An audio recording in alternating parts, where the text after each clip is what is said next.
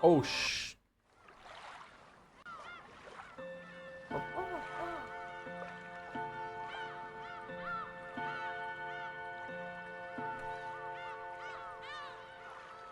Too early. Sometimes we're early. Sometimes we're early. Occasionally we're early.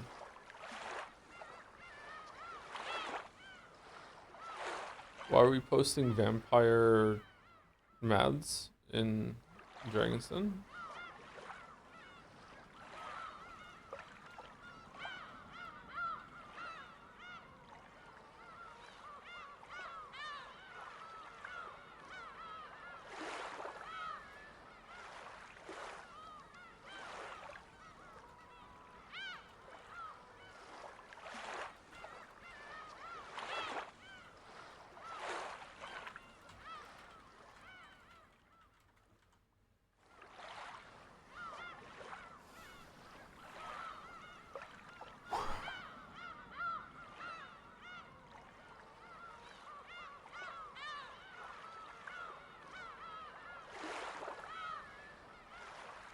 Hey, haven't watched any of these streams. Very excited for today. You don't want to be here. You're probably doing a bit, but you don't want to be here if you haven't seen any of the streams. Although, from what I heard, maybe today's could be entertaining in a vacuum. I don't know. Does early streaming we're gonna finish early? I don't even know if I've got a full stream in me right now, chat. So we'll see. I've been awake for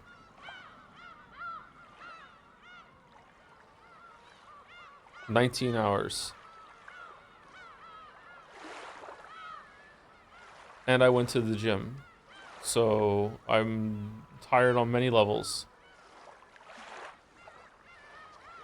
What the fuck? Go to sleep. I have to stream. The streams aren't gonna go out by themselves.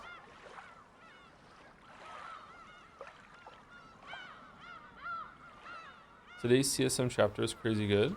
What's CSM? What's that? CSM, these nuts? Chainsaw, chainsaw. Okay, chainsaw man. Alright, sorry. I should have known.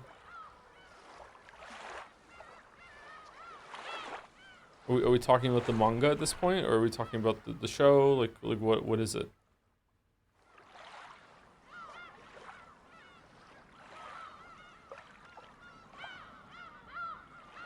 You did stream for 3 minutes? Exactly.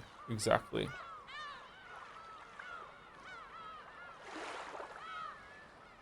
Do you know that bit on College Humor where the guy's like, he does his cooking show and he's like, technically a meal? This is technically a stream. It's technically a stream. So we're gonna go through it and we're gonna see. Wait, how long are you awake? I don't know.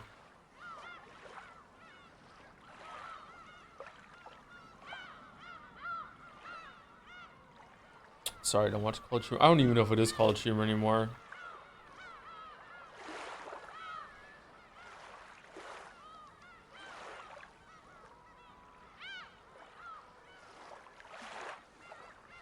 Good morning. Good morning.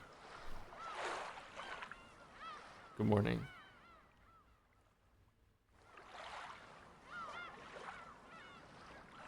Will Umi take 2 slots a week until it's time from now on? I don't know. If it does though, it's only gonna last like 2-3 weeks. Like we're very close to the end. Wasn't today Expedition 33? Nope, today's Umineko. Yesterday was meant to be Expedition 33, but I didn't stream yesterday because I was asleep, which I would like to be again. Have you heard of Raging Loop and any interest in it? Chad has mentioned Raging Loop at some point. I don't know what it is.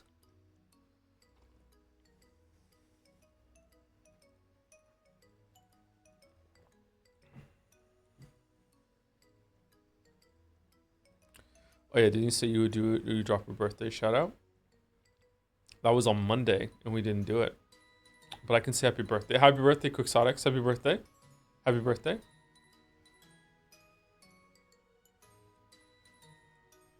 Are you gonna play the new Somnium Files game? Yes.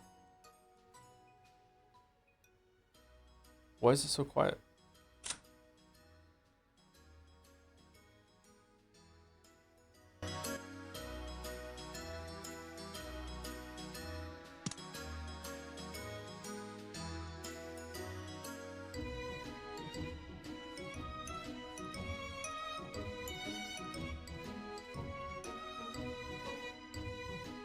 The romance between Asa and Denji is ending. Fuck, oh, that was the only reason to watch Raging Loop, though.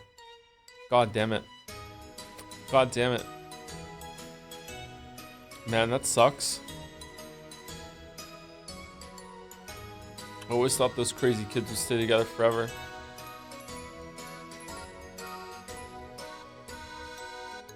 Do do do do do do do do do do do do. Anyway, if my read on what happened last stream is correct, and also from like chat and Jads and subreddit just being like super cool and secretive about it, and not you know like overt at all. If you hate me, today is going to be a really fun stream for you, because apparently we are just going to be doing riddles and puzzles the whole entire time. And considering that the last kind of riddle that this not a game now a game maybe showed was about cutting cheese, and the solution was you pre-cut the cheese with your mind before you use the knife in order to make it so you can split it in a way that you can make several pieces with one cut. I have a feeling that it's going to be a fucking doozy today. Cutting cheese, yeah, literally, not farting, like literally cutting cheese.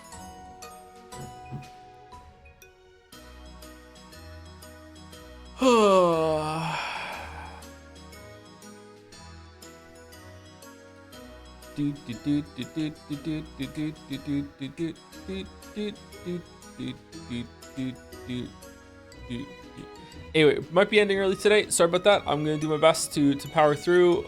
See if I have like 4 hours in me, and we'll see how it goes. We'll see how it goes. Before we get started, thank you to Moncton Anecdote Enjoyer for the resub. Thank you very much. Thank you with the message, hello Joe adjacent streamers and fan artists in chat. Thank you for being such a cool community, Dancing Joms. And thank you, Tom, for making it all possible and for years of banger streams. Even when you're down, you still do great work. Aw, thank you. I wish you the best with a bunch of hearts. Thank you very much, Moncton Anecdote Enjoyer. When I am this tired, sometimes I just start saying things. So I hope I don't say something too bad, or I start singing music without realizing it. So we'll see how that goes. Cream stream. Tatara's time. I'm gonna have to do a wellness check about 10 minutes into this to see if I should continue, to be honest. Thank you, Labia, for the resub. My favorite part of these streams so far was definitely when Battler said it's Umineko time and Umineko'd all over the audience. Me too. Pretty good. It's pretty good. Thank you, Labia. Thank you, Watanubi, for the resub too. 17 months, 22 months the last one too. Thank you, Capstore, for the resub. Thank you very much. 57 months of not being here for Umineko streams, and yet it's still a tier 3 sub. Thank you very much, Caps. Thank you very much. Enjoying the Sekimea though, right? Did you get your coffee? I'm already drinking it. Don't worry. I'm already drinking it. Thank you, IG Lavos, for the resub. Yippee, Umineko. I'm sorry you didn't sleep. Hopefully you sleep really well tonight. Well, I did get sleep. I just woke up really late yesterday. So in order to stream today, I needed to stay awake. So it's not like I've been awake for 36 hours or whatever. I just woke up really late yesterday, so I'm still awake from yesterday. Is what's happening. I've been awake for I don't know how long. About 19 hours or whatever, which isn't horrible. Like, it's not like being awake for 19 hours is not like, you know, who among us has not done worse than that? Like, it's not horrendous, but it's like being awake for 19 hours at the start of the stream shift is like so we'll see how it goes. Thank you, Josen 457 for the resub. Go to sleep, old man. I'm not old yet. I'm not 40 yet. I was able to do pull-ups today. Not old yet. Thank you, Josen. Thank you, Wekas on Fire, for the resub. 25 months with GL. Thank you very much. I need all luck I can get. Thank you, Zorrox, for the bits. Drumming up hype for next stream of Sekimea. Oh man, I can't even parse Sekimea in my head right now. Mouse and I got so owned. We got so owned on Sunday. Holy shit.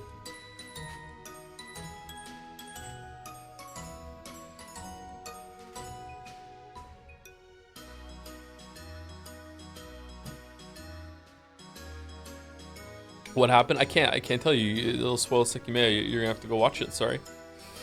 Thank you, Artem5 for the resub, or Artem V for the resub. Thank you, Wrench, 7 months. Thank you, Star Local for the resub, also 30 months. Thank you, Wrench. Thank you, Kever Clarung. Should we just do Expedition 33 instead? That's probably going to be easier to do on No Sleep than Umineko, right? Thank you, Kever Clarung, for the bits. Just by the presence of game mechanics is in this not a game, I can conclude chat will crash out this stream. What do you think, streamer? What do you think, streamer? Fuck, I don't know. I don't know what's gonna happen. Maybe it's just gonna be lots. Maybe it's just gonna be the cake over and over and over again.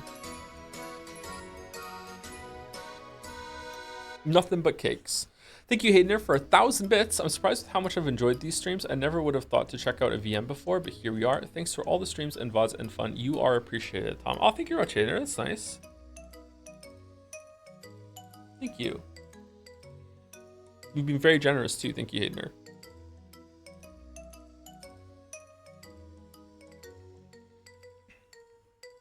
Call Mouse to reach her city to sleep. Like I don't know. Like Mouse is like an actual like real person job. She can't just be here.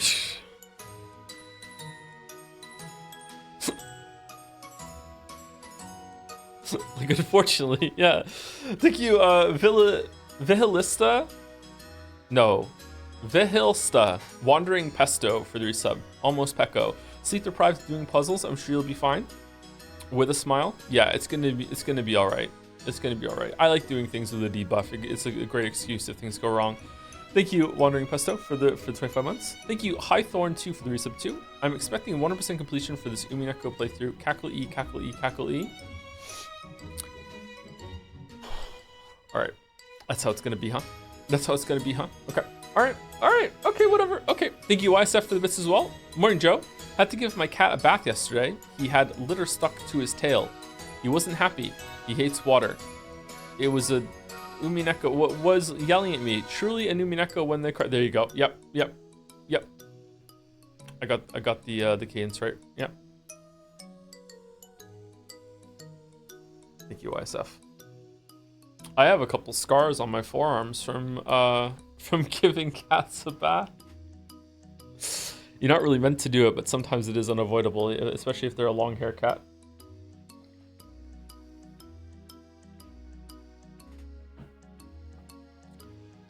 Okay.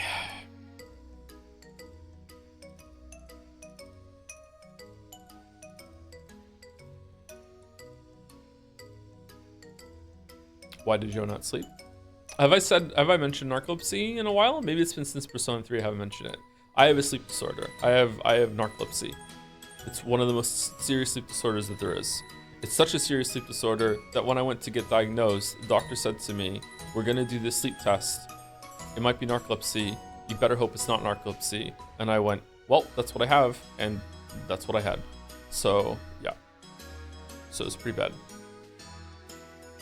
I think my case of narcolepsy is actually fairly mild though compared to how bad it can be. So, lucky. Why so early? We're early because if I start early, maybe we can get into it before I fall asleep. And then also maybe we can finish a little early. So here we go. Let's see what happens. All right, so when we last left our zeros, we had just picked a slice of cake that had a walnut in it, and Angie wished for the festivities and the good times to continue to roll. And Ava corralled the whole family in order to continue that, and it left on a cliffhanger for me personally, which seems to be that there are going to be puzzles or maybe riddles or activities. Maybe one of them is going to be a word search. I don't know. Maybe it's just going to be cake, or it could be puddles. Yeah, it could be puddles. Yeah, dolls. One might even say. Yeah. So, let's see what happens. I became the Halloween party princess, and the tournament of quizzes and riddles just for me began. It looks like I get a medal for each puzzle I get right. Oh, fucking hell. If I get a lot, I'm supposed to get a wonderful prize from grandfather. Okay, here I go. Who should I start with? I don't think it matters. Start with whomever you like. Better think of a killer puzzle while I have the chance. Maria, didn't you have a quiz book in your bag? Ooh, I do! I'm gonna give Angie a nasty one. Angie is 6. Maria One-chan laughed with an evil smile. Looks like everyone's going to try and bully me. I'm sure they'll think up some really hard questions. Don't worry, I'll lend a hand. Really? Of course. After all, I'm the princess's attendant. Oh, will you solve it for me? So let's give it our all together and get a huge pile of medals. Okay. Come now, Angie-sama. Start wherever you want. Hi, Goda. I'm ready to challenge you whenever you please.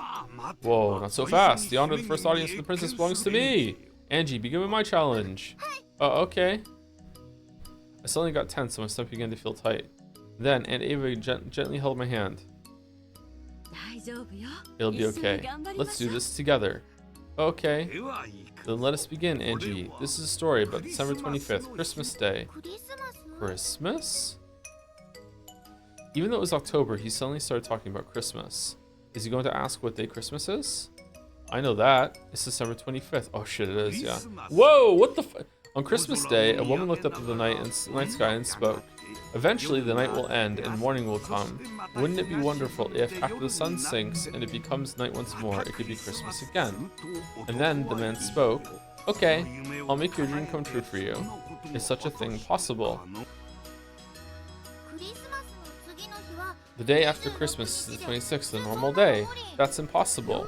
Still, Christmas even after the sun rises. Oh, I've got it. Huh? How? Are they gonna go on a plane and fly faster than... How can the day after Christmas be Christmas again? Wahahaha. Think about yourself, Angie.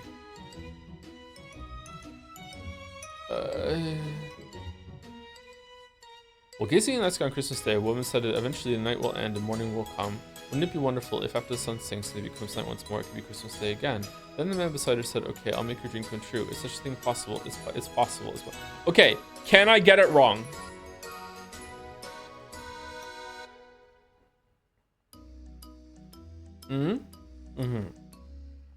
Okay.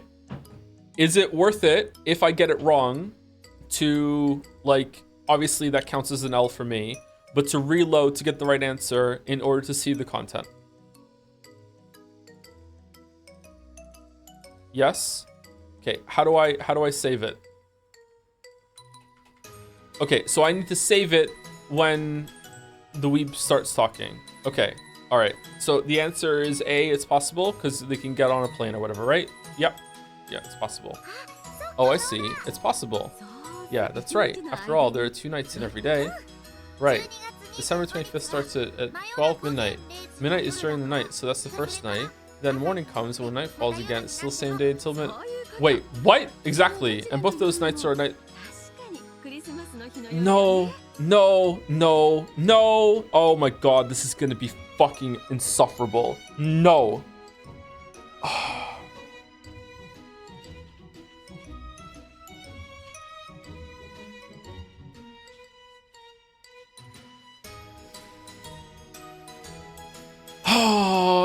Exactly, and both those nights are nights on Christmas Day.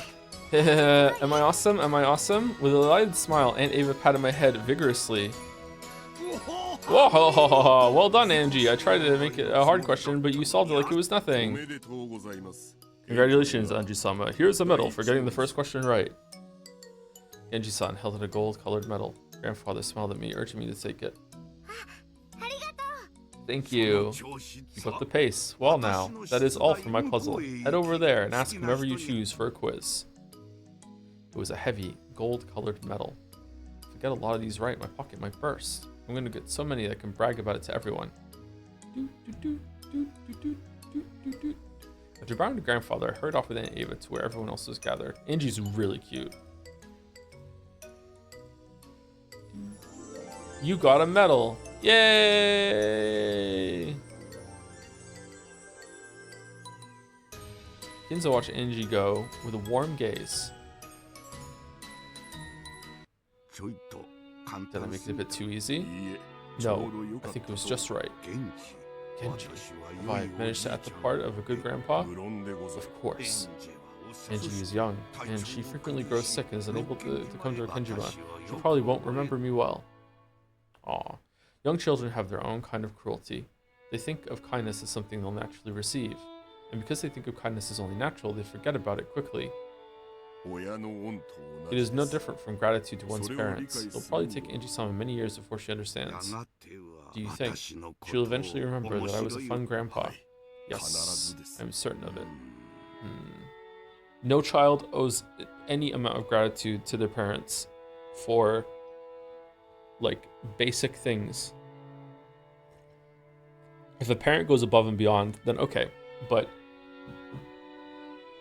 no child owes their parents gratitude for just, like, you know, shelter, food, etc. Kinzo's expression grew slightly darker. Eventually, even Angie will get older and she'll probably hear how the public at large regards Ushirimiya Kinzo. Ushirimiya Kinzo, known by the public, is completely different from... This is still going to be a lot of reading today, huh? By the public is completely different from the Kinzo who plays with his grandchildren. When she learns, will Angie remember the face of Kinzo the tyrant, known of by the world, or that gently smiling face? I would hope for her to remember my smile if possible. How's the sound, by the way? We good? No one's complaining, so I guess it's okay. But such a thing is probably too much to ask for. There's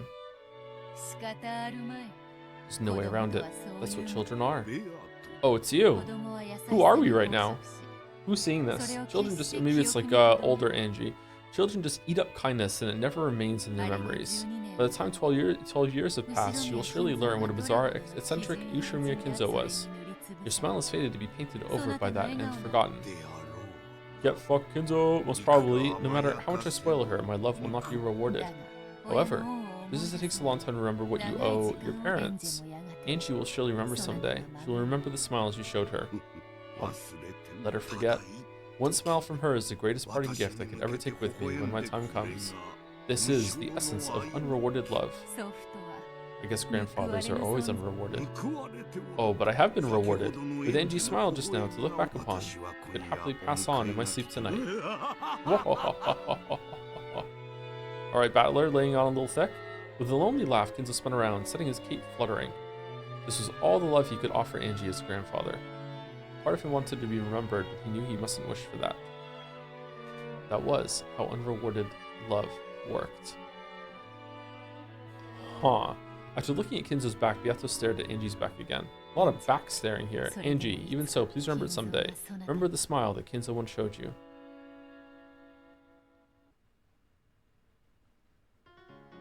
Alright, who's should I take next? I'm gonna challenge more and more people, get more and more battles for getting them right, and get a wonderful person to show everyone. Uncle Kraus and Netsu over there. They're looking this way and smiling. I'm sure they thought up some interesting puzzles. Oh my god, what is Kraus gonna ask? There's Uncle Hideyoshi beckoning for me to come over. He's a fun uncle, so I'm sure he thought up a fun question. Mom and Dad are across from him. They're waving at me, telling me to have lots of fun. Dad probably knows a lot of really hard questions. He might be tough. Over there is Aunt Rosa and Maria One-chan. It looks like they're reading a quiz book together, searching for a problem. Every now and then, Maria One-chan glances over me, saying, hee hee hee hee. She can be mean sometimes, so I'm sure her puzzle won't be a nice one. Beyond them, a Battler Oni-chan, George Oni-chan, and Jessica One-chan. Battler Oni-chan is usually nice, but he sometimes says really mean things, and I think he likes seeing me get confused. True. I get the feeling that he'll give me a really tough problem. Is there anyone who looks like they won't be mean?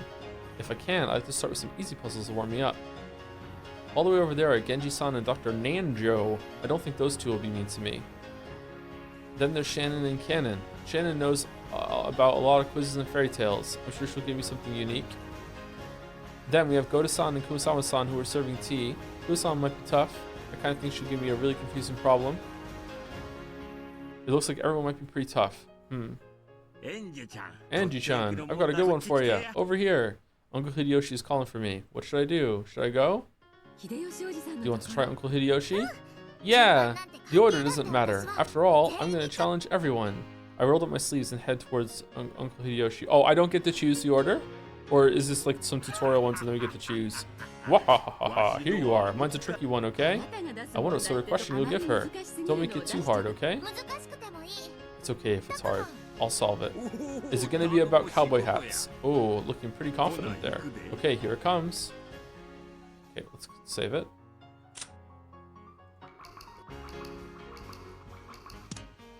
After clearing his throat, Uncle Hideyoshi started telling his question. Mine's a riddle. Listen close. I fucking hate riddles. Oh, you know the story of Momotaro, right? No, I don't. No.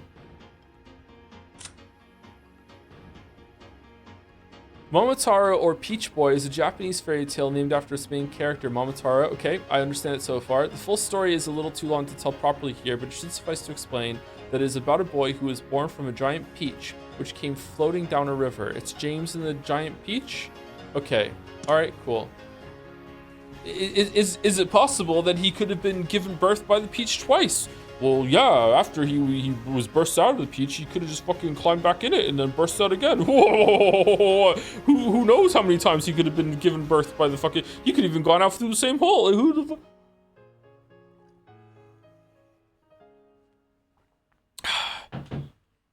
Anyway, sorry. The boy who floated down a river in a peach. That's right. But you know, one day an apple floated down that river. An apple? Yep. And the next day a butternut squash floated down it. I hate butternut squash. Yeah, me too. And then the next day some cabbage floated down it. And the next day a dill pickle did. And the next day an eggplant floated by. And the day after that a fig did. Giggle. What a strange tale. Did a greengrocer live upstairs? Oh, is it gonna ask me which one was second? Cause fuck me. Oh shit.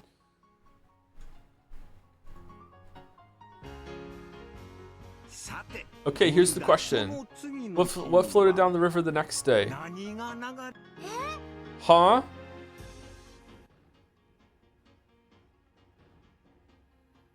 Apple, A. Butternut squash, B. Cabbage, C. Dill pickle, D. Eggplant, E. Fig, F. Okay. What comes after F? A, B, C, D, E, F, G. Okay, G? Did it do a G? Did the greengrocer? Oh shit. Huh? I've got it. Do you get it, Angie-chan? I don't get it.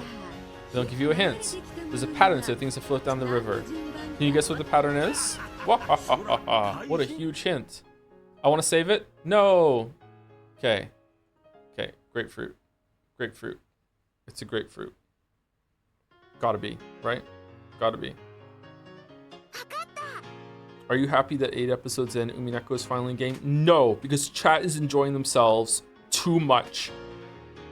I know, it's a grapefruit. That's right. It wasn't one of the choices, but green beans would have worked too. The names all followed the alphabet. Apple was A, butternut squash was B, cabbage was C. It kept going with D, E, and F. So after F comes G. That's why the answer had to be something that started with G. So I would have worked too then, because I'm a G.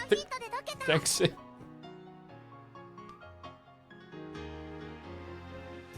Thanks, Aunt Ava. I got it right thanks to your hint. Giggle. You solved it by yourself, Angie Chan. Incredible. Yep, nice work. Now here's your medal for getting it right. Okay, you know what? You know, maybe it's gonna be fine. These are super easy so far. There's no way they're gonna get harder. Hideyoshi took out a gold-colored medal and placed it on my palm. It felt heavy in my hands. Yeah, this is what victory feels like. I better keep it up.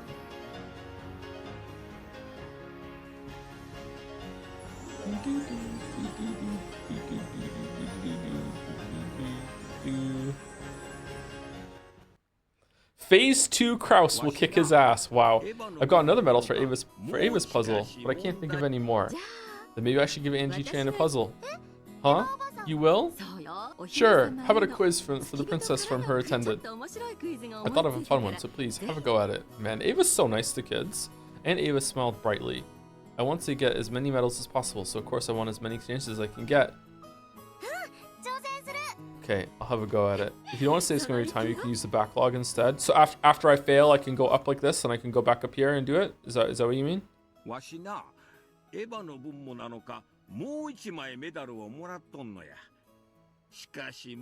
do I hit previous check? How does that work, actually?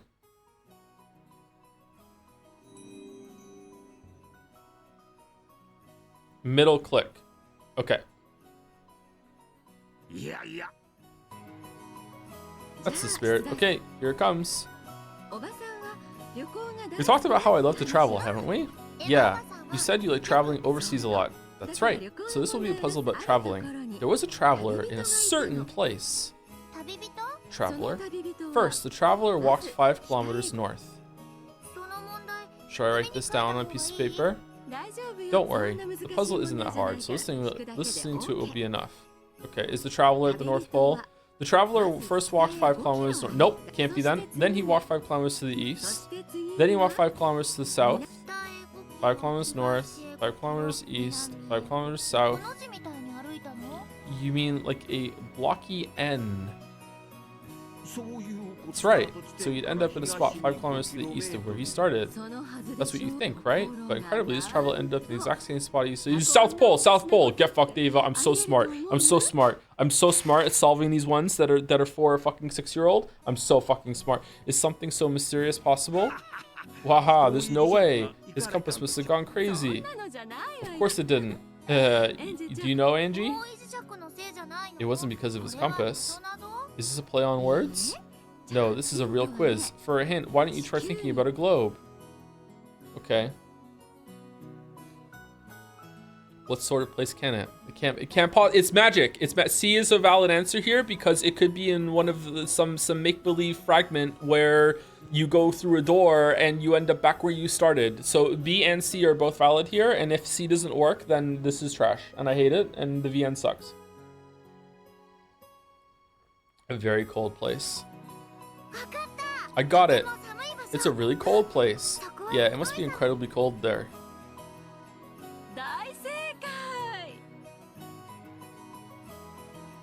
When I was a kid, I got made fun of for not knowing that penguins are only at the South Pole. And I was just kind of like, how was I meant to know that? It's like no one ever told me that they're only at one part of the world. Like I didn't know that. Like no one ever told me that information. I'm just learning this right now. Like perfect. You must really be a genius to get something like that at your age. Thank you. If you start at the South Pole, then after you go north, going east just draws a circle around the South Pole. Where does your compass point when you're at the North Pole? Does it glitch out? Does it get bug snacks? So anytime you head south again, that just takes you right back to the South Pole. I tried to make it an extra hard puzzle, but Angie Chan was just too good. Congrats. Here's another medal for you. I got a heavy gold-colored medal. Alright, I did it. And Ava and I held up our fists in celebration. It points to the magnetic North Pole. That goes like, that extends much further than the Earth's surface, right? So, but let's say you're standing, is it so big that you can't stand right in the middle of it? Probably not, I guess, right? So, like, but like, the compass is pretty small. So if you were to get it like exactly there, what would it do?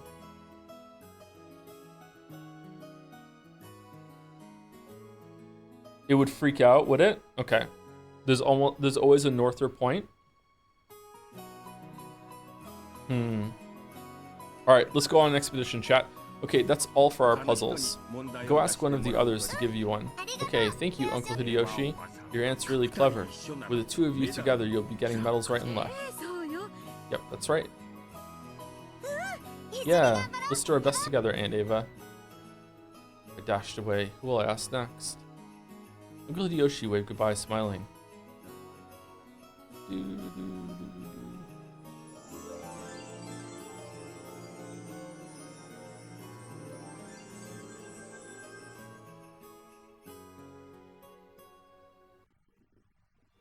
Hideyoshi and Ava watched as Angie ran off happily. It'd be like having your mouse at very high sensitivity. Any slight changes would make it change direction, but it's still keep pointing to my north pole. Yeah, that's a good comparison, I think. Yeah, that is probably, that intuitively makes sense to me. I'm not sure if that's what would happen, but it intuitively makes sense to me, yeah. Thank you, Santa Rain, for the bits. Sometimes I feel kind of sad that I get too busy to keep up with the later Umineko streams after they were such a big part of my weekly life. Then I realized that despite all the bits, that kind of thinking really is a little parasocial, and I immediately care less. I never read Chapter 8 in the VN. I liked Umineko so much, so I couldn't bring myself to end it. I finally forced myself to read chapter 8 in the manga to get it over with. I really need to go read the original myself, I think. Enjoy. There's something to be said about enjoying something so much that you don't want it to end, and you always know there's like a little piece of the characters that you didn't see. I wonder how I'm gonna feel when I'm done with this. This is probably the longest I've ever spent with a story. Is it? I have read 9 of the Farseer books by Robin Hobb. I think this is longer than that. Is this longer than all of Wheel of Time? I haven't finished Wheel of Time though.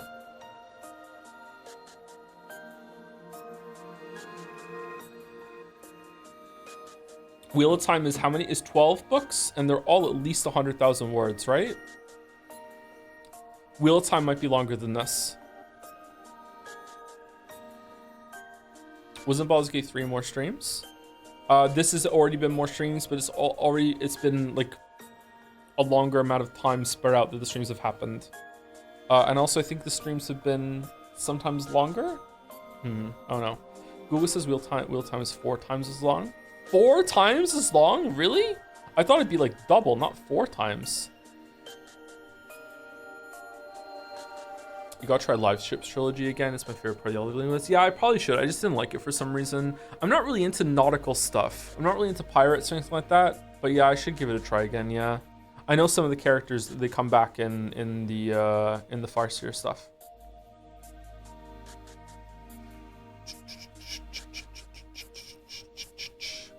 Thank you, Gabro406 for the resub. Thank you very much. Thank you, I Love Pork for the resub too. Riddle me this, Tom. 5 people walk into a... No, don't give me extra one. 5 people walk into a bar and 7 alligators are in the river. If 3 cows cost 50 coins and hens cost 20 coins, the man in yellow is not named Joe. Albert only eats almond candy, so who stole the orange? Albert. To trade for more almond candy. Easy one. You almost got me. Thank you very much, I Love Pork. Thank you, Siggy3. Siggy, Fido. Thank you very much for the resub. Hope you enjoy the gameplay. Thank you, Chronotacular, for the resub. 1 year. Thank you very much. Very appropriate considering what we just streamed. Thank you very much. And thank you, Ire Fajnin, for the resub. Hopefully that's somewhere close. This is where Umineko episode 8 truly begins. It really is, yeah.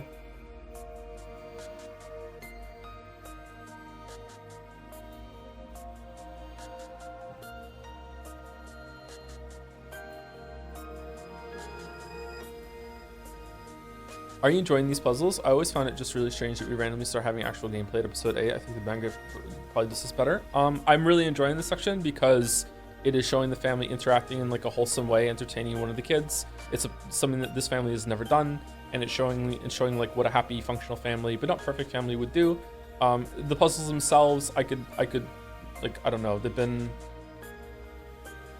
The first one was crazy, but the other ones have been pretty straightforward so far, so I'm enjoying this straightforward. I don't really want to be like taxed at the end of Umineko with riddles, but maybe some of them are going to have something to do with the mysteries, because it seemed like the cup one that they showed after the cheese last time in episode whatever the fuck, episode 6, was trying to nudge you in the direction of thinking about Shannon and Canon. Like how you put one cup inside another cup and have the balls in them, that sort of thing. I think that was the solution that it wanted from you, that it left as an exercise for the reader. Yeah, I don't know, we'll see. Hideyoshi and Ava watched as Angie ran off happily. I'm really tired, Chad. I'm sorry. Hopefully I'm being coherent. Looking for the next quiz. Even though the kid can wear such a cute smile, I will be the one who takes that away from her. Ava hung her head. A single tear sparkled in her eye. Her reaction was only natural considering how she felt, but I wasn't able to see past it and accept her feelings.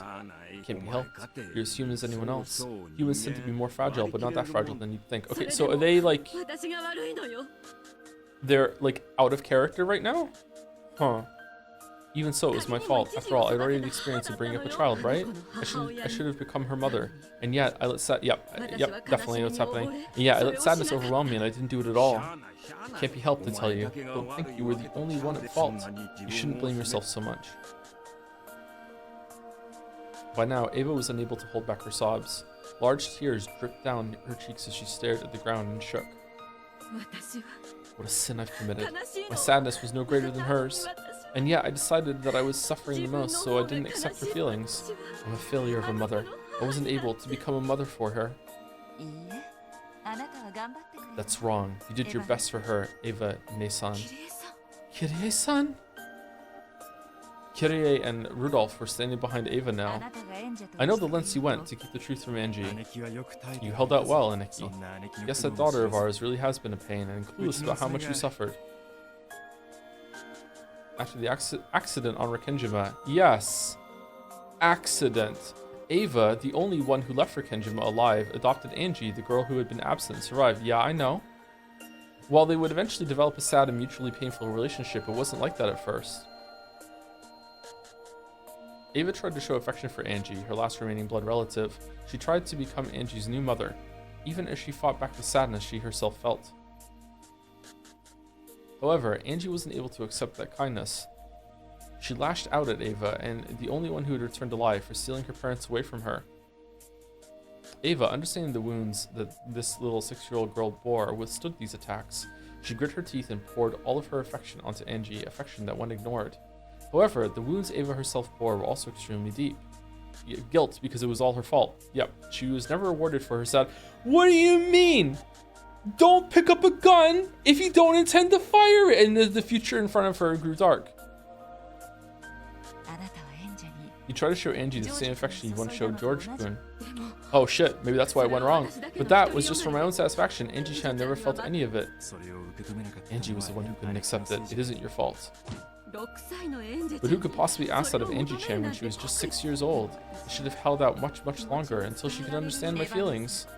Ava Nesan, I want you to believe one thing. We don't blame you in the slightest. Kirie-san, thank you so much for suffering so long for Angie Sake. If that kid has a human heart, then I'm sure she'll recognize the affection you showed her someday. Thank you, Aneki. We'll always be grateful for you looking after our daughter after we went homicidal on everyone and Kyrie bashed Jessica's face to a pulp for a reason that I don't really fully understand. Just spite because she was pretty and you were jealous or something. Isn't that wonderful, Ava? Your efforts haven't gone unnoticed.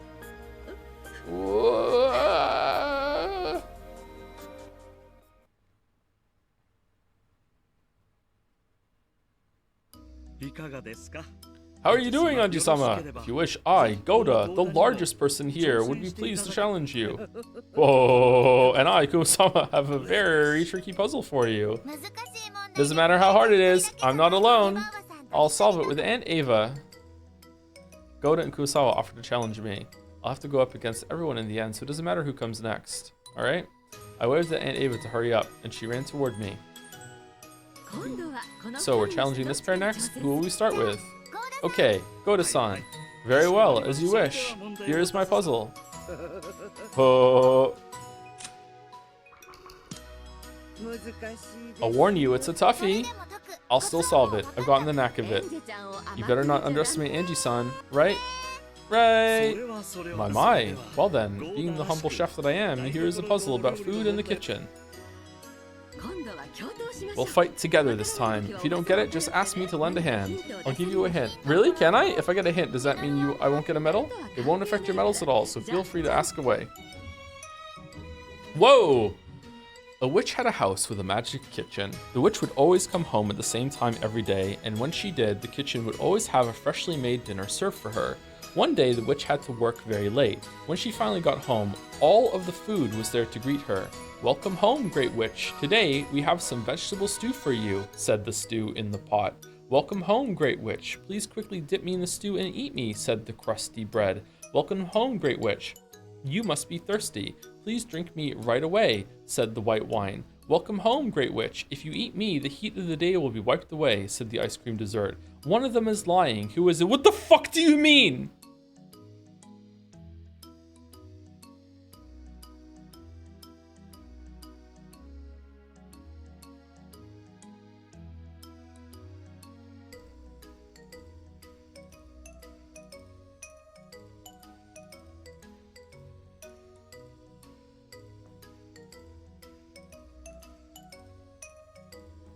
All right. All right. What's okay? Is there something up here?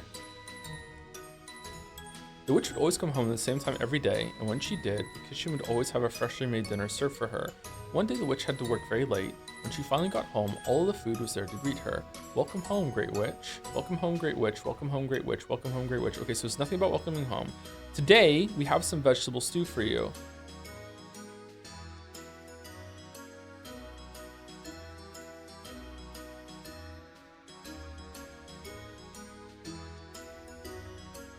Okay. Is it that line? Because there's more than vegetable stew? Like, no, that can't be that.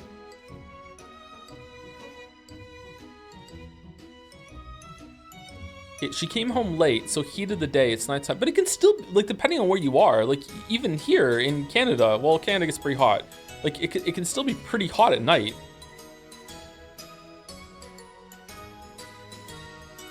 White wine isn't really gonna quench your thirst.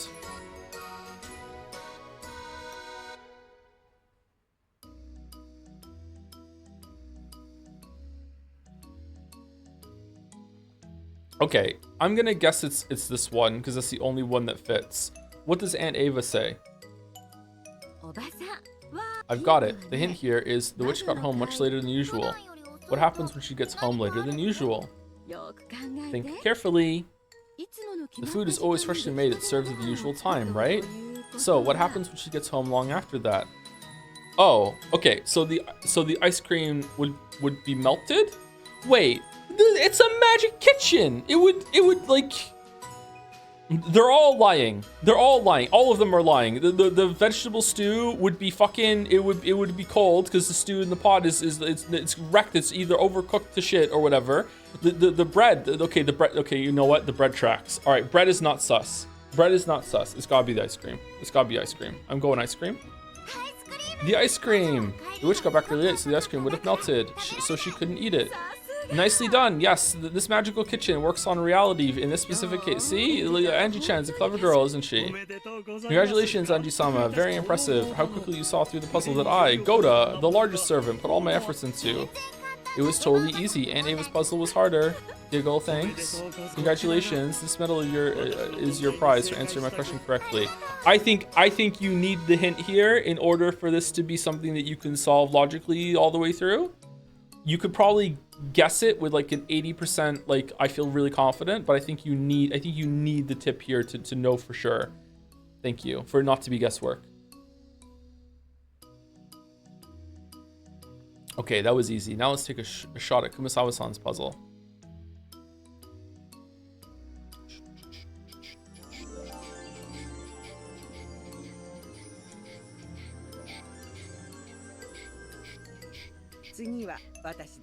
Looks like I'm up next. Now let's test Angie-sama with my specially made super hard puzzle. Are you ready? How hard is it? Oh, you'll have to wait and see. And now let the mackerel dessert puzzle begin. I'm scared. I'm scared. I'm scared. Mackerel dessert? This is Kumasawa-san we're talking about, so you can bet it'll be a strange one. Be careful. Okay.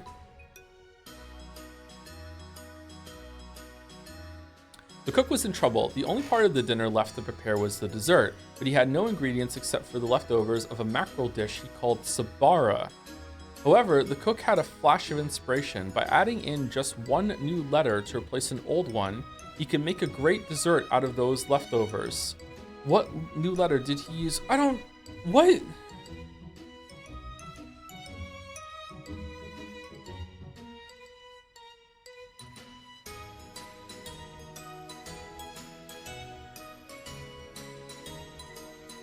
I don't know desserts. Okay, chat's going away. Chat's going away. Chat's going away. Hold on.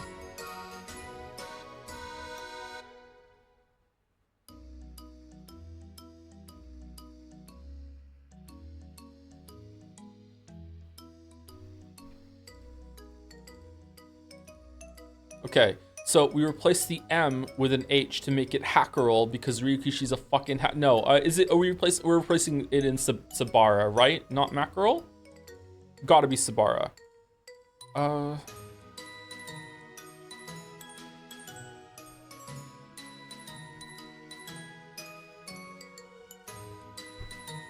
I don't know the names of many desserts. This looks like cake or pie.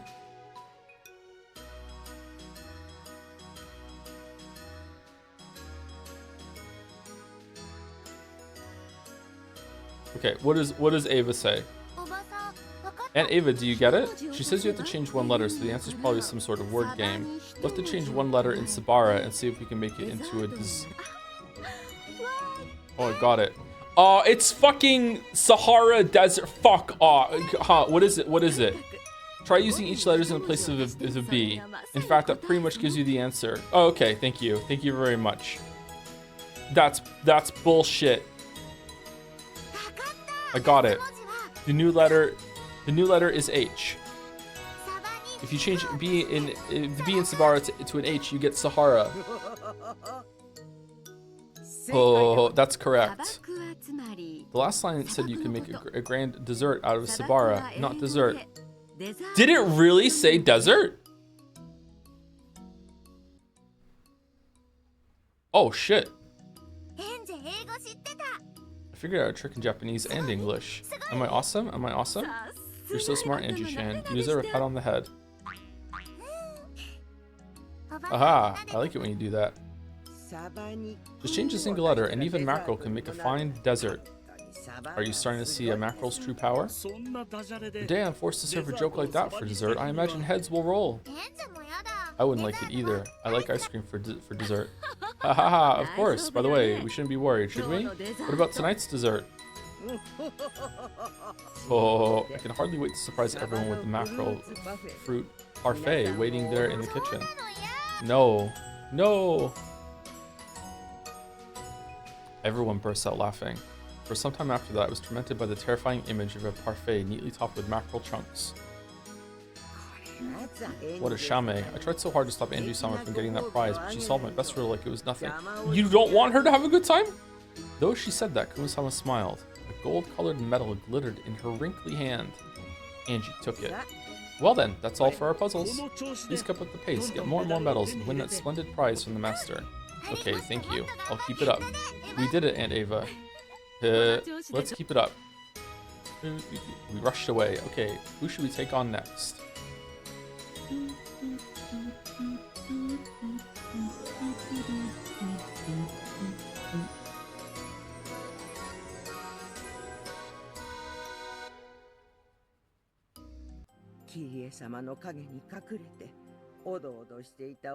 Thank you, Mick Raskell, for 206 bits. Suspicious amount of bits. Hi Top, yep, that's me. I love your full Let's Play 100% walkthrough, blind playthrough, long play with commentary, 4K HDR, 60 FPS gameplay of Umineko Nakukoro ni, truly one of the games ever made. Thank you very much. Thank you. Oh man, it's really hot here today. Holy shit. It seems that all of a sudden, the tiny girl who used to hide and tremble in Kiryu-sama's shadow has grown to be so bright and cheery. With each passing family conference, one can feel the growth of those youngsters. After just a few years more, Angie-sama will surely learn of love, of makeup, and will eventually grow to become a true lady. Very true. She goes normally with the passing time, that is. Cruel fate will force the chick called Angie into a lonely future. If an egg isn't warmed, it won't hatch. The egg she is now will not be warmed by anyone, and it will not hatch. I thought you had to keep the egg refrigerated. What the fuck inside that frozen egg, will Angie-sama have no choice but to face an isolated future? An eggshell can always be broken from the inside. A cold shell may be very, very hard, but that doesn't mean it cannot be broken. Does Angie-sama have the strength to do that? Is she capable of achieving that or not? I hear that question is what this final game is all about. Perhaps we should have sent her a clearer message. If the egg cannot be warmed, could we not at least strike it from the outside to make it easier to crack? If a chick without the power to break its own shell is forced outside of the egg, it won't be able to withstand the cold winds. Angie-sama will have to find that power and resilience herself. Why are we talking about Angie? We're talking about eggs. But can we not somehow explain that power and resilience to her? Words mean nothing if they are merely given. They must also be accepted. No matter what we try to give Angie-sama, it will be meaningless unless she accepts it. You're right. No matter what we try to tell her, it won't matter unless she listens. By the way, I have a complaint to lodge against the horse people, okay? I think that Gotcha has gone too far. It has now invaded the sanctity of the grocery store. I'm at the grocery store and I'm buying a box of frozen, gluten-free, because it's me, fish fillets, okay? And on the box, it says on the box, contains 4 to 6 fish fillets. The fuck you talking about? Why are fish boxes fucking gotcha pulls? Oh, hope I get the one with 6 in it. What the fuck are you talking about? What do you mean 4 to 6? Why isn't it all the same? What are we doing? Wait, I don't give a fuck. I want the same amount. He's actually cooking? Yeah, of course. Not all fish are created equal, Joe. Yeah, but that's why, like, God invented knives. Did you get 6? I have yet to get 6 in a box. I have yet to get 6 in a box. Is he stupid? I don't know how to break this to you, chatter, but you know, the weights on a lot of these things are just complete bullshit. Have you ever checked? You know what else pisses me off? Is this a worldwide phenomena, or like is it just in the West, or is it just in Canada? Have you noticed that in the past like 10, 15 years or so that you can get a box of like chicken fillets or chicken fingers or whatever frozen, and lately they've started throwing in like, oh, it comes with a free pouch of sauce. And now they've upgraded to 2 pouches of sauce that come with it. And the sauce is like, it's taking away the chicken volume that you used to get. So now you're paying for sauce you probably won't even fucking use when all you wanted was the fucking chicken. No, it's just in Canada then? Fucking hell, this country's gone downhill.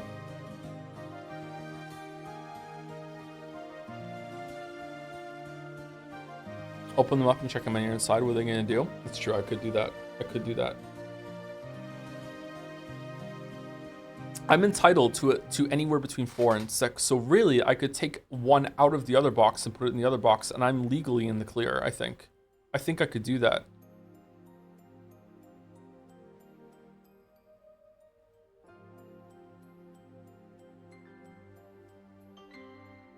I hate when they put shitty tiny sauce boxes in the food. Yeah, I know, it's crazy, huh? Because you know that's taking away some of the volume and the weight that they're charging you for. Like, you know, you're paying for sauce at chicken prices. It's crazy. It's crazy the world we live in. It's crazy. Thank you, Henry Riot, for the bits. It's getting hot in here, so take off all your robes. Oh God. Oh, I don't think I've ever successfully finished watching that. Oh shit. It is really hot in here. It is really hot in here. I should probably tell you all that I'm not wearing pants today, so enjoy that. Oh, we can do nothing but watch over her. You can lead a horse to water, but you can't make it drink.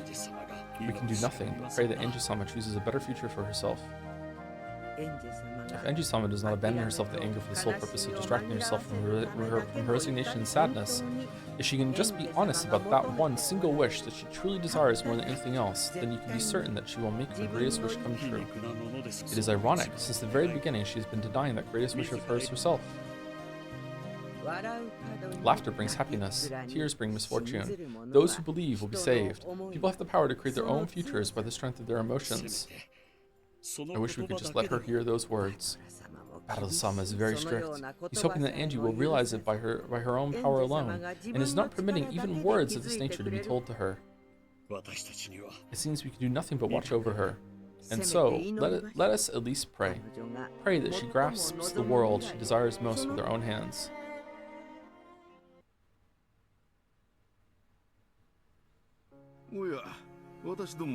Oh, have you selected me?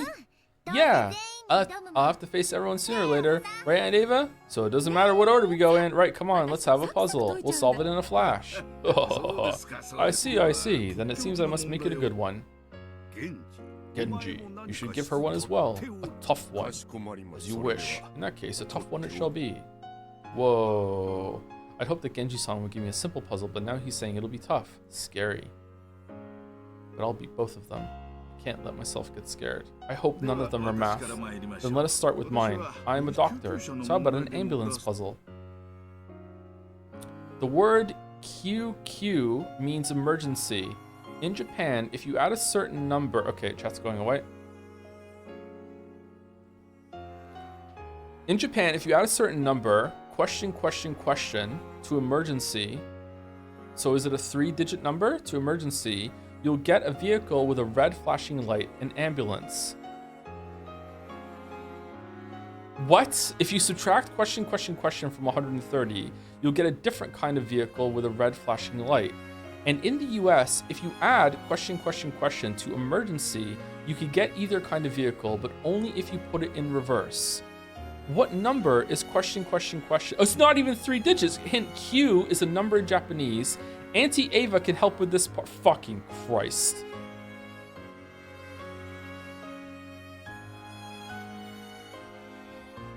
I don't even understand the question, to be honest. Let's see what Auntie Ava says.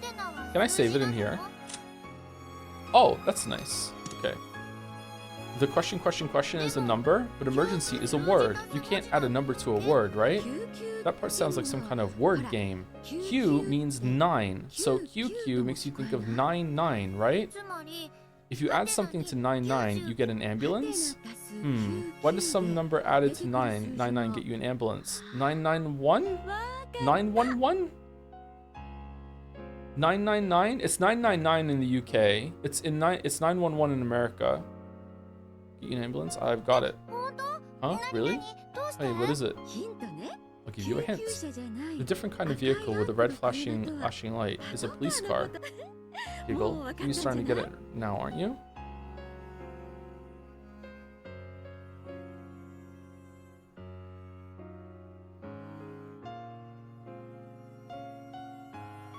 No?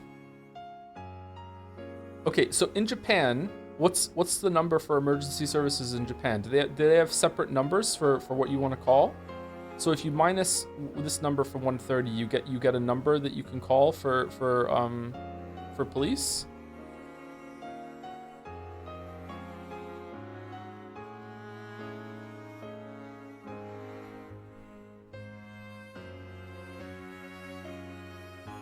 Okay, I actually don't think I'm gonna get this one. I might have to bring chat back and we can solve this together. And by solve it together, I mean chat's gonna call me an idiot and just give me the answer. In the US, if you add question mark to emergency, you could get X. So you add X to emergency, you could get it either kind of vehicle, but only if you put it in reverse. What do you mean only if you put it in reverse?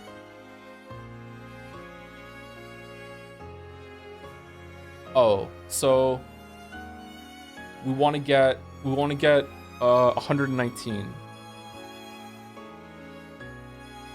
right? So we get 911. So is it 20? Yeah, is it 20? Is it D? Let's bring chat back. Is it D?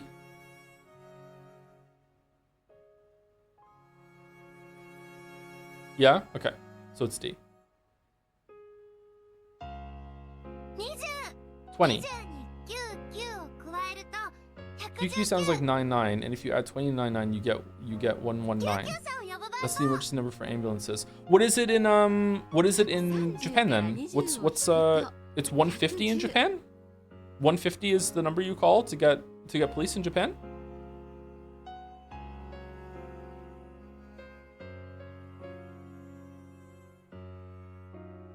$110? Oh, was it subtract, not add? 110, really? Oh, shit. And if you subtract 20 from one... Sorry, I was reading chat. And if you subtract 20 from 130, you get 110. That's the emergency number for calling the police. Oh, okay, that's good to know. Splendid, that is correct. I knew you were a quick thinker, Angie-san. Is it still 999 in the UK, or did they change it? I don't know why they would, I'm just curious. Oh, well done, Angie. What a wise granddaughter I have. Congratulations. This medal belongs to you. At any rate, the gold medal glittering in Nanjo's hand is now mine. Okay, now I'll defeat Genji 2 and get another one. Yes, that's the spirit. Let's solve more and more.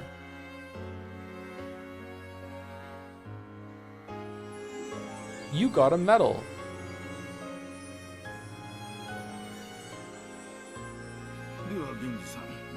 Your turn, Genji-san. My friend here doesn't speak much, but his knowledge is quite extensive. Even I cannot wait to see what sort of puzzle he whips up. Now then, Anji-sama, prepare yourself. The puzzle starts now. I've never heard anyone say prepare yourself like that when giving a quiz. I started to get so tense that my stomach began to hurt. It'll be okay. Hang in there. Aunt Ava gripped my hand firmly and my stomach ache. My stomach ache got a little better. Kraus was still bedridden.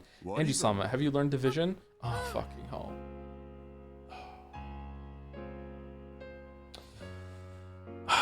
Yeah, I learned it in cram school. Incredible, a 6-year-old who knows division? Then there should be no problems. Here it comes.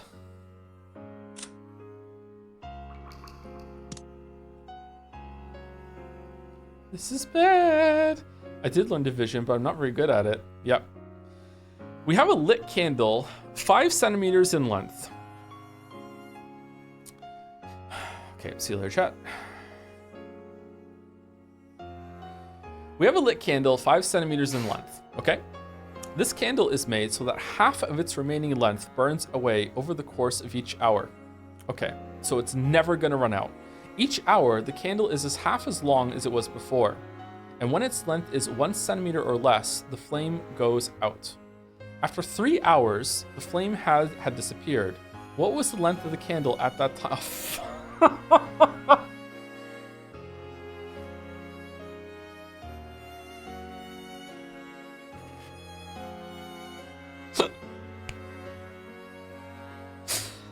Oh, shit. Okay, so for the sake of the question, I'm guessing that the amount it's going to burn in the hour is locked in on the hour. So when it's 5 centimeters, it's going to burn 2.5, and then a new hour begins, and then it's going to burn 1.25, and then the next hour begins, and it's going to burn 0.6 fucking 25, right? Like, I mean, it has to do that, right? It has to be. After 3 hours, the flame has disappeared, so what was the length of the candle at that time?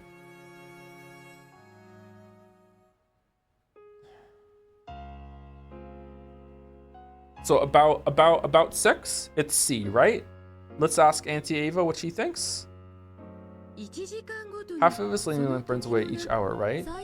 After the first hour, it's burned down by half of 5 centimeters. During the next hour, it burns down by half the remaining length. And during the third hour, it burns down to half the remaining length. Can't really do it without a calculator. Do you know the answer, Aunt Ava?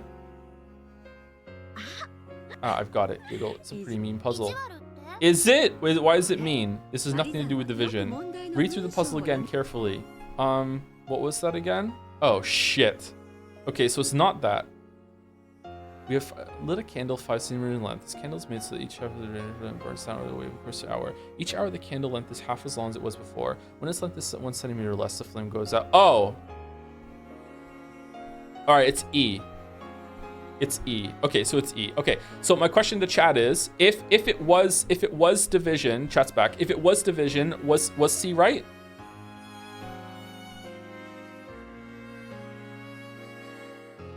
Yeah, but it's E, right? Because it's once it gets to 1 centimeter or less, the flame goes out. Okay, so it's E. Okay.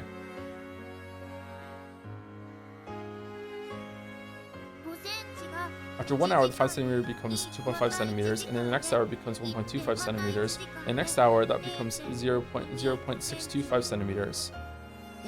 Angie-chan, you don't need to use math. Make sure you remember the problem clearly. How long is the candle? Oh, was it wrong? Did I hit the wrong one? How long is the candle when it burns out? Ah, that was a close one. The candle goes out when it's 1 centimeter long, so the rest doesn't matter. Okay, good. Okay. The flame on this candle dies when the candle is 1 centimeter in length. In other words, sumari, it can never get shorter than 1 centimeter. So the right answer is the 5th choice, about 10 millimeters. That's right. You are correct. Coincidentally, about 10 millimeters is why I play video games on hard. Oh, it's splendidly done, Angie. How clever of you not to be misled. I didn't even need division. I almost got tricked. You were pretty mean there, Genji-san. You even asked her if she could do division. That was a trap, right? Correct. My humble apologies. After all, Genji-san is the sort who can trick you without changing his expression in the slightest. Congratulations, Anji-sama. This medal is proof that you correctly solved my puzzle. Thanks. I got another medal, Aunt Ava. Okay, I would not have got that without the hint. Holy shit. Yeah, nice going. I'll get lots more. That was kind of a mean setup. Yeah, I mean, it does make sense if you read it carefully, but it was a kind of a mean setup. It kind of implied that it would go the 3 hours no matter what. That was kind of mean. I'll get lots more. I'll get a ton, and then grandfather will give me a great prize. Indeed. Give it all you've got, my granddaughter. Good luck, Anji-san. I'm rooting for you. There must be others waiting for you. Perhaps you ought to search for the next challenge. Okay, thank you. I'll try even harder now. We dashed away. There are still many people waiting to give me puzzles. I have tons of chances to get medals. Okay, who shall I challenge next? Let's go Kyrie. Let's go Kyrie. If your cousin has 26 teeth in her mouth, and every single time I hit her with a shovel or my fist or the butt of my gun, I knock out 2 teeth, how many strikes to her mouth do I need to take before she only has 2 teeth left? After Angie and Ava left, Battler, who had been watching the progress, came over. How is Angie doing? Oh, Battler. I'm not certain, but she does seem to be enjoying herself. I heard your puzzle, Genji-san. Even I was almost taken in back there. You honor me. Still, it's not quite what I would have expected. Who would have thought that you'd give a trick question like that? I figured you'd make a straightforward, simple puzzle. You might expect such a thing from him, silent as he is, but he is much more of a schemer than he appears. Yeah, very true. If you play a chess match against him, you'll see that right away. I should start playing chess again. I used to really like playing chess. He even fools me from time to time. He'll trick me right to my face with that stern, serious expression of his. He has always been like that. And yet, despite the numerous occasions on which he has fooled me in the past, I keep on getting tricked. Wahahaha. Come to think of it, what sort of relationship do you and Genji-san have? For just an instant, Kinzo glanced at Genji's face. Apparently, he didn't plan on touching on the subject if Genji had any objections. However, Genji spoke as though there was no point hiding any longer. Okay, I knew the master once in Taiwan. Wow, knew me, he says. We were partners in crime, you might say. The two of us were both prodigal sons of rich families. Really? Genji is a pair of ruffians who caused their parents nothing but trouble. Genji-san, a prodigal son? That's a surprise. So, Genji-san also moved to Taiwan where he met grandfather? No, I am a native of Taiwan. Genji-san was born in Taiwan. Well, since Taiwan was under Japanese rule before the war, he is still Japanese, of course. He was a man who hated losing. When we first met, we fought all the time. Once we hit it off, we became the best of friends. There was a lot of disorder and conflict after the war. The master is the one who saved me during that chaotic period. You missed this lore if you get either question wrong, by the way. Oh, do you really? Oh shit, so we definitely need to get all them right for the follow-ups then. Okay. Okay.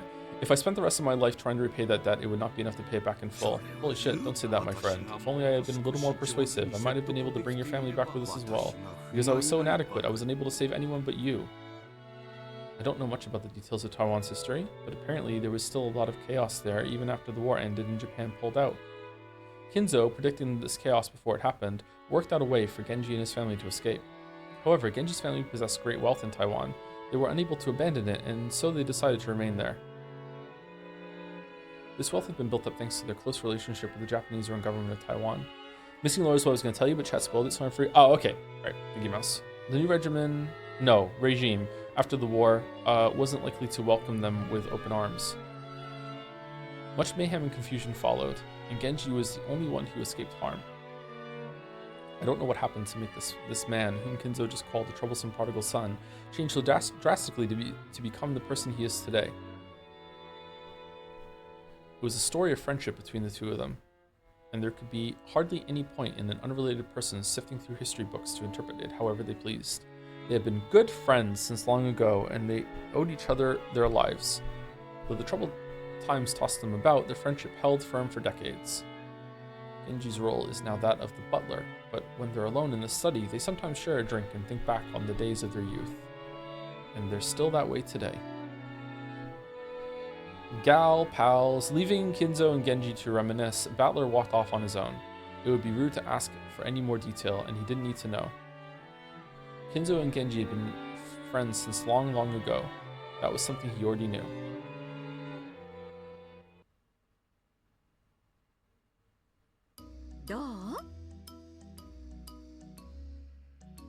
What do you think? Do you want to challenge Natsui and Uncle Kraus next? Yeah, let's beat them. Very well, we'll play along. Kraus then whips out the fucking newspaper to show all the stocks that are able to buy. Here's the puzzle for you. Which of these available options do you think would be the most profitable if we were to invest, say, 1 billion yen right now in the next couple weeks? Natsui's like, Kraus, what the fuck are you doing? No, Natsui, honey, she won the cake almond lottery. She clearly has it in right now. She's the luckiest person here. We must capitalize on this fortune before it goes to waste. Pick one. Here's the medal. Fuck it. Here, what do you? The two of us have prepared some formidable puzzles for you. Should I go first or you? I will start.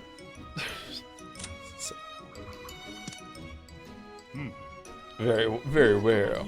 Listen closely to what I'm about to say. White, black, white, black, white. White, black, white, black, white. Question mark. Black, white, black, white, black, white. Huh? White, black, huh? I'll say it once more. White, black, white, X. Black, white, black, white. 6.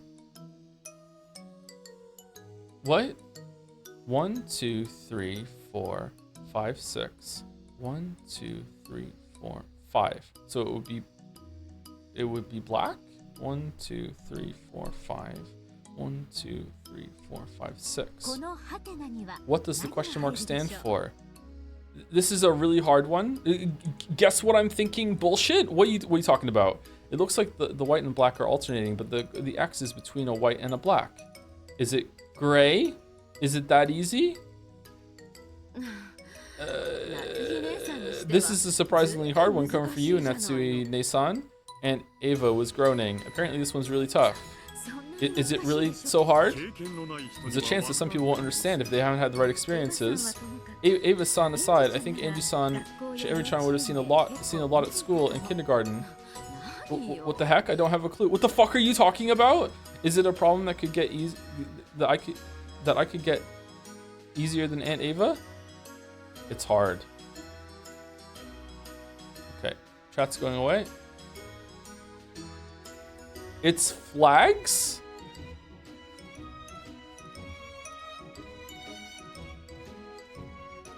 White, black, red, gray, and empty. I have no idea what the fuck they're talking about. What's this? The hint for this one is probably what Natsui-ne-san said about something you might see in a school or kindergarten. Do you know what it is, Angie-san? Angie-chan? No, I'm stuck.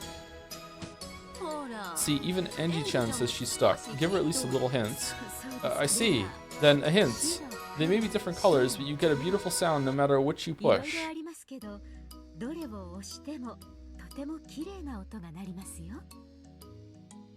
What? At school?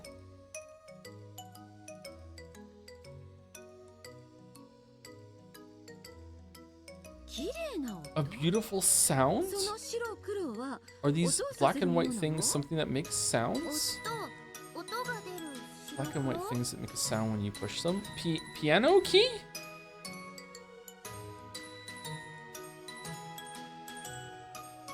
Oh, fucking hell.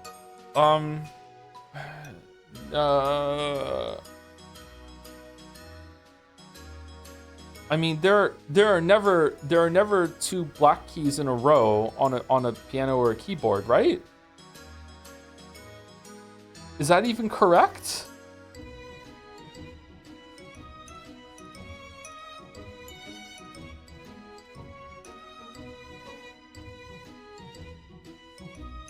Okay, I have literally no other idea. So right now I'm gonna go with white. So I would go white right now. Is that correct?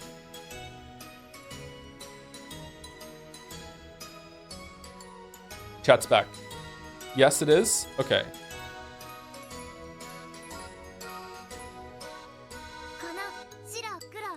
That black and white thing is a keyboard, like a piano.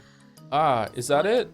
It's a keyboard? I fucking hate you, Natsu. Guess what I'm thinking? Bullshit. Something that can be found in kindergartens and schools, which is covered with a line of white and black things.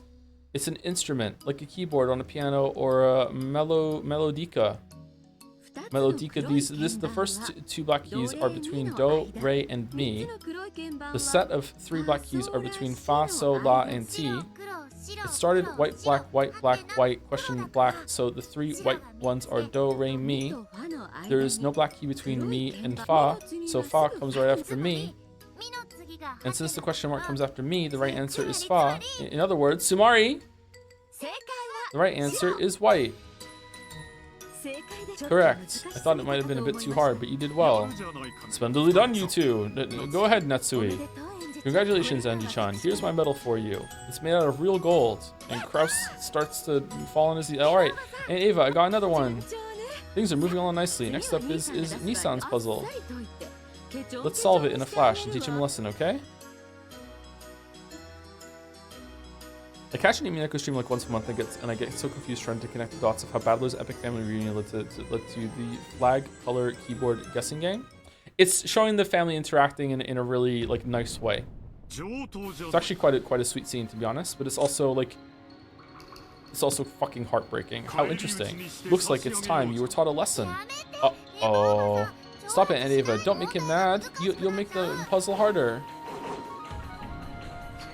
If there's anyone you have to blame, it's Ava. Now, take this brain twister. Here's a puzzle about the tenants of a skyscraper I've invested in. Okay, bye chat.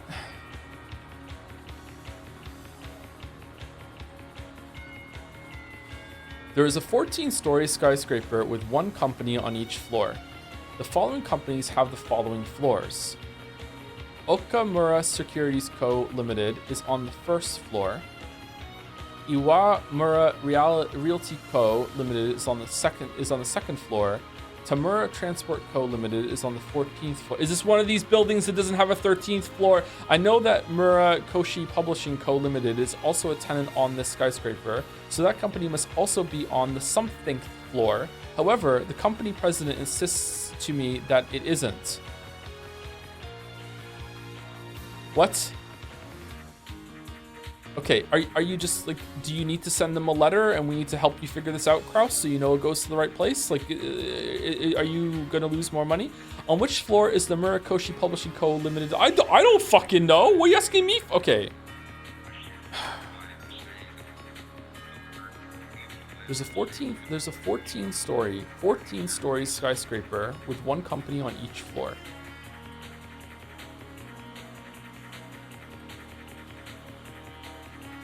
Okay. Well, it can't be on the 1st floor because Okamura Securities Co. is already there, and it says 1 company on each floor. So it can't be the 1st floor.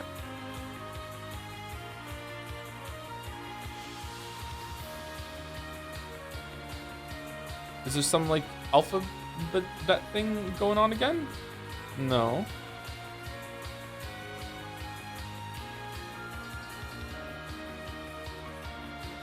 I know that Murakoshi Publishing Co. Limited is also a tenant of the skyscraper, so that company must also be on the something floor.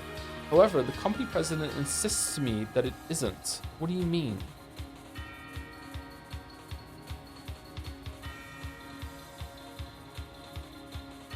Okay, what does Ava say about this? I don't know anything about the skyscraper, so there's no way I could know. I know it's on floors 1, 2, and 14, so the answer must be somewhere on one of the other floors. There's no doubt about that. Do you give up? Because I hope not. I really need to send this letter. I won't give up, Key. So you're saying that Murakoshi Publishing Co. Limited is on this floor X. Yes, floor X, but not the X floor.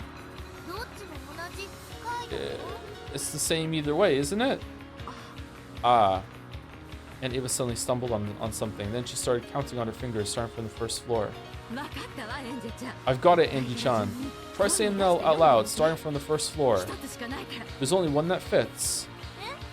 What? Huh? What do you mean?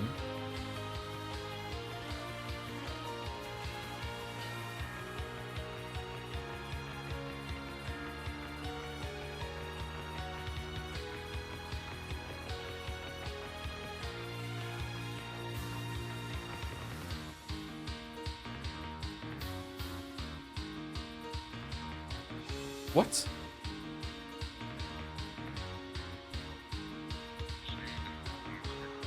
I already read it out loud.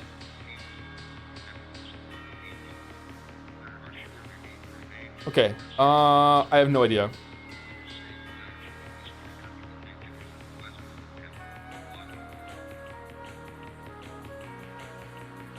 Let me give me a couple minutes to look at it, and then I'll decide if I want to remind everyone at chat that I used to work at Blizzard. Hold on.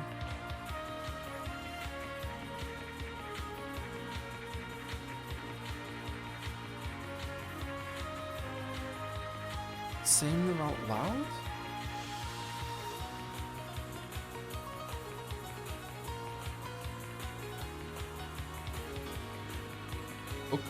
Okamura Securities is on the first floor. Iwamura Realty is on the second floor. Tamura Transport Co. is on the 14th floor. And then she does something with her fingers and counts up.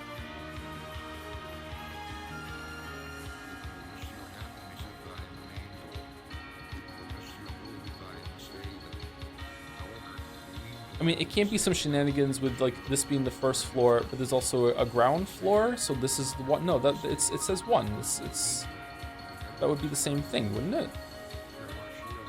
There's only one company on each floor. Can you even have a skyscraper that's only 14 stories?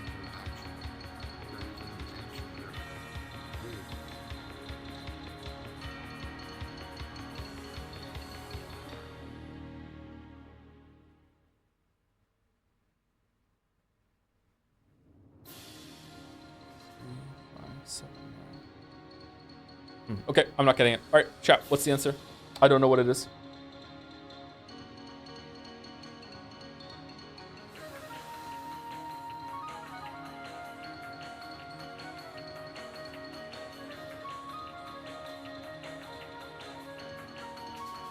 Third, because of the third floor. Oh, okay. All right. Yeah. Fucking hell. The third floor. Well done, you got it. Ignoring the first and the second, there's only... Okay, so I didn't get this one.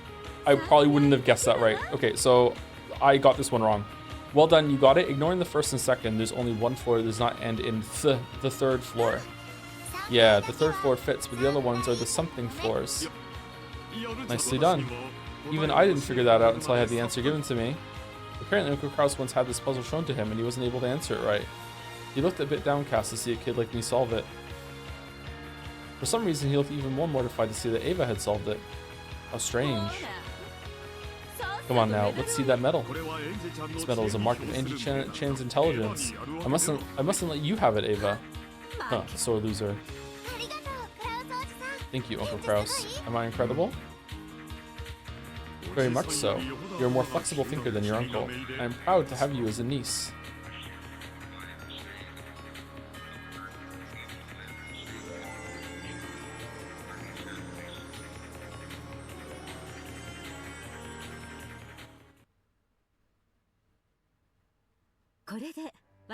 That's all for our puzzles. I do hope you enjoyed them. I did. Thank you, Anatsu and Uncle Kraus. I hope you can enjoy all the tricky questions without worrying about your medal count too much. We all hope that this becomes a wonderful night just for you. We really are enjoying ourselves. Yeah, we're having a lot of fun. Kraus and Anatsu smiled at them as they dashed away.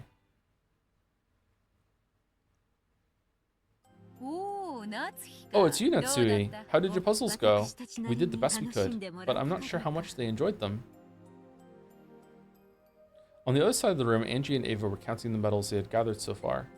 Angie and Ava. It was such an unexpected pairing, but they looked like they were having a great time. A future parent and child, unrelated by blood. Watching them like this, they look just like a normal parent and child. Yes, they do. Bonds between people are nurtured by the heart. Ties of blood do not bond as strongly. After saying this, Natsui bit back her own words and stared at the floor. What's wrong? I was just surprised that I would dare to say such words. You don't need to worry about me. Because I rejected you, you met a painful fate in so many worlds.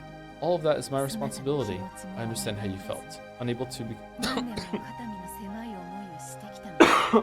Sorry. I understand how you felt. Unable to become pregnant, you were forced to feel shame for many years. In that situation, any woman would be shocked if they were handed a baby whose parentage they didn't even know, and then told to adopt them. Yeah, any parent would have just thrown a baby off a fucking cliff.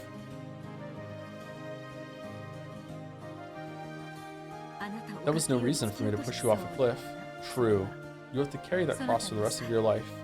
Yes, I'm prepared to do so. In that case, the suffering you must endure will come from the cross you bear, not from me. You don't despise me? Don't make that dejected face. No, perhaps it's the other way around. As long as you continue making that dejected face, I will feel no desire to punish you. As long as you continue to carry that cross, I will feel no desire to hate you.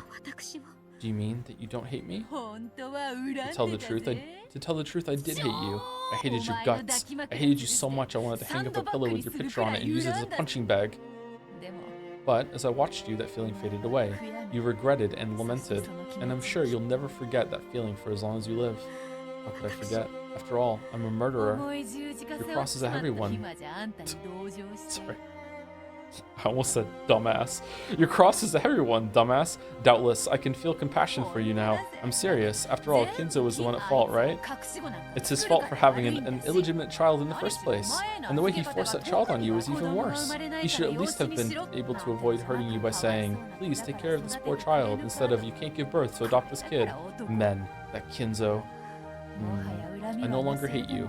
Doesn't it make the cross you bear feel any lighter? No. Still don't know how I can make up for what I did to you. Then let's do it this way. Hold out your arms. Huh? Like this? As Natsui spread her arms uncertainly, you had to leap forward and hugged her tight. This is a little... I'll never say this again, so let me say it once. After all, I never had a chance to meet my mother. Still hugging Natsui, Beata spoke in a whisper. She spoke those words that she would certainly never say again. Thank you for worrying so much for my sake. But I really don't hate you anymore. Please believe that, Mother. Beatrice.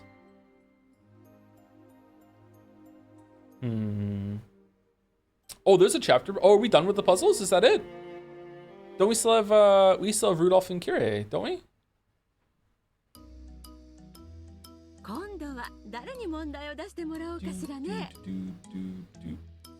Thank you, Anatom22 for the resub. You got a medal. Yay! We got veggies. Yay. Thank you, Anatom. Thank you, Henry White, for the bits. Joe going to Tokyo, seeing the burning car in the parking lot, calling 119 and getting we know. That is quite the callback to a story I told years ago about calling the police because a van was on fire in Toronto. Wow. Wow. Well remembered. Thank you, Nath Balzana, for the resub. Thank you very much. Thank you, Nacho Vapor, for the new sub 2, I think it's that. Thank you very much. Welcome, welcome. Thank you, Job Ab AB. Jobab for the resub. Ryukishi really let Joe play all the game. It's not a game. It's not a games, only to trick him into playing a game. It was actually a game all along. Truly, Ryukishi has done it once and for the last time. True. It's a game for a little bit. Thank you, Corey, for the bits. Long-time lurker, first-time chatter here. I unfortunately haven't seen any of today's streams since I was busy graduating with my master's degree, but I want to take a moment to congratulate you on your own academic achievement of solving brain teasers for toddlers. As a man responsible for too many children, I speak, of course, of Dragon's Den, I imagine your years of experience that you solve all the riddles flawlessly, as anything else would be humiliating for an adult. So true, so true. Thank you, Koro. Thank you, Koro. Perfect record so far, of course. Let's save it at the chapter break.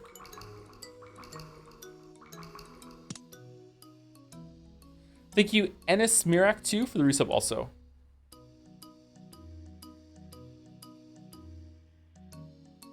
Thank you very much.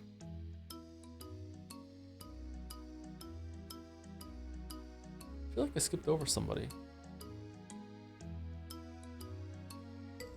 No, I'm good. Okay. Who should we get a puzzle from next? What about those two? Shannon-chan and Canon-kun? Sure, it looks like they'll put up a good fight. Do you need something, Eva-sama and Angie-sama?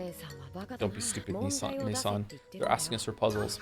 Why didn't I get that one with Kraus? Because it was pretty fair, considering the tricks and the wordplay from the earlier ones.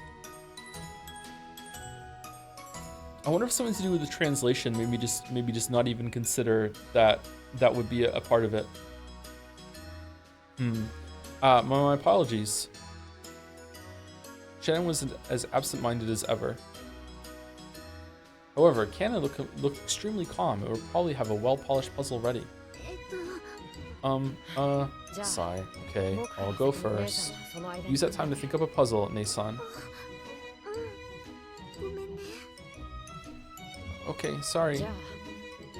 So, if I'm buying time for Nason to think of a puzzle, I have to make it one tricky enough to keep you stumped for a while. Hehehe, you got guts, kid. Let's have it, shall we? Show us the hardest one you got. Don't provoke him. I want an easy one. Are we already in the Golden Land? What's going on? Now that I have Ava-sama's permission, allow me to present an insanely difficult puzzle.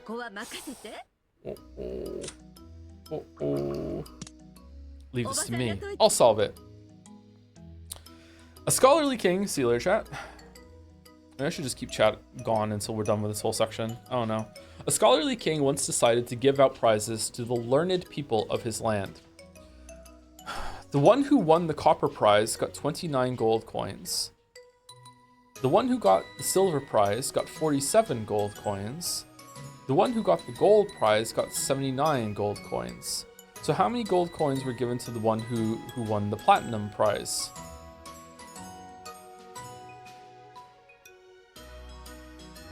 Okay, is this an n plus whatever? Okay, so that's going up by 18, right? Or am I George and I'm getting that number wrong? Yeah, that's 18. And then going to 47 to 79 is 32. So 18 to 32 is a 14 increase? Yeah, 14 increase. So 32 plus 14 would be 46, right? So it'd be 79 plus 46. I feel like I'm wrong now. Shit. So it'd be 125? So that's not even an option. So that's wrong. So that would be too straightforward, or I did the math wrong.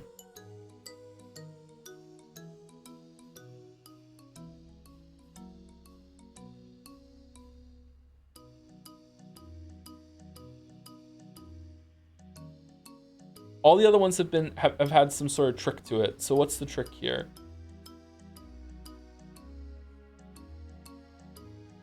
Now I'm worried I just did the math wrong. Fuck. All right. What does Ava say?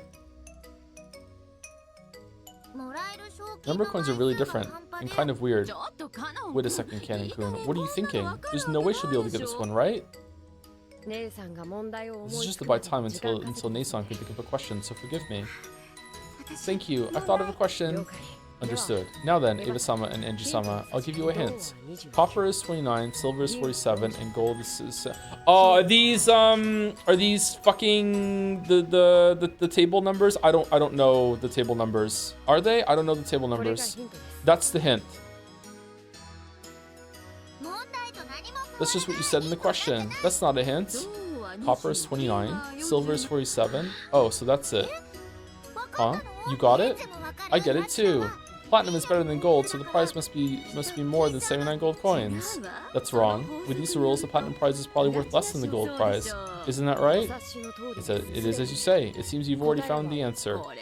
This puzzle is impossible for Angie-chan. You need to have gone to middle school at the very least. I'll answer. Is that alright, Angie-chan? Sure, I'll leave it to you. Fuck, where's my phone? I mean, shit. How? Let me go to my mind palace and look at that. I don't know this. I don't know the number for platinum. I don't even know if that's right, but I don't know the number for platinum.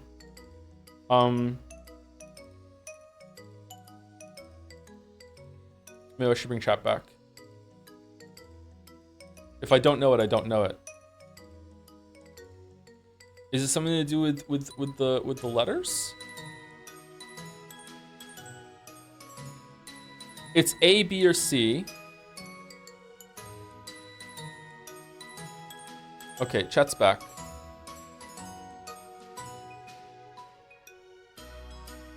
Don't use chat, just use Google. Okay, as far as I'm concerned, knowing that it's meant to be on the table of elements or whatever the fuck is getting the answer right, if that is the right answer. Is that the right answer? Because if that is what it is, okay, then I can just look it up. Yeah, that's what it is. Okay, fair enough then.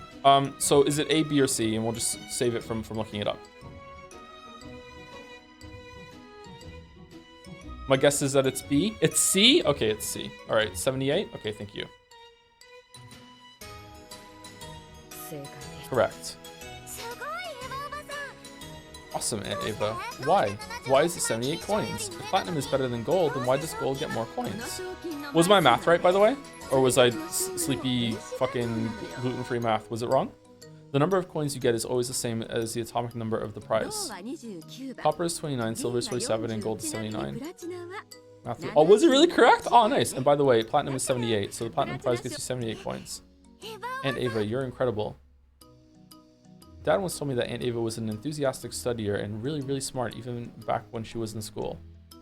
Even George Oni-chan, her son, is smart, so Aunt Ava must really be incredible.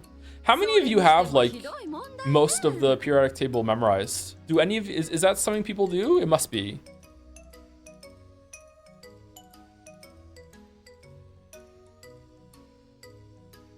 I don't know any of that shit.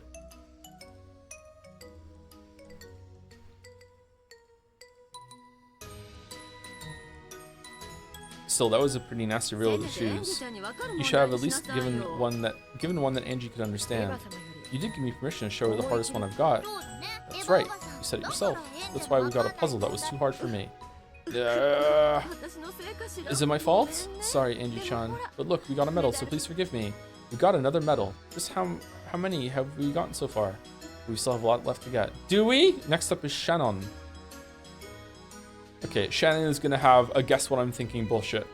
Here we go. Is Expedition 33 dropped or something? No, we do Umineko on Tuesdays and Saturdays most of the time, but lately we haven't been doing it on Tuesdays. We're doing Expedition 33 tomorrow. Mine isn't that hard, so you can relax. After all, you managed to think it up. You're making fun of me. Then, do you want to have a go at it too, Canon-kun? Bring it on. It sounds like you'll be able to understand it this time, Angie-chan. I'll stick to giving hits again. Okay, I'll do my best. I'll solve it. Another medal for me. Let's go then. Listen carefully.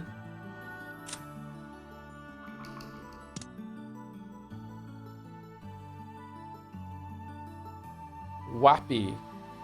W equals white chocolate. A equals anchovy pizza. P equals piri piri chicken curry. I equals black coffee. Question mark equals lemonade. Which letter does the question mark stand for? The fuck are you talking about?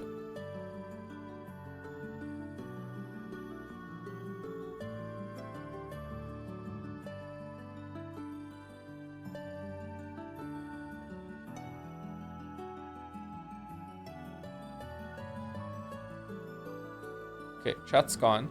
All right, so right off the bat, it looks like, hey, W, white chocolate. A, anchovy pizza. P, piri piri chicken curry. I is black coffee? What? And then there's not even an L down here.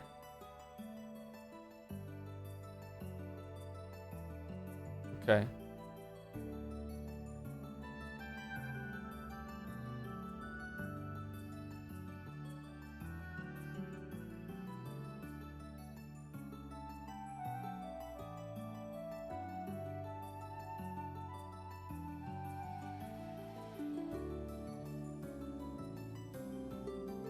Okay, so I'm gonna guess right now, without even looking at the hint, I would just guess B because it's just the letter that isn't going to repeat.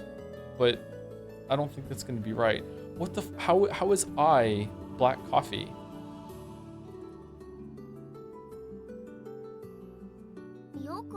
I don't get it. What do the letters mean? Could it be the first letter of each word? That's what I thought at first. White chocolate starts with W, piri piri chicken curry starts with P, and anchovy pizza starts with an A. But then, how do you explain black coffee being I? Do you get it? No? Don't you have any more hints for me? I do. I'll teach you letters for some other foods. First, walnut cake is W. Albacore tuna is A. And for P, how about picante potatoes? Ice green tea can be an I.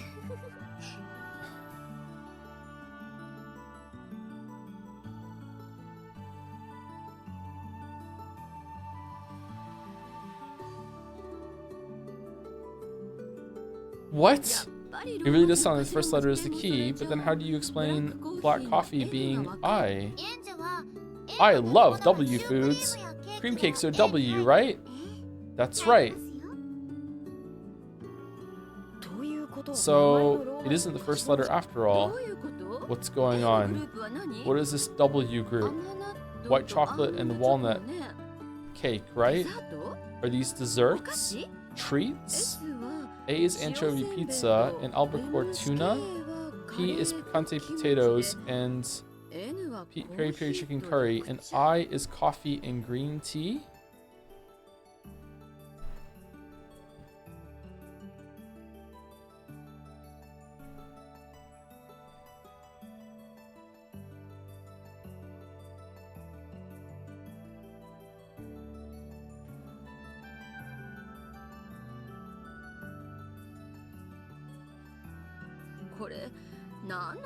Just what are these groups?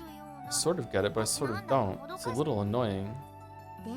One last hint. Have you ever had lemonade to drink? I have. I thought it was just going to be sweet, so I was really surprised. I'll never drink it again. I've got it.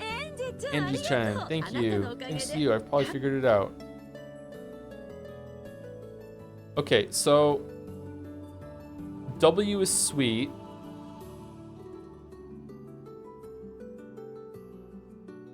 Coffee is bitter? Is iced tea... What was the ice? Is that bitter? Is that a bitter drink? So lemonade is sour. Peri peri chicken curry is going to be spicy. What was the other P thing? I want to see the clues again. Fuck. What was the other one that was anchovy pizza?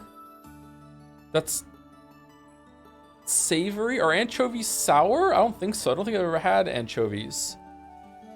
So I'm gonna guess it's O because O is the only one that isn't here, and that's sour. Or it could be I for a drink.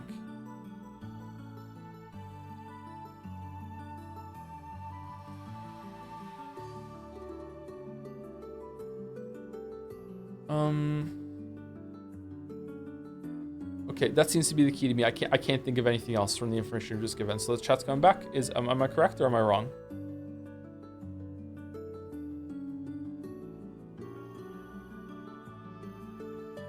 I'm right? Correct? Okay. So how are you... W is sweet. Sour, capital O? Oh.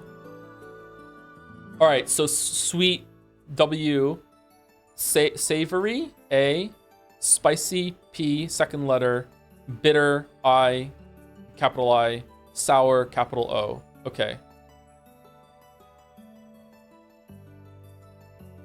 It's salty, not savory? Oh, okay. Well, savory still works. Okay, so it's B. Okay. See, Anji-san? Think about the taste of all these foods. How does white chocolate taste? Sweet. What about anchovy pizza? Salty. And how about peri peri chicken curry and black coffee? I see, so that's what it is. Peri peri is spicy, coffee is bitter, so what is it? Do the letters match the tastes? That's right. The second letter of sweet is W. The second letter of salty is A. Spicy is P, and bitter is I. Okay, but what if my whole life I've been trapped in someone's basement and been fed nothing but French fries my whole entire life? I wouldn't know this, therefore it's not a perfect puzzle. So like I wouldn't be able to solve this. I need life experience and outside information. Stupid puzzle. So what does lemonade taste like? Sour. I mean, lemonade can also be really sweet depending on how it's made, but the hint made it clear that that it was a different kind of thing. Exactly, and the second letter of sour is O. So the answer for lemonade is O. Nice job. You got it right. Bitter is like, yeah, so I'm I, yeah. Nice job, you got it right, Ava-sama and Angie-sama. When I read this, I just looked up all the answers to the riddles, by the way. I didn't have time for all that. Wow. Just fuck me, I guess. And Ava, you're so awesome. We had to work together to solve that one. It's a team effort. And here is my medal. Please take it. All right, I got another medal. Thanks. didn't get it, did you, Kennen-kun? I'll bet it was hard. Not bad, coming from you, Ne-san. Why don't you try saying sorry for making fun of you? If you don't, I'll make all of your meals O and I. Joke's on you, I'm into that. O is one thing, but eating I all the time would be awful. I want to eat W all the time. Yep. Breakfast of champions. Careful, you'll get cavities. If you ever come to my house to play, I'd be more than willing to share. Yay! I love you, Aunt Ava. In the end, Kennen caved under the threat of I cooking and was forced to apologize to Shannon. Okay, so far I am 10 out of 11 for getting them right. Okay, I'm happy with that. You got a medal. That's all for our puzzles. Did you enjoy them? Yeah, thanks. It seems the others still have some brain twisters waiting for you. Please be careful. Good point. Everyone left looks like there'll be a challenge. But we'll win. We can do it if we work together. That's right. Let's combine our wits and move on. Goodbye, and good luck. Night, and good luck. Remember when Ava said she wanted to cut off Angie's arms and legs and sell her into slavery? Oh yeah, she did say that. Why'd she say that for?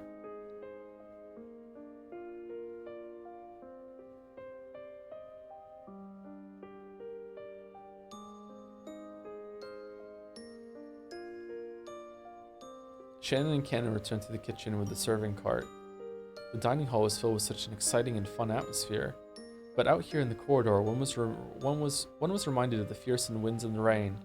But they were satisfied with this. The whole point of this noisy farewell party was to forget the loneliness of the rain for just a little bit. So, we've reached the end of this long game. I feel relieved. Finally, we won't have to be toys for anyone else. I'd like to be quietly forgotten, to get covered with dust and vanish. God, me too. You're wrong. We aren't going to vanish like that. In the world locked inside the cat box, our future will continue, unknown to anyone. You're right. Sorry. That's a world that even we can't know about, so I forgot. Just what kind of future will we make for ourselves in the cat box world? I don't know. That's why it's called the cat box. Dalmat, it's a good point. Do you have any regrets, Ne-san? About George-sama, for instance? Receiving that ring is all you can do for George-sama. As for marriage, living together, and all the rest, our future inside the cat box is what will make all that come true, isn't it? I'm not the only one. It's the same for you, right? What about a future for you and Milady Jessica? I could break off my engagement with George-sama, then leave the island and disappear. That future is also possible for me. In that world, you wouldn't have to hesitate for my sake. You could enjoy your youth to the fullest with Milady. If you gave up on your engagement with George-sama, that sort of world might be possible. So, since it's a cat box, the world where I spend my life with George-sama and the world where you spend your life with Milady can both exist at the same time. It's a world where any contradicting dreams can exist at once. That's the world we put away in as pieces. So, there's no need to be lonely, no need to be sad, even though the me here right now can only observe the part where I accept George-sama's ring. The other me who lives in the cat box in a world I cannot witness will surely build a happy life in the future. The cat box is such a strange thing, a place where any pieces and toys and dreams can be kept. It's no cage sealing us in. On the contrary, being inside the cat box means being free from everything in countless worlds. A world where we're freed from everything, and yet where all of our wishes come true. However, the me in that world won't be the me here and now. That's a bit depressing. Hey, Kennen-kun. Yes? Let's do it. Do what? Let's have a duel. Are you sure? We both wish we'd settle this much sooner, and yet we put it off until the last moment, just before the game is going to end. Sure. The game is nearly over anyway. Now, at the very end, it's time for us to settle things by ourselves. That way, we'll be able to see our future before we're put away in the cat box. Sure. Let's do it. How will we decide it? A coin? Or with pistols again? In that case, why don't we have our own quiz tournament? Oh, fuck, huh? You're really getting into this. Okay then, first question.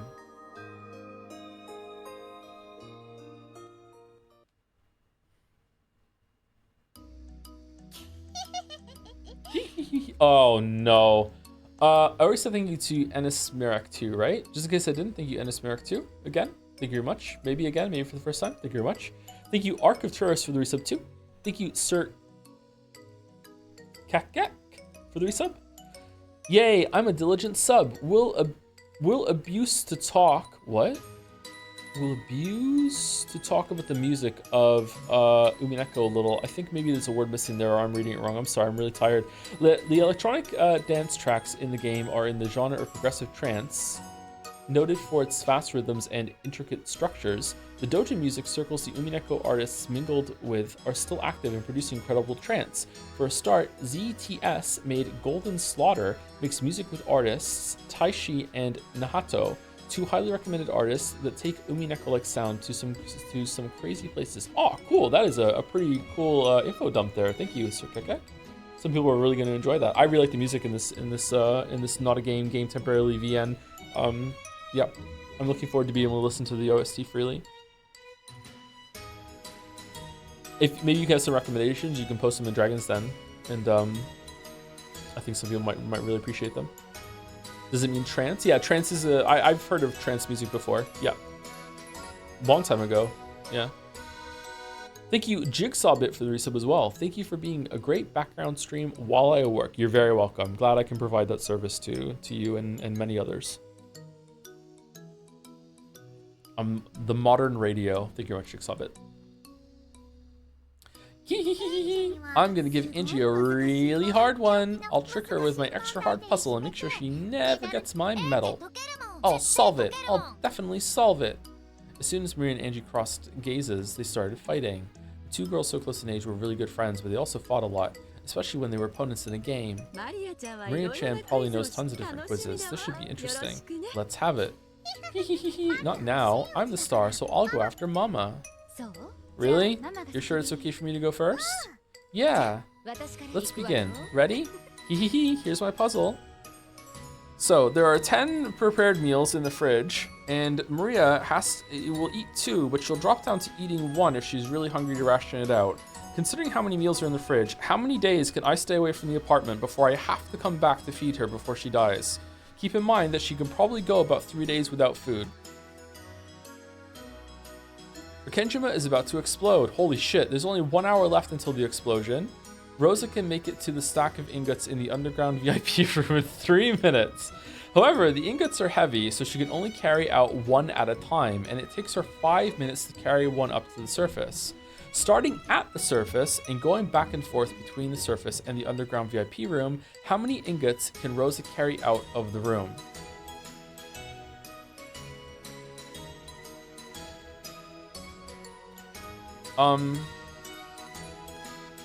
I mean, it doesn't say Rosa carry it to the surface. It says carry out of the room. So, all of them?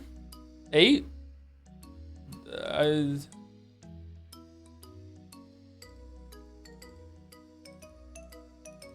Sorry, chat's going away.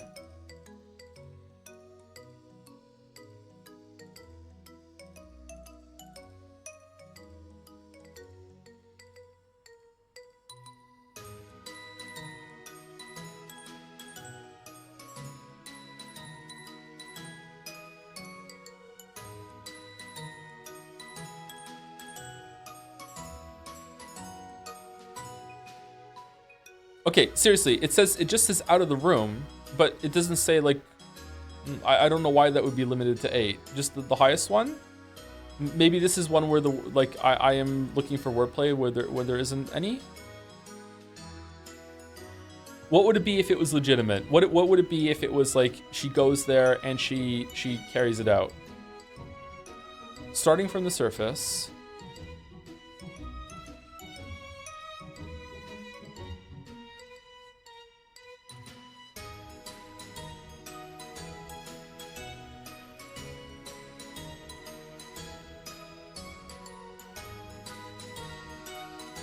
I think it would be 7, right? Because it's like 8 minutes per trip.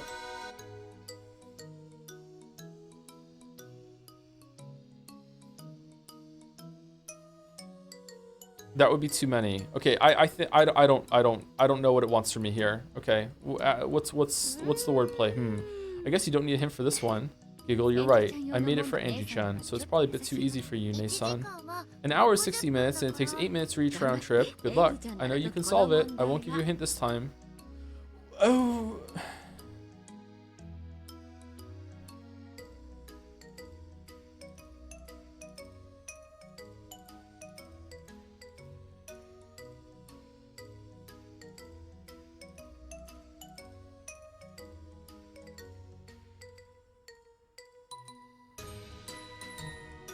I mean, if it's by time, technically, it doesn't ask for the maximum. She could do 4 and then stop. She could do 5 and then stop. Okay. I'm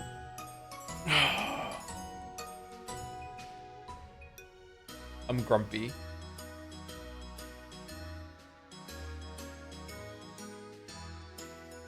I'm grumpy.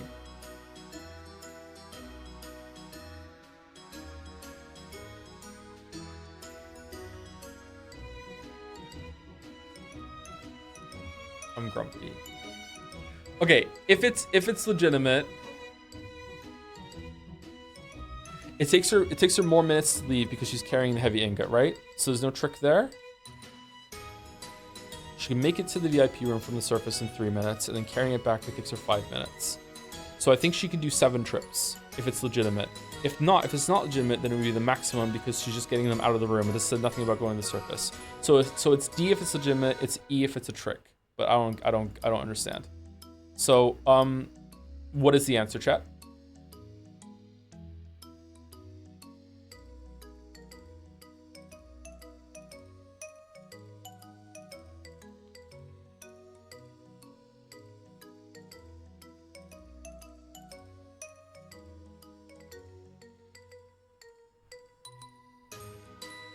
The answer is E.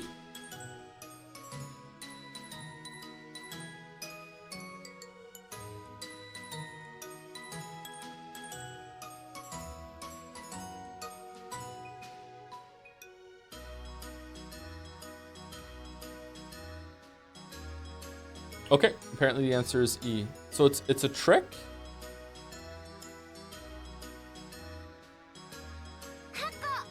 Eight ingots.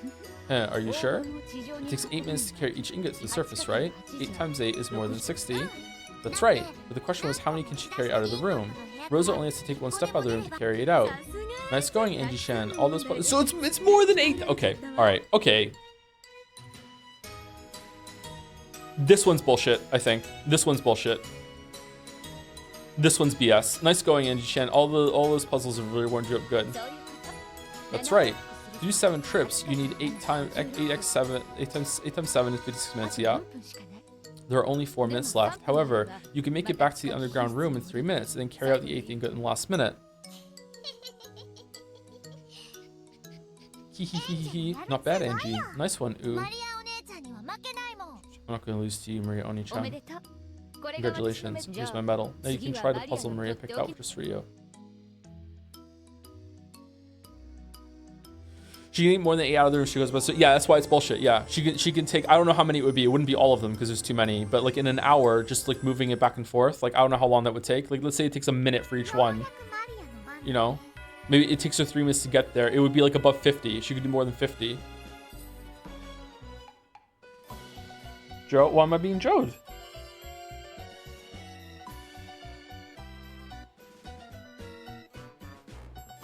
She needs to go to try the surface. No, she doesn't. It just said how many can she take out of the room. Or what did the wording make it clear that she had to do the surface in order to take out of the room? I don't know. I don't know. I kind of disagree. I disagree. But I don't know. Maybe that is a valid reading. I don't know. Considering how it's been tricky before, my read on that is that she only had to take them out of the room. Because hold on, if that's the case, then the answer should be D then, because then E wouldn't be valid because she didn't do the round trip. So even though she did take it out of the room, because she didn't take a round trip, it doesn't count. Yeah, I don't know. I don't like that one, but it's not worth a big discussion over.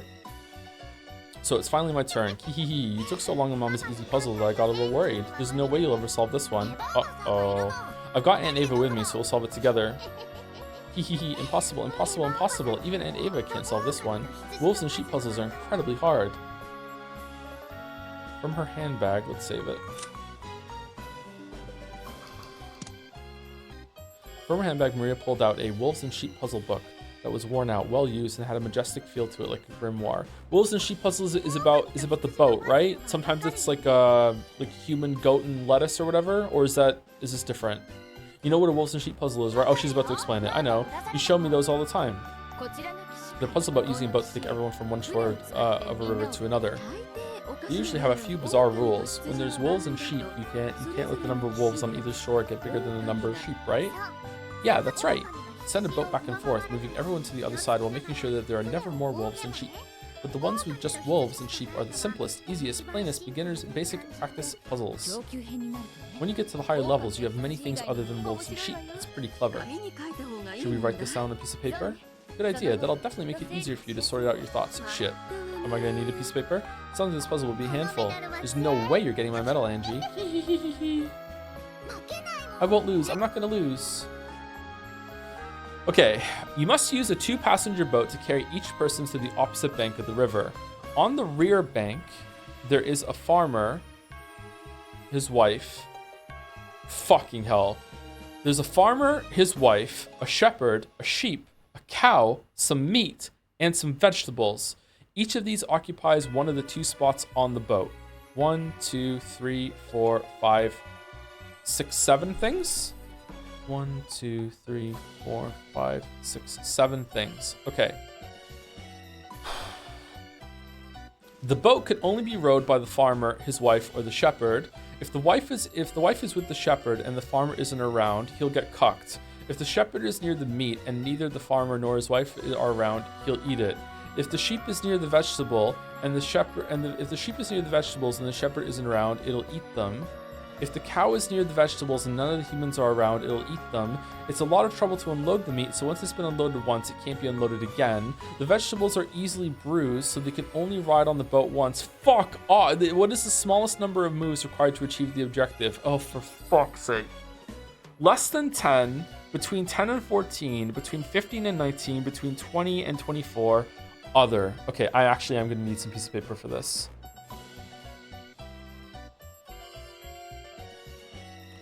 Okay, so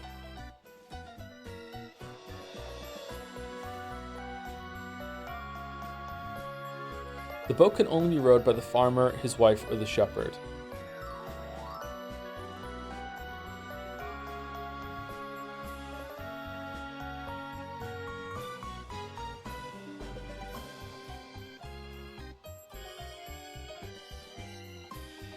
Okay.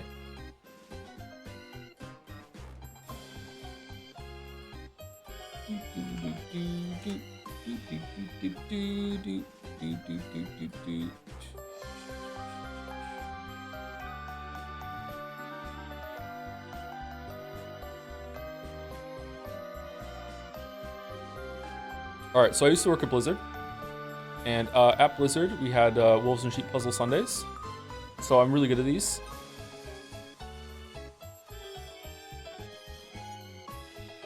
Okay, I think I can actually keep chat on for this because I don't think anyone's going to be able to spoil this for me because I'm going to work through it and we're going to get my answer and then we'll see if my answer is right or not.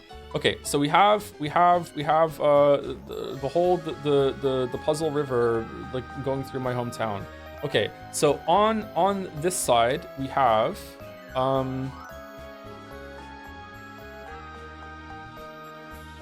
farmer,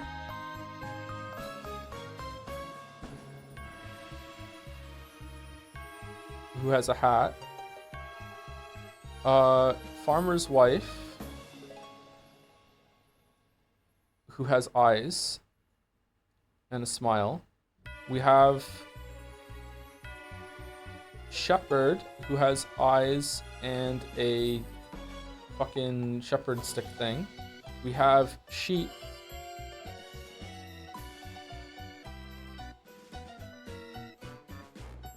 we have veggies,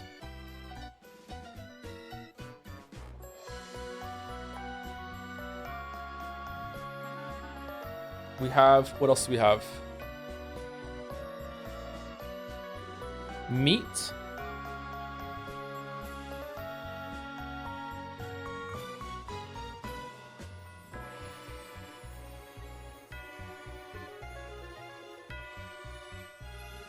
Farmer, his wife, shepherd, sheep, cow, some meat, some veggies. Cow?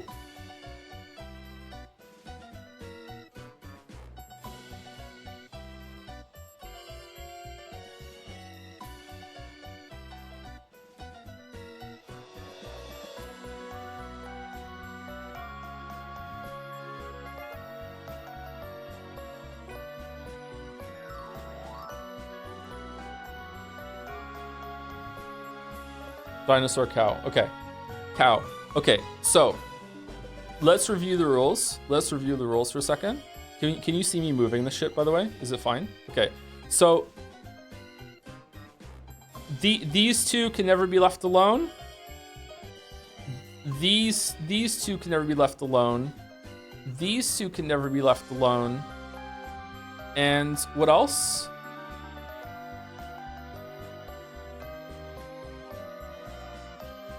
If the sheep is near the vegetables and the shepherd isn't around, it'll eat them. Okay, so cow and sheep can never be alone with the veggies, or they can never be without the shepherd. Okay.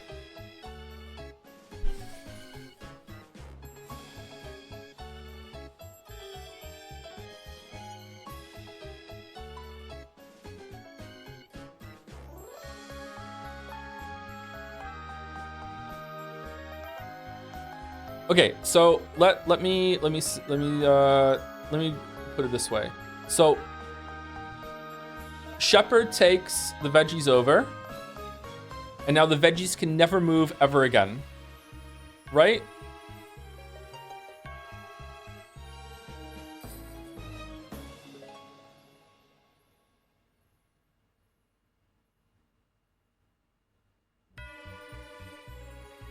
The wife is gone. No, the shepherd and the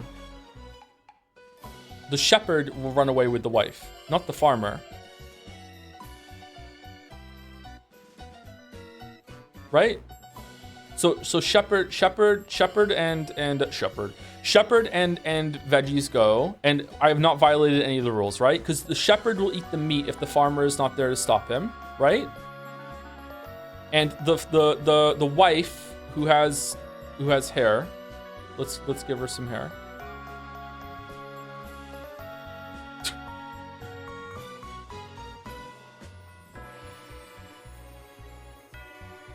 The wife will run away with the shepherd, but not with the farmer. Okay, so right now I don't think I violated anything. Okay, so the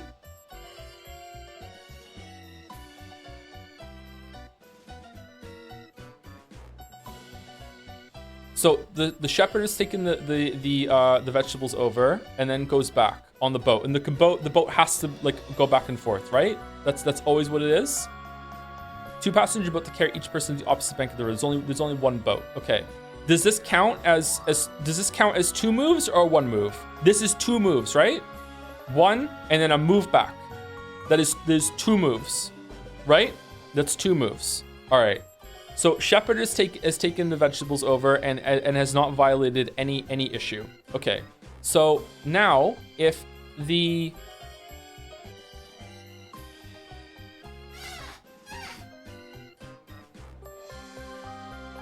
wife takes the meat over, right? Meat can never be unloaded again, right? Wife goes back. So now the meat and the vegetables are both on the other side, and I've done 4 moves. So should I have a tally? I've done 4 moves. Right? Okay. So none of this has been violated. We can't. It's fine, right? Okay. So now if I move farmer and wife over together, and then farmer goes back, I've done 6 moves.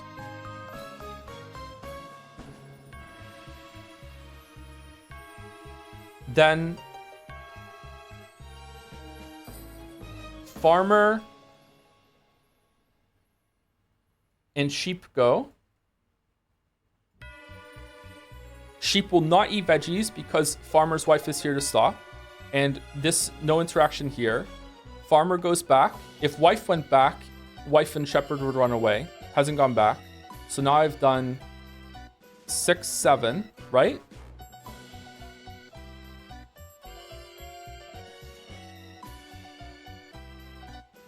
Oh shit.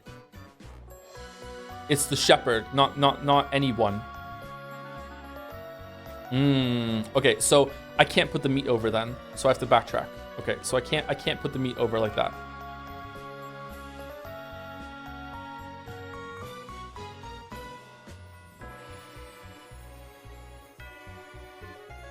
Okay, so this is 2 moves.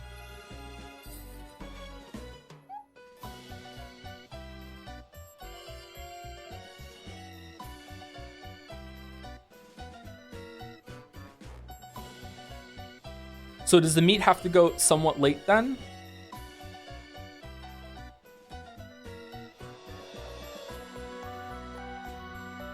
Can I just do the opposite? Can I take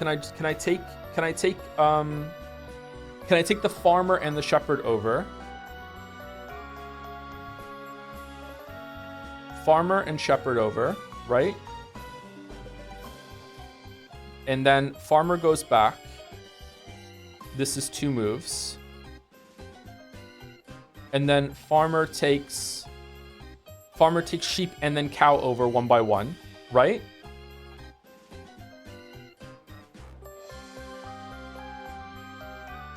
Which would be 2 moves, 2 moves, right? So that's 6. Shepherd is here the whole time and is never alone with the meat. And now the shit, I'm really sorry. There you go. So now the fucking sheep and the cow will not eat the lettuce, the vegetables. If the cow is near the vegetables and none of the humans are around, it'll eat them. If the sheep is near the vegetables and the shepherd isn't around, it'll eat them. Okay, right. So now I take wife and farmer over, right? Then wife goes back alone, and that is another 7, 8, right? And then wife comes back with me, and I've done it, right? And I've done it with 9 moves. I feel like maybe I lost track of some moves. Did I do it? Hold on.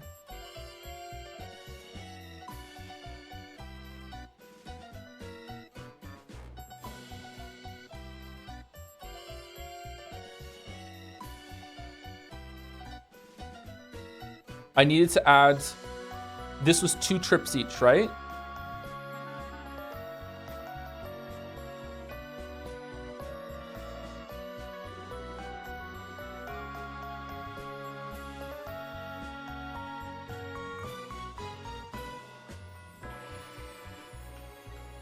Yeah, I need 2 more.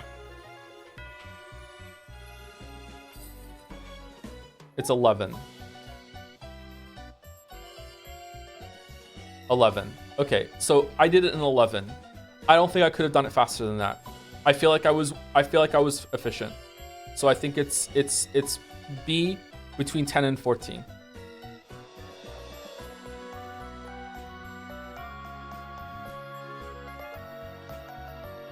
Okay, let's ask Auntie Ava for anything like that.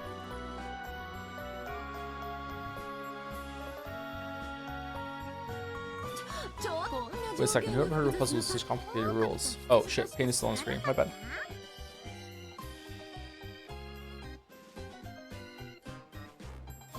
Did you know about the ones with the wolves and sheep?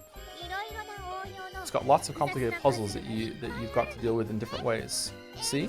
You don't get it either, right, Angie? Please give me a hint. You have to organize your thoughts carefully. Only the 3 humans can row the boat. Then you have to memorize all the things to look out for. When the farmer is away, you can't leave his wife with the shepherd. When both the farmer and his wife are away, you can't leave the shepherd with the meat.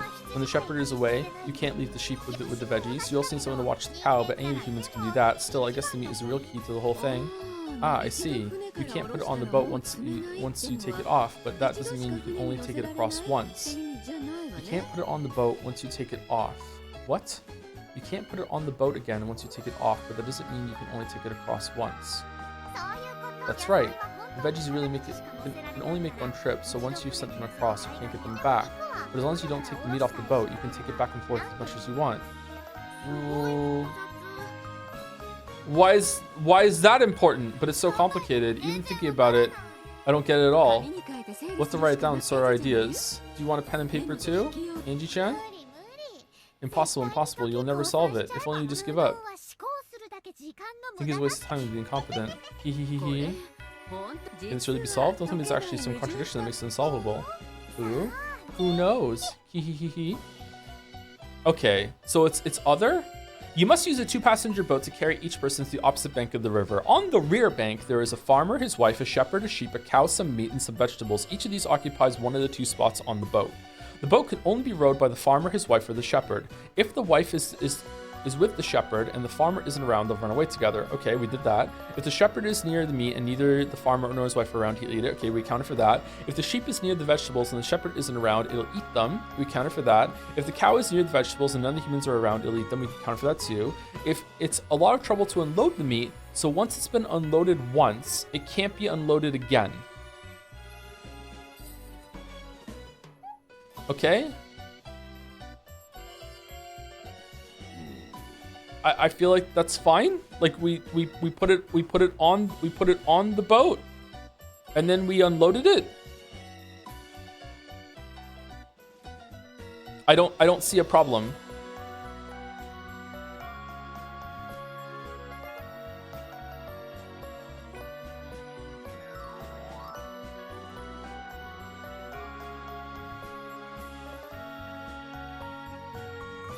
The vegetables are easily bruised, so they can only ride on the boat. What is the smallest number of moves required to achieve the objective? What is the objective?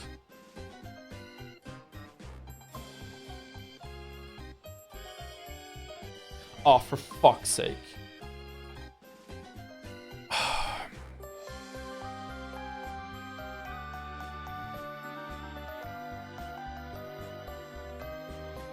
Okay, well, I had fun figuring it out. Okay. So before we put it in that it is a less than 10, let's say the prompt was get all of them over. Was I right?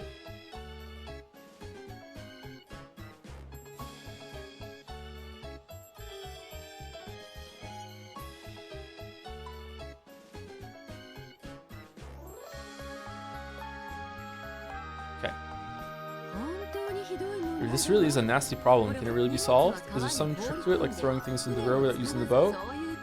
Or making the cow eat the vegetables so they can be carried as one passenger? Well, who knows? If that's as far as you can go, maybe you should give up, right? This one's really hard. Even Mama couldn't solve it, but I solved it on my first try. So do you get it? How many trips does it take to get every person across? This isn't a cheap trick or a riddle, right? There's no way you can solve this straightforwardly, right? No, that's not true. I'm sure you'll get it, Nason, smart as you are. How many trips does it take to get every person across? I've got it. 3 trips. Huh? 3? How? It's easy. Whoa, so cows and sheep aren't people? And I'm pretty sure that meat is probably future you, Angie. So like, come on. It's easy. The farmer and his wife get on the first boat. Then the wife gets dropped off on the other side in the first move. Then the farmer takes the boat back across the second move. Then he crosses with the shepherd in the third move. What about the cow and the sheep? What about the meat and the vegetables? But in Eva, it said take every person across, right? Those things aren't people. Huh? Ah. As Aunt Eva's mouth flopped open, Aunt Rosa started applauding. After clicking her tongue, Maria Oni-chan joined in. That's right. The question just asked how many moves it would take to move each person across. The animals and luggage had never had anything to do with it. They only got it because you kept saying every person over and over again, Mama. Ooh. Aunt Rosa had probably said it so much as a sort of hint. This reminds me of a prank I do the kids sometimes. So far, I've only been able to do it once with them, but as they get older, I'm able to forget. So it goes like this. You say, you said, so you're driving a bus down the street, and there's 4 people on the bus. It's the bus comes to a stop, and 2 people get off, and 5 people get on. It comes to the next stop, and 3 people get off, and 7 people get on. And you just keep going, more and more stops, more and more stops. Next stop, 11 people get on, and 5 people get off. Next stop, half of the people get off, and 7 more people get on. And you just keep going like that. And then at the end you go, what's the name of the person driving the bus? And you're like,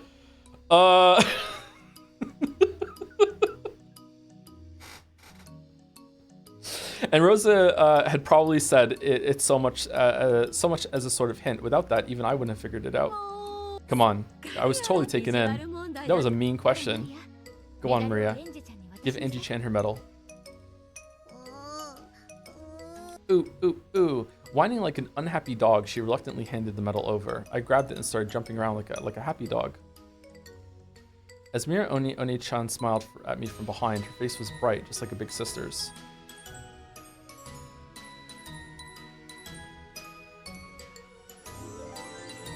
That was a fun puzzle.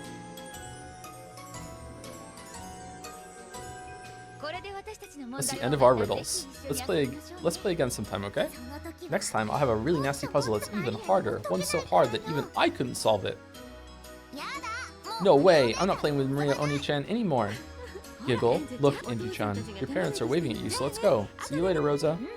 Break time. Let's finish the conversation with Rosa and Maria first, and then we'll end. Sorry, we'll take a break. Sure, later, Angie-chan. There aren't too many people left with puzzles for you. Keep up until the end, and make sure you keep cheering her on, Nei-san. Of course. We got all these medals by working together, right? Yeah. We dashed away. Dad and Mom were waving at me from over there. I'm sure they thought of some mean problems. Still, they have to be easier than Miria Oni-chan's. I hate Miria Oni-chan. She's such a meanie. And she believes in magic, and magic is dumb. It doesn't exist. Ryu! You bullied her too much with that puzzle. Well, I wanted to play with Angie a lot. If it was an easy one, she'd solve it right away, right? You really love Angie, don't you? I hate her. She made fun of you and called you a stuffed animal. Maria pouted as she said this, but her expression didn't match her words at all. I hope Angie finds happiness. I'm sure she will. After all, look at all the people here wishing for her happiness. And now, Battler is the game master, and he set up this final game just for Angie. After all this, there's no way she won't be happy. Still, even though anyone can make happiness appear, you can only ever grasp it for yourself. That's right. That kid is really bad at finding fragments of happiness. Even though we tried to teach her how, she's been covering her ears for 12 full years. This game might be much harder for Angie than Battler thinks. I'm sure Angie will find happiness. Yeah. If she really does enjoy herself at this party, that itself might be the greatest lesson we can teach her now. Angie's the girl who doesn't believe and says that everything is a trick, no matter what magic is shown to her. 12 years in the future, that girl will become the last person to inherit Beatrice's name. At one point in time, that kid understood my white magic. Yeah, and she understood me too. She even summoned all of the 7 sisters and understood magic itself. And yet, she still can't use magic on herself. Let us believe, just as Battler did once in the past. Beato! It is easy to cast magic on others, and believing in other people's magic is not so difficult. The hardest thing is casting magic on yourself. Is that something Angie can do? Fuck no, she can. Even Battler managed to understand magic. Of course, his little sister will be able to do the same. You're right. There are some kinds of magic that we can only see when we're kids.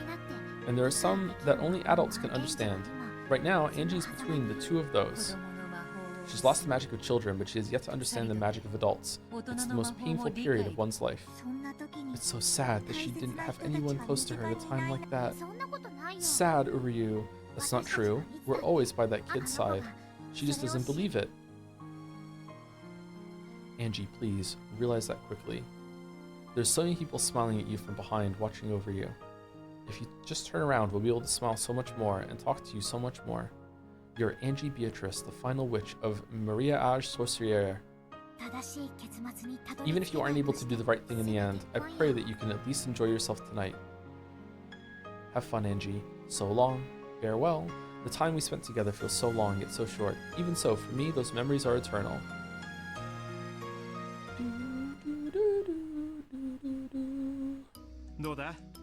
Oh, great music for break. Do do do do do do do do do do do do.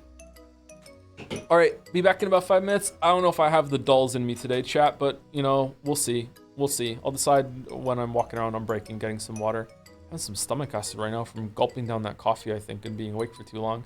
Thank you, Junior Snow, 13 for the bits before I go. Hey, Tom, I'm a little out of the Umineko loop. Who is Angie? I mean, that's the question. Who is Angie? Why is Angie? How is Angie? Yep. Yep. We're figuring that out right now. Thank you, Paus, for the bits. Rosa, yeah, my favorite New Vegas DLC is Dead Money. How could you tell?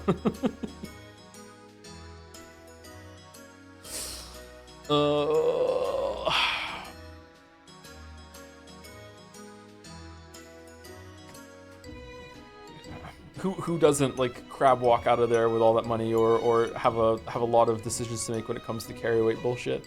Thank you, Rainovan, 26 for the resub. Happy to see that Jonathan Blow did a good job teaching you how to think outside the box, the cat box. Yeah, thank you, Rainovan. Yeah. Witness is a really good game, I gotta say. Yeah, it's definitely better than Odyssey. Oh, we have to play Donkey Kong Bonanza after this. Oh, maybe it's good. Maybe it's good. Maybe it'll be good. It'll be good. You can just not. It's gonna get nominated for Game of the Year, and I want to play all the Game of the Year nominees. Yeah. Anyway, be back in about 5 minutes. I'm gonna run some ads. I'm gonna use the bathroom, get some water. Here we go.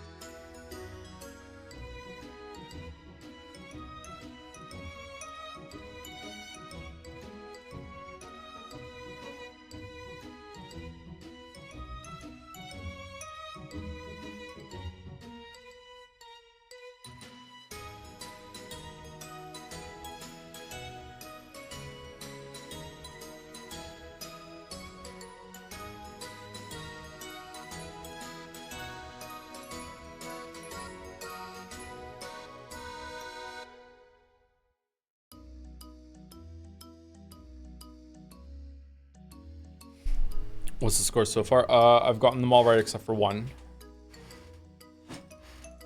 Streaming is making me approach them a bit slower than I otherwise would, though. So if I was playing by myself, I probably would be getting more wrong. What happens if Horoscotch is nominated for Game of the Year? It won't be.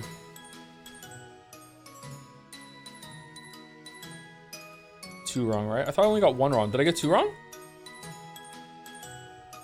I thought I got the skyscraper one wrong. What's the other one I got wrong?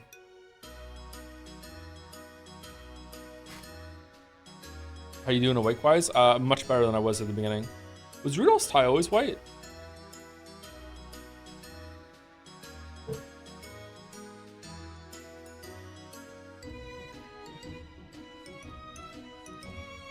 Lost to Kraus and Rose Lemon. What was Rose's?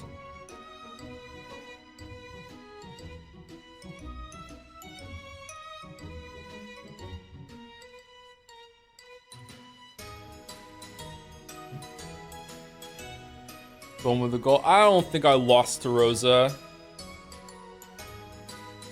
Rose's was unclear, but like I still, if there was trickery, it would be E. And there was trickery and it was E. I feel like I got Rose's right. But if you want to count that as a loss, that's fine.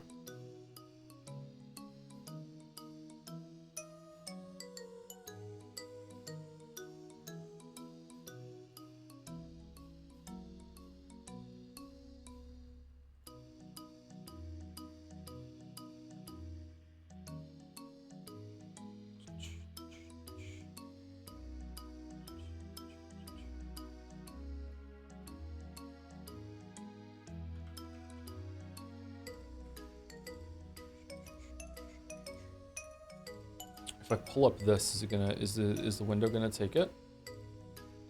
No, that's good. All right.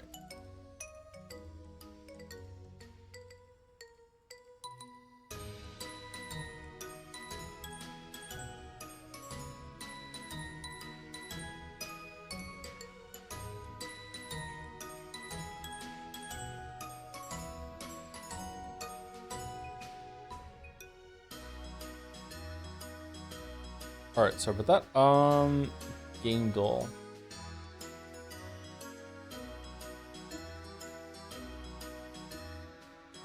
All right, cover art.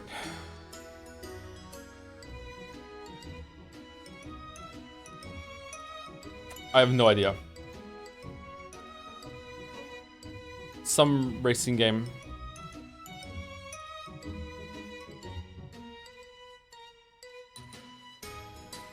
Burnout? I don't think it is Burnout. I played Burnout Paradise. It is Burnout Paradise. Really? That is not the cover of Burnout Paradise that I had. Or maybe it was... Was there a Burnout 3? Maybe I played the wrong one. I played the Burnout that was released on Xbox 360. It was actually quite fun. They had several different covers? Okay, that's why then. Okay. Or maybe it's a different game that I'm thinking. Pirate copy? No.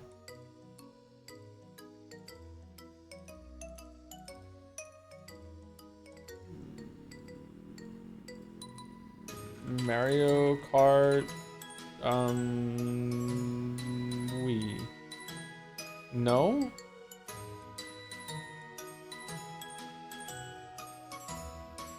Diddy Kong Racing. What the hell is this?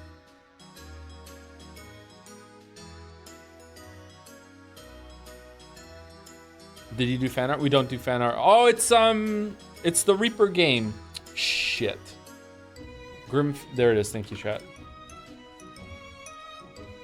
Remastered.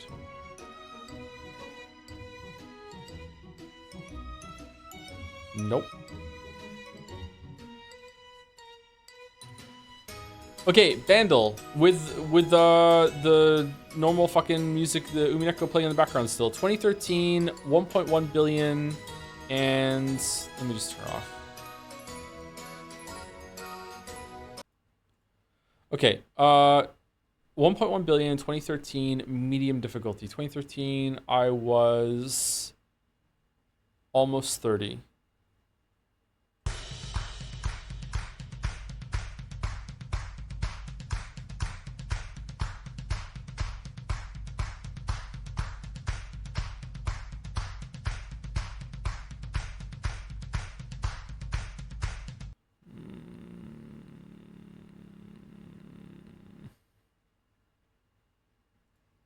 It's a fun song. We Are Young? No, it's not. Okay.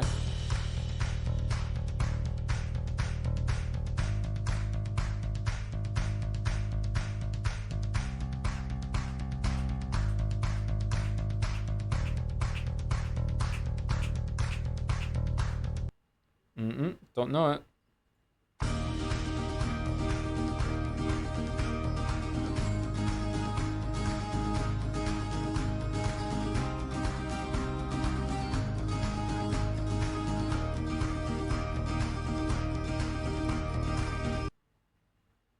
Is it an Avicii song?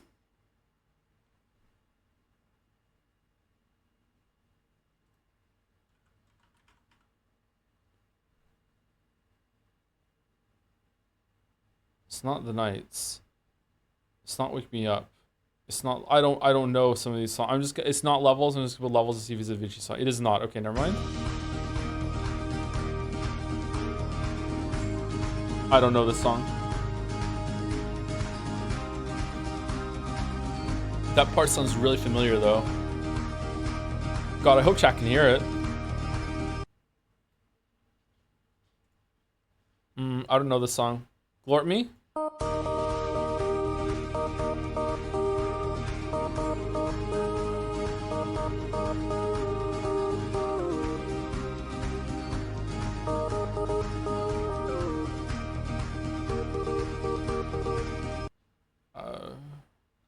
Chronicle of My Existence? Diary of My Life? No. Journal? Story? One Direction Story of My Life. Okay, I don't know this song. All right, that's good. I don't know this song.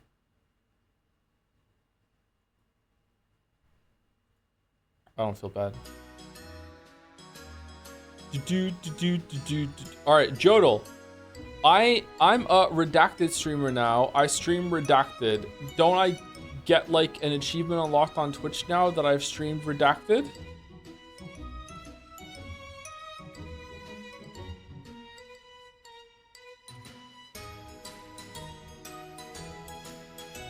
Huh.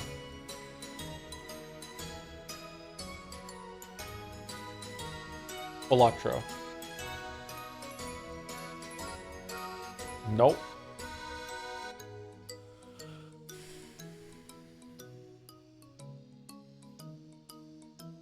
Binding of Isaac. It was that year though. It is Jump King. It's not Jump King. Getting Over It? The fuck is it? 2019? A game that a lot of streamers stream, and now I'm one of them.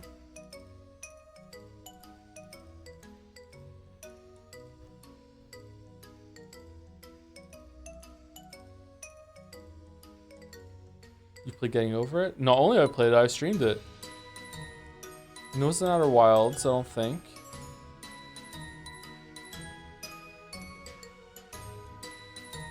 Minecraft? It could be Minecraft. I feel like the Minecraft server was before 2019. No, it was Minecraft. Okay. For no reason at all, I'm not playing this clip. Sorry. You can go find it yourself if you want. Sorry, I'm not playing that clip. Steamdle. 2 bowls, 1 in 4, my ass. This is Blatro. Yep. Easy. Easy. Easy peasy. Easy peasy. Nope. Scrandle. Everyone ready? We got Scrandle music. Can we choose it? Yes, we scran. Okay. Chicken strips and waffle fries. Those look amazing. This looks edible, but the bun is killing it for me. It's cheap. I'm going left. Wow, that is dangerously fucking close. Holy shit. Okay, chicken tikka kebab versus salt and pepper chicken loaded fries. Left has a pint. Right is a little bit cheaper. Right is a better photograph. This scores highly. I'm going right. Yep, yep. Right looks amazing. Okay. Okay, 2 pork belly sandwiches versus chicken and chips. 42.50. Okay. Left. Some of you are going to agree with what I'm about to say so hard. And if you do, you're my people. Left is airplane food.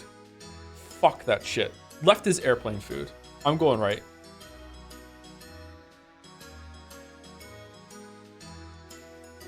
Okay. The saddest cheeseburger that ever cheesed versus pie, chips, and gravy. Easy right? Yeah, easy right. Wow, that is high for pies and chips. Holy shit. Those chips look really, really good. Okay, jalapeno fried chicken versus smashed cheeseburger with bacon. It's anyone's grand. Oh my god, we're fucked. We're absolutely fucked.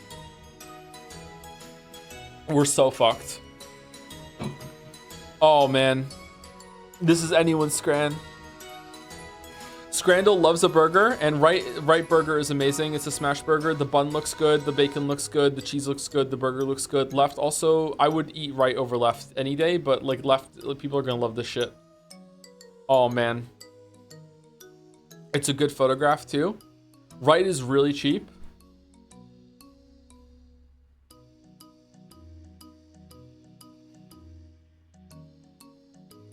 I don't give a shit, man. I'm going right. What? Really? I thought that would have been the out. Okay. Cor de canard, duck heart, sausage, chips, and curry sauce. This is the one that Mouse wanted us to do, and it won compared to the other thing that was on the left with jelly. Definitely right. Peri chicken and halloumi wrap versus fiao tropiro with a beer. Shit. Anyone's scran. Anyone's scran. Right looks good. It's not expensive with a beer. Left looks really good, but it's twice the price, no beer.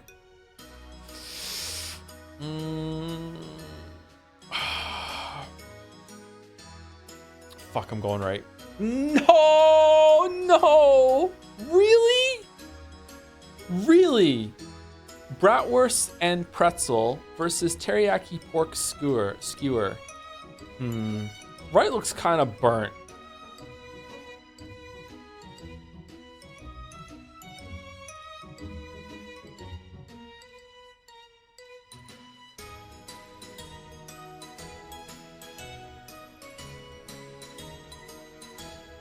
Right is a lot of food.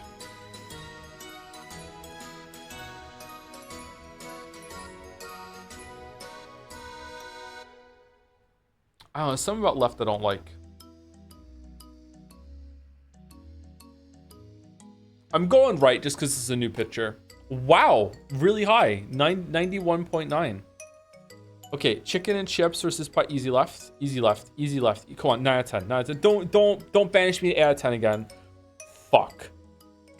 Okay, right is really low. I remember right being gross as shit. Left is actually pretty good. 9 out of 10. Here we go. Bring it home. 9 out of 10. 9 out of 10. 9 out of 10. What's close? 9 out of 10. 9 out of 10. I will take my 9 out of 10. Imperfect scran. Properly scranned. I will take my 9 out of 10.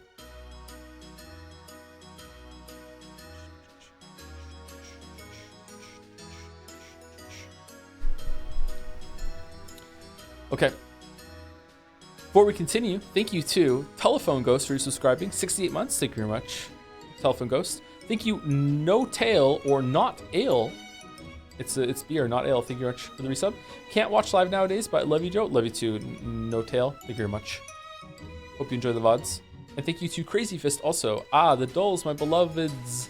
Oh, hi, Toe. Fancy seeing you here. Did you just come here for the dolls, huh? No, it's all right. I know some people are just here for the dolls.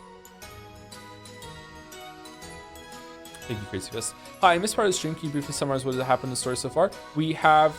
you've been here the whole time, Harvard. We've been doing riddles and quizzes with family. It's been quite wholesome. It's been nice. And then after you do the riddles and the quizzes, the characters talk amongst themselves, and they are out of character, and they are become versions of themselves that are aware of the whole story, and they have a little talk back and forth, little talky talk. Oh, thank you to the only GJ for the resub too. Ooh, yes we scran. Ooh, Ooh, how like the puzzles so far? They're okay. It's not going as badly as I thought it would. I thought this was going to be excruciating. Maybe it will be with the last ones here, but yeah. How's it going, Angie? Did you get a ton of medals? I wonder how many it is now. Me too. Let's count them later, okay? Because, you know, who knows how many we would have won or lost, and we don't want to have a line for each one. It seems you've been given quite a few puzzles already. Yeah, once I get your puzzles, I think only the cousins are left. Is that so, huh? Alright, time to take a shot at Mom and Dad's puzzles. I'll warn you, they're going to be hard. Why would they be hard? Don't you want us to win? Everyone says the same thing, but we just keep on solving them. Yeah, we'll get those medals together. Giggle, that's the spirit. Okay, I guess I'll go first. There are 3 girls.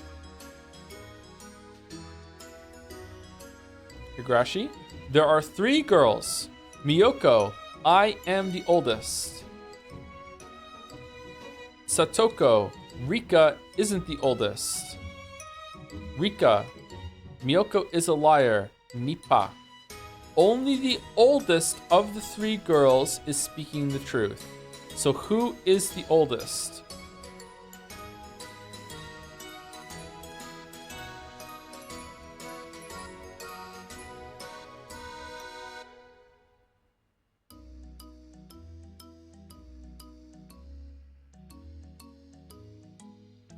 Okay. If Miyoko is the oldest, then she is just telling the truth. But then Satoko is also telling the truth. So Miyoko is lying. If Satoko is telling the truth, then she's saying that Rika isn't the oldest. So she's telling the truth. And then Rika is saying Miyoko is a liar, which is true. So it can't be that. So the oldest is Rika. So Miyoko is a liar. Nipa is telling the truth. And then Miyoko is lying, and then Satoko are lying. So Rika is that. However, is it actually this straightforward? Because all the other ones have had some fucking bullshit to them.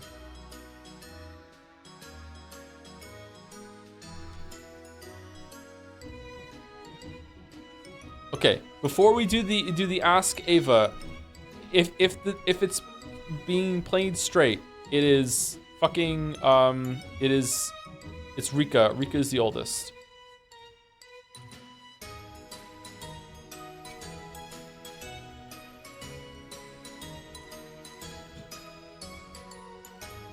What does Nipa mean?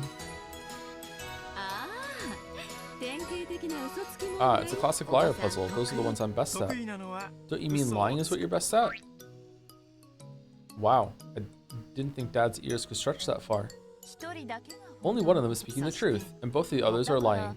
So if you find an answer where 2 of them are telling the truth, it's wrong. I don't really get it. I want some more hints. That's all for my hint. If you want more, try talking to Aunt Ava. Aunt Ava! Rika is the key. Get it and you'll be free. Rika says that Miyoko is a liar. So if Miyoko is speaking the truth, then Rika is a liar. And if Miyoko is lying, then Rika is speaking the truth. In other words, Sumari, since that pair contradicts each other, we know one of them is lying and one is telling the truth. That's Eva-Nissan for you. Exactly. In liar games like this one, when you see a pair that contradicts each other, you know one of them must be telling the truth. Neither of them is Satoko, so she's already confirmed as a liar. Giggle, looks like the answer's already popped up.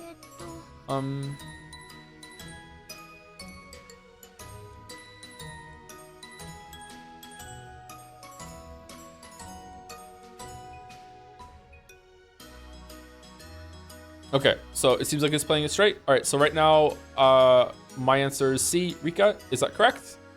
And if it's not correct, then I got this one wrong.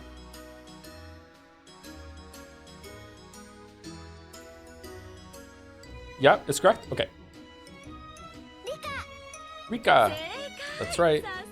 Nice job, Angie-chan. Hard to imagine such a smart girl being related to the adult of a father.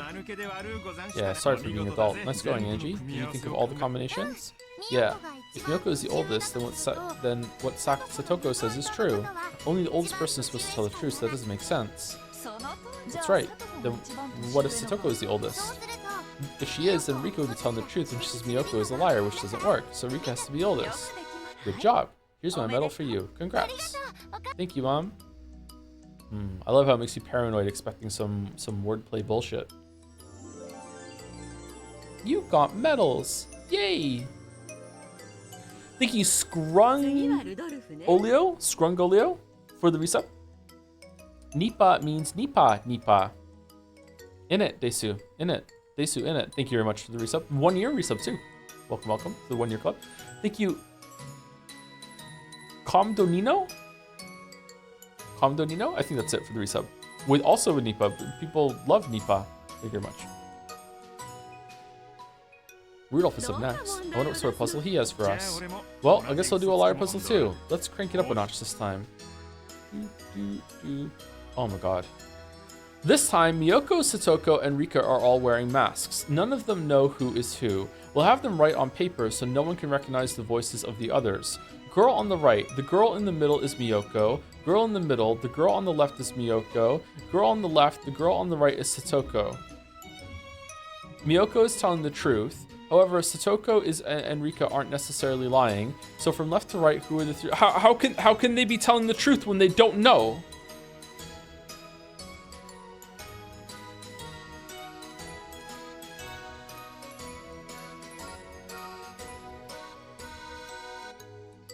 Oh. No, that can't be it. I was gonna say if they're telling the truth, then they would be talking to they would be referring to themselves, but they're not. The girl in the middle is Miyoko, says the girl on the right. The girl on the left is Miyoko, says the girl in the middle. The girl on the right is Satoko, says the girl on the left. How? Wait, what the fuck? How is this possible?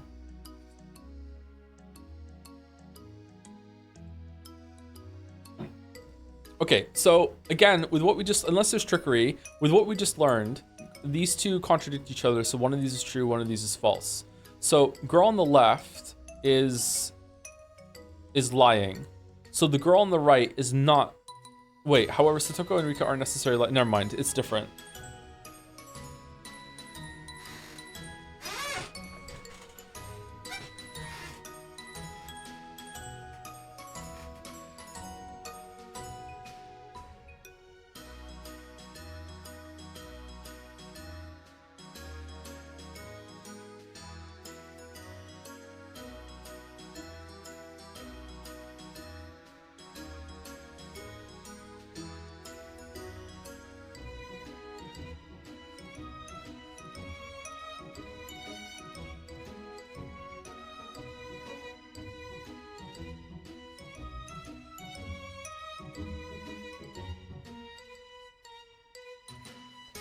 Okay, so if both of these were wrong, then Miyoko would be the girl on the right, which means that she would be saying the girl in the middle is Miyoko, which means it would be wrong. Fuck. Hold on, let me take chat away. Okay, so if both of these were wrong, right?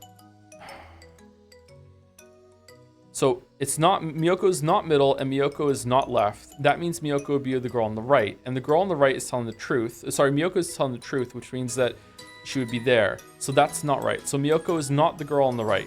If Miyoko is the girl on the middle, then she would be saying the girl on the left is Miyoko, but that would be wrong, so that's not true. So Miyoko is the girl on the left. So Miyoko is the girl on the left, so it's either E or F, and she is telling the truth, which means the girl on the right is Satoko, which means it goes Miyoko, Rika, Satoko. That's if it's playing it true, right? So it's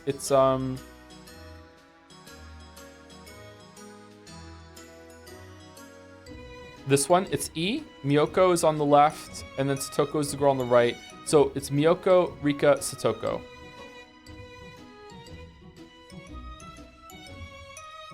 Okay, so it's E. Let's see if there's trickery. That's what I think the answer is.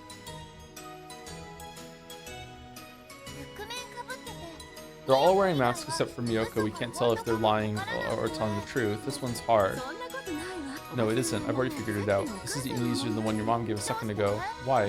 You can't trust the two who aren't Miyoko, so you first need to figure out who Miyoko is. Miyoko doesn't lie, right? Yeah, Miyoko doesn't lie.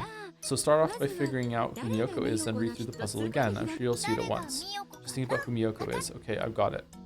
Okay, so it seems like it's E then. You really do whatever Eva Nason tells you. Yeah, Aunt Eva is nice and smart, and I like her, so do what she tells me. Next time you try to feed Angie eggplant and bell peppers, we'll need to ask her to lend a hand. Giggle, giggle. Okay, so E, Miyoko is the one on the left, and then Satoko is the girl on the right, so Rika, yeah, it's E. Okay. So again, just in the interest of keeping it forward, that's my guess. That's my answer. If it's wrong, it's wrong. Chat, is this right or no? Yep, it's right. Okay, cool.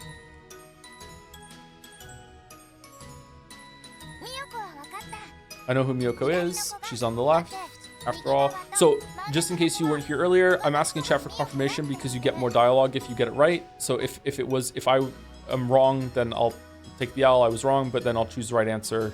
Still take it as a loss, but then we will actually see the scene. I know who Miyoko is. She's on the left. After all, the girls in the middle are and on the right both say that someone else is Miyoko. If they were Miyoko, they couldn't lie. They couldn't lie and say that someone else was Miyoko. That's right. Miyoko is supposed to be honest. So once someone says that someone else is Miyoko, they can't be her. So since the middle one and the right one aren't Miyoko, the left one automatically is. And since Miyoko speaks the truth, then it's also true that the kid on the right is Satoko. Which means that the only kid left, the one in the middle, is Rika. Perfect. You solved it like it was nothing. Angie, you really are smart like your mom. Dad rubbed my cheek and hugged me.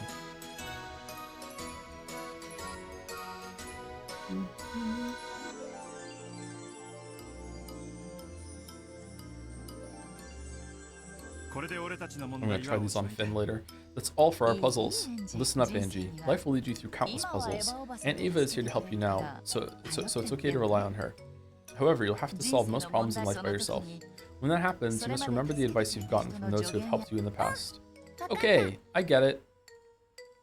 Eva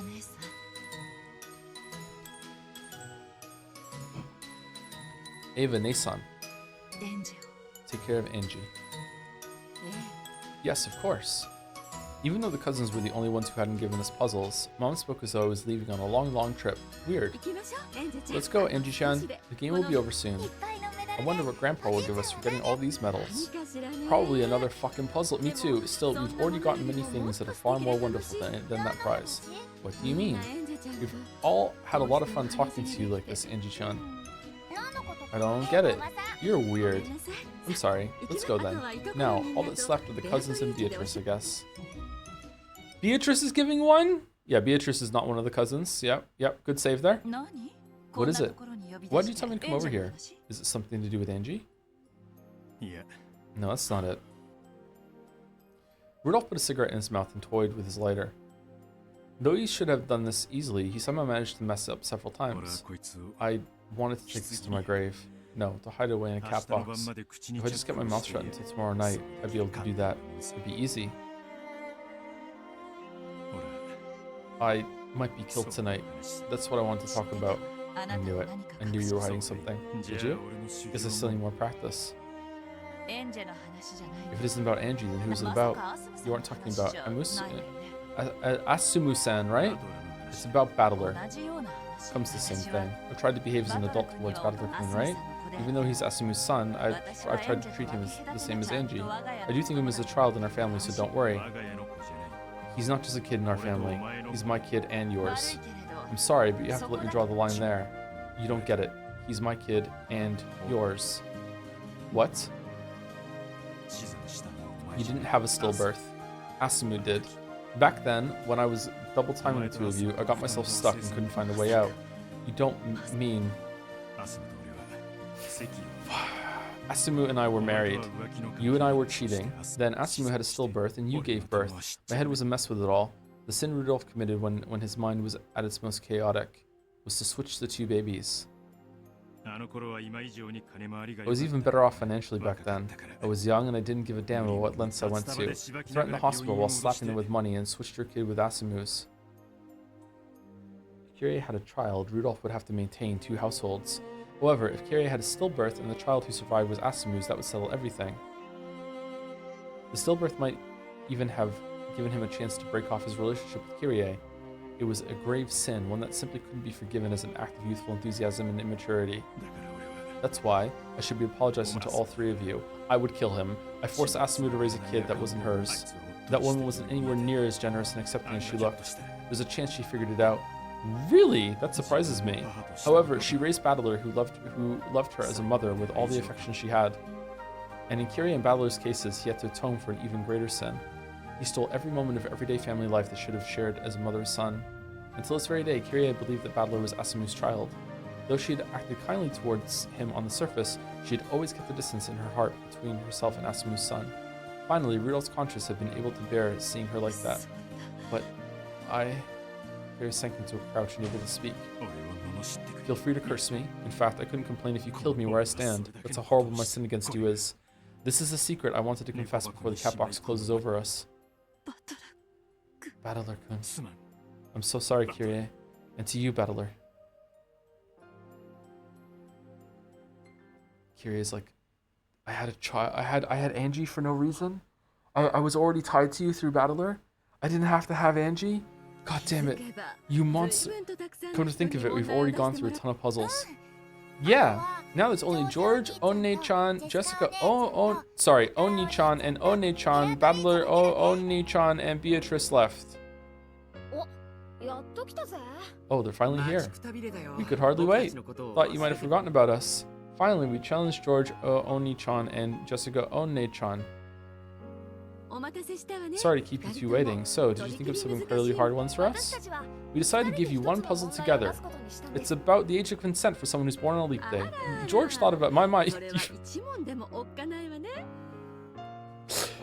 even one riddle from this pair sounds challenging. It's a special puzzle we made just for Angie-chan, so good luck. I'll solve it. I'll definitely solve it. Okay then, let's go. Jessica-chan, let's set them out. There you go. They placed 3 small, colorful cubic boxes on the table. 2 of these are traps. The other has a medal inside. Angie-chan, do you think you can guess which one has the medal in it? Not without a hint. That would just be luck.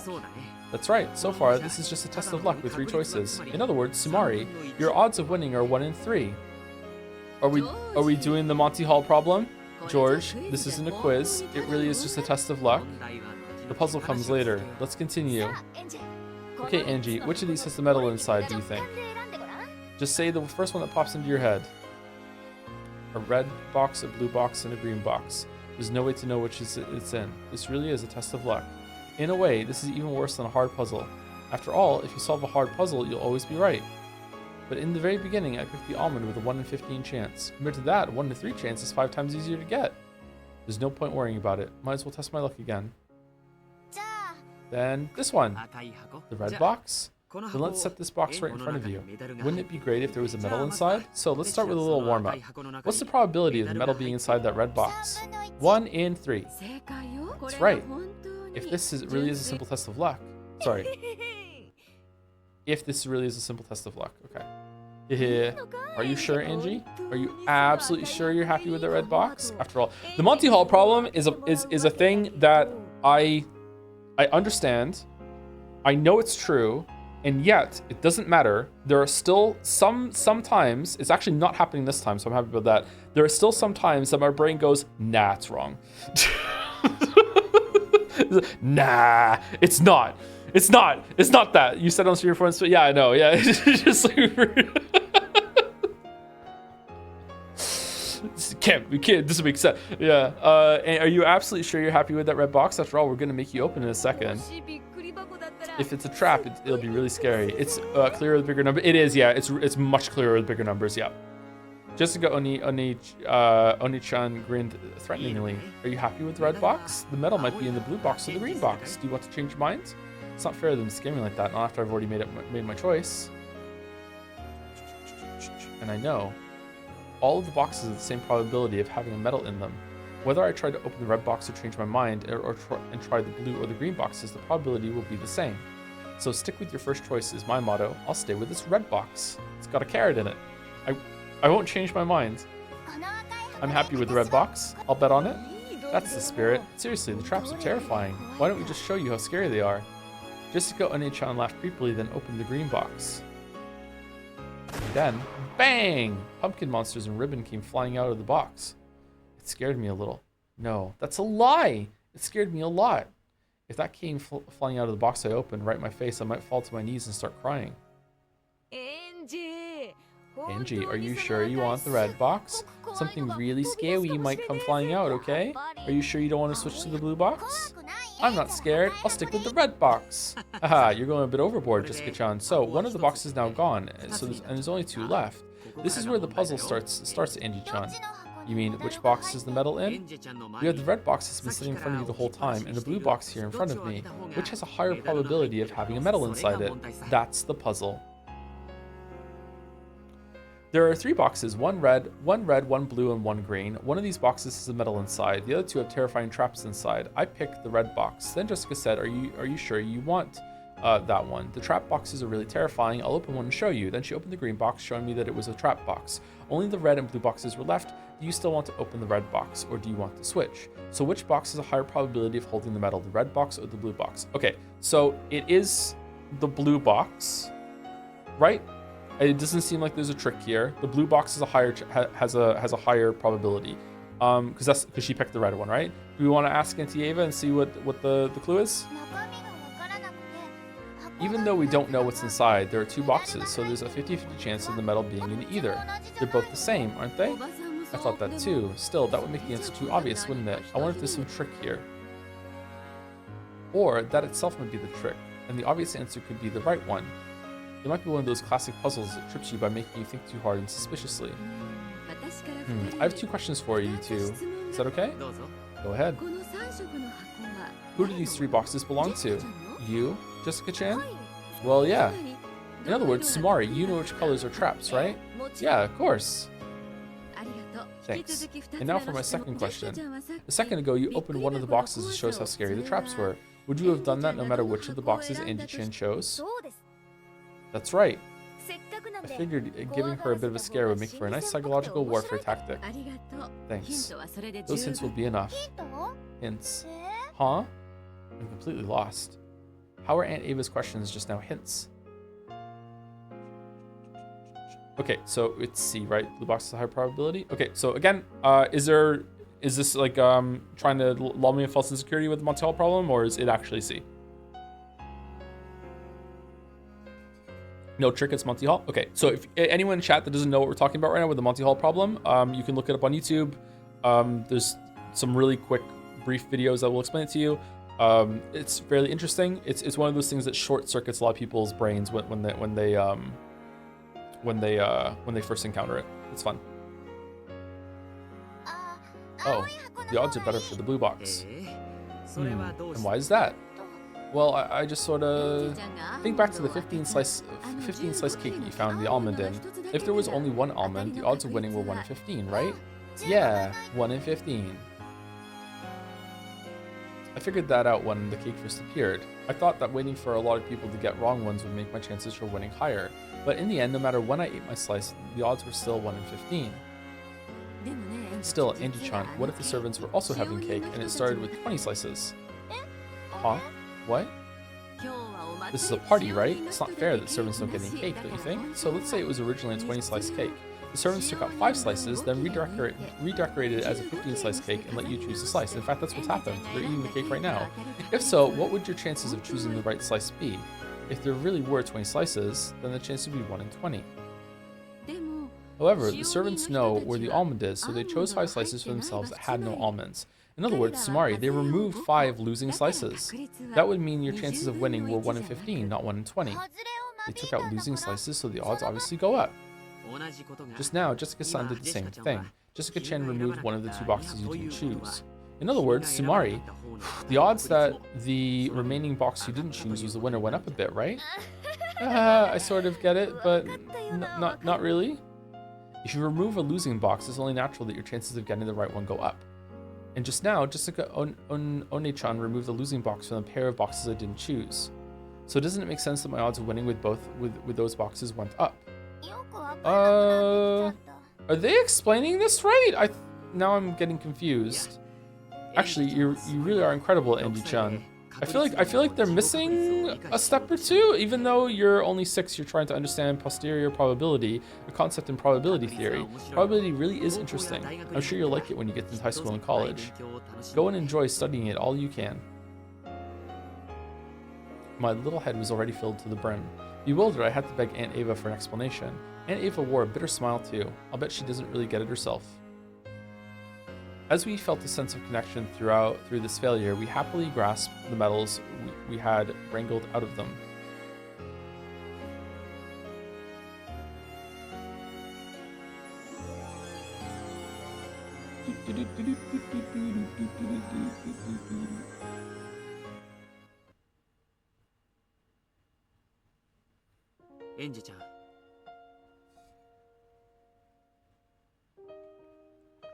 Angie-chan, could you come over here for a second? Which box had the medal in it? What is it, George Oni-chan? George Oni-chan and Jessica Oni, oh, fucking hell. Oni-chan and One-chan were calling me from the window. And Ava was talking with Mom and the others, and since it looked like they'd be a while, I went over to George Oni-chan and Jessica One-chan. What? It looks like the quiz tournament is almost over. Yeah, there's only Battler, Oni-chan, and Beatrice left. I'm starting to get sleepy. It's probably because of that adult drink I swiped from Dad. I felt floaty ever since I drank that. That floaty feeling keeps getting stronger, and I've been feeling sleepy for a while now. I gave a huge yawn. Sleepy? Yeah, I am sleepy. Yeah, if I had a sofa, I'd probably fall asleep. I see. Then I guess it's almost time for this party to end. The party will end if I fall asleep, but I just wanted to take a nap while everyone else kept having fun. Was our puzzle just now a hard one? Yeah, I still don't really get it, and I'm sleepy. Aww. It's called posterior probability. George, shut the fuck up. That's what we call it when the probability of something changes because we learn or fail to learn some piece of information. Does George Onitron call me all the way over here to lecture me on math? For some reason, I feel even sleepier now. So, if we have one almond in 10 slices of cake, our chances of getting it are 10%. But what if we learn that those 10 pieces were chosen at random from 100 pieces? You think that the probability went from 1 in 10 to 1 in 100, right? Absolutely nothing has changed about your slice of cake. Depending on whether you know or don't know a certain fact, the probability of your slice being a winner changes. Doesn't that sound strange? No? That sounds hard. I don't want to think about it. Angie, please, just listen until the end. Jessica Oni-chan's voice grew a bit stern. As young as I was, I couldn't understand what all this was supposed to mean to me. There's only one thing I want to tell you, so please don't forget this. What? In the future, various bits of information will affect the slice of cake in your hands. By learning about those, the insides of your slice might change. Sometimes they'll change into things you want, but most likely, almost all the changes will be bad ones. But George, I already ate the cake. The truth is always right there in your hands, Angie. Don't you think it's stupid to let it change around just because you hear other people talking? Just because they think the truth should be one thing or another? Kraus, overhearing this, is frantically going to the phone to invest in cake. The truth inside of you has been in your hands since the beginning. The nature of that truth is actually something you decide for yourself. You change it yourself depending on what you hear and what you refuse to listen to. You probably don't get what we're saying. You have to understand. Even if you can't understand when you're 6 years old, I'm sure you will once 12 years have passed. With very serious expressions on their faces, they grasped my shoulders as they spoke. I don't know what they're trying to tell me. The truth that lies in your hands is not unchangeable. You'll be interfered with in many ways that'll make it change. So, if the truth in your hands is really important to you, you need to protect it yourself. Don't forget it. I wonder if Jelly's right, and this is all about just trying to get Angie to not jump off the building. Next is One-chan and Beatrice's puzzles, and then I'm done. Ah, really? Even though there's so many of us, it looks like it's finally over. How was it? Did you enjoy tonight's party? Yeah, it was fun, but I think I'm a bit sleepy. That's no surprise, considering how much we've been running around. I rubbed my eyes. I must have gotten really excited, but whenever I get excited, I'm always tired afterwards. Right now, I'd rather have a sofa to lie on than the medals. I've got a special puzzle just for you, but are you sure you want it? If you're sleepy, you can stop now. No, I've come this far, so I'll keep going. Yawn. Oni-chan and Beato laughed at my yawn. Looks like it's time to call it a day. Indeed. Angie.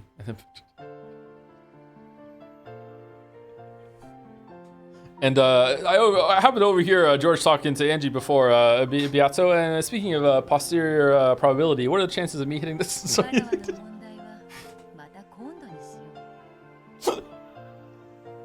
hard. Indeed, and she let us leave one puzzle for later. It's too difficult to be solved by one with eyes as sleepy as that. No, we mean Joe. No, they're together. They're a couple. It's fine. No way. I've come this far, and I also want Oni-chan's medal.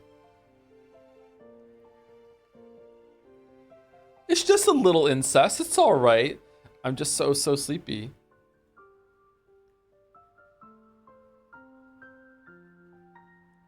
Angie drifted over to a chair in the corner of the room and plopped down onto it. Then she closed her eyes and sat there like a doll. It didn't take long before the cute sound of her breathing in her sleep could be heard. When she saw that Angie was finally asleep, Yato spoke softly. Quiet, please, everyone. Angie fell asleep. When she spoke, the peaceful clatter that filled the room fell silent. Everyone looked down into Angie's sleeping face.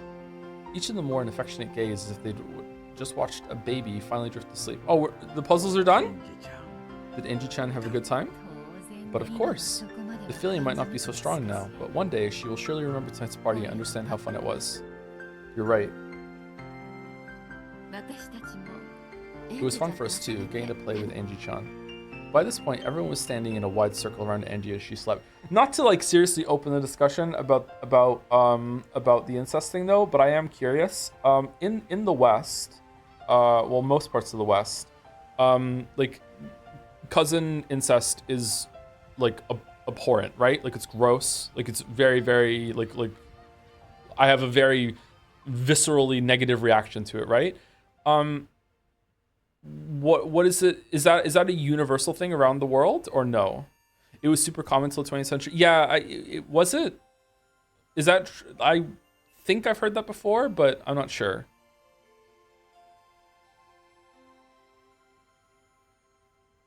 It's legal in most of Europe. Well, like, is it legal over here too? We're not really talking about legality here. We're talking about like ick.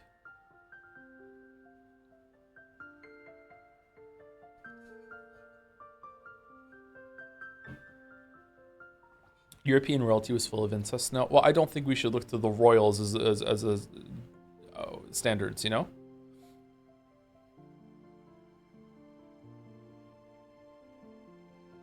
Legal but super unpopular in Japan. So Japan is similar to Canada and America, well, most of America, when it comes to cousins.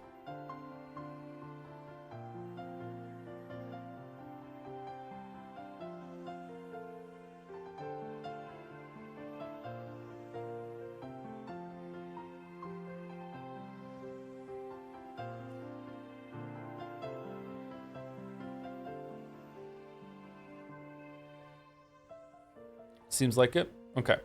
All right. Sorry, I was just curious. Thank you, Henry White, for the bits. Baby. I changed the babies. Thank you very much. By this point, everyone was standing in a wide circle around Angie as she slept. Now that the guest of honor was asleep, this Halloween party had reached its conclusion. There's no way we're done. So long, my granddaughter. I was so pleased to have this chance to play with you again after 12 years. It matters not if you forget everything about me. Remember me as an arrogant despot, but every now and then, just try to remember how much I adored you. She will remember. Angie-san, you have a long life ahead of you. Even after 12 years, there's still so much for you to experience. I pray that you find this life meaningful and worthwhile. This is really sad. You are the final grandchild and daughter of the Ushirimiya family. All of us pray for your happiness. Angie-chan, stay well. Happiness isn't something you find, it's something you make. And in fact, memories work the same way. True. There are some things that we only truly understand when we think back on them years later. Make sure you remember my pretty face every now and then. Just having you remember us is the greatest memorial service we could ever have. Oh, come on. It's not like we're dying. We're just going to the inside of the cat box. And the other side of the curtain. That's right. It's not even a curtain. It's just like we are now. Angie-chan's there sleeping away. The rest of us are right by her side, watching over her. We'll always be with her. All of them still wore warm smiles, but the sound of sniffling came from several places throughout the room. This party wasn't only for the girl who wasn't able to be here this day. It was also for all those people who weren't able to meet her here, who never had a chance to say goodbye. Angie, live life strongly. Our blood flows through your veins. They'll definitely bring you strength. Eva-ne-san, take care of our daughter. She's not honest with herself, and she'll often be selfish and short-tempered. She might be a pain all the time, but I'll make sure she finds happiness, as long as she wants it herself. Angie-sama, it's okay if you forget my face, but please, at least remember the taste of my cooking. Oh, and I won't ask you to remember old Kumasawa, but please, at least remember the taste of mackerel juice. Someone said, when do you feed her that? And everyone laughed wryly. Her face looks so cute sleeping there like that. She looks like an angel, just like her name. She's not an angel, she's a witch. Angie's the final witch, Angie Beatrice. I wonder if that magic will bring her happiness.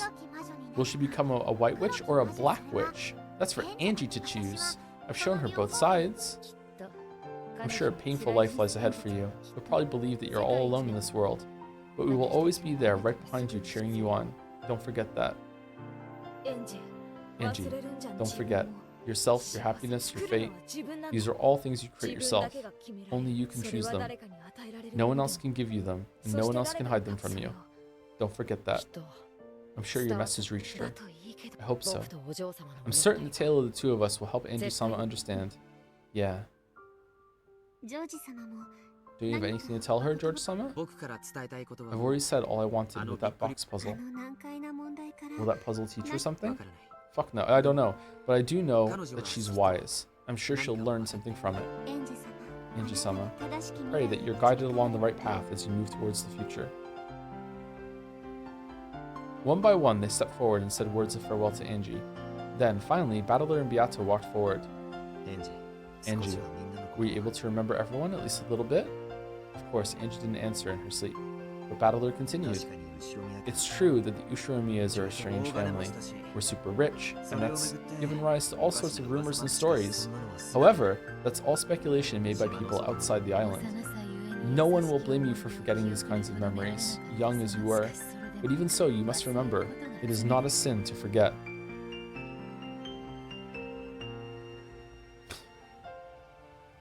You sure? But to not remember again is a sin. Oh. Okay. All of us. We're really happy to have you at this party. Right, everyone? Everyone nodded at Battler's words. Everyone knew about the merciless and lonely life that awaited her. It was no longer possible for them to heal those wounds. If there was one thing they could do,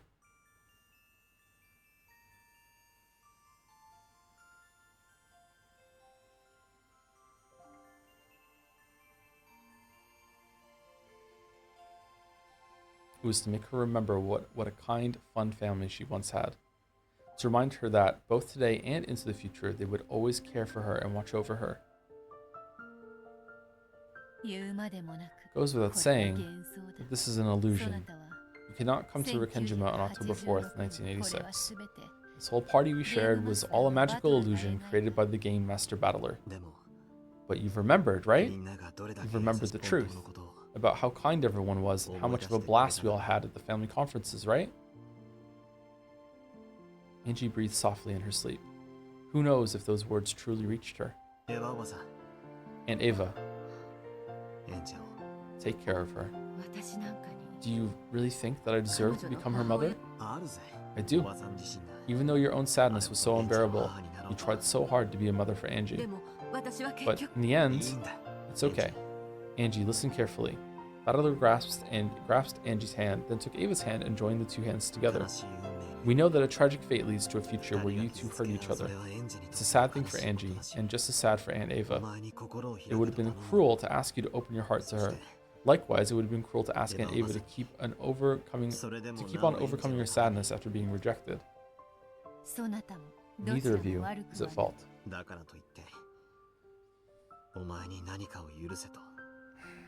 Even so, we have no right to tell you to forgive her, so we won't. Just try and understand. It doesn't matter how long it takes, how far into the future it happens. Just try and understand Aunt Ava. And every once in a while, remember us. I concur. And every once in a while, remember this merry, cheerful, attractive paragon of a woman, and chant my name in praise 3 times every day. The relative smiled bitterly, apparently disagreeing with some of that last bit. Ava softly stroked Angie's cheek and spoke one last time. It's okay if you don't forgive your aunt, but it's true that I don't hate you. At least understand that. Ava wiped her eyes and slowly stood up. Hideyoshi held her shoulder, and Rudolph and Kirie gathered around her too. Genji-san, would you mind carrying Angie to somewhere she can lie down? As you wish. Shall I take her to the guest house? It would be a little too sad to leave her there all alone. You're right. Did you carry her to a sofa in the parlor? That way, she'll be able to come back if she wakes up and feels like joining in again. And also, she'll be there for the crazy good scene that's going to happen there soon. Genji gently lifted Angie up and carried her towards the parlor. Everyone continued to watch over her as she left.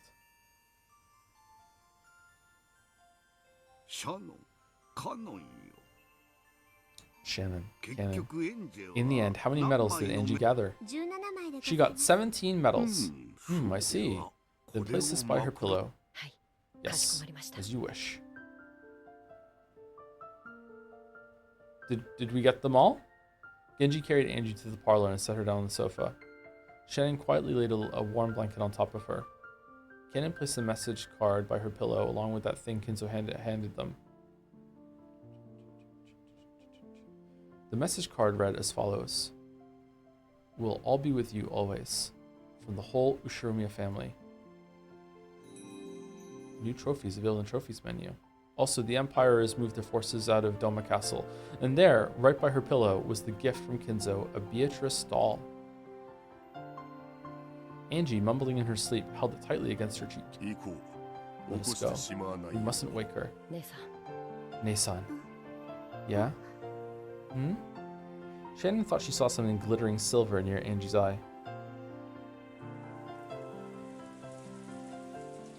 Servants left and closed the parlor door. As Angie slept, she was wrapped up in the soft sound of the rain. Surely she was reliving that fun evening once more in her dreams.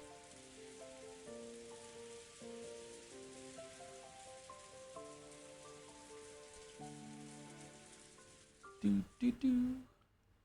Do do do do do do do do.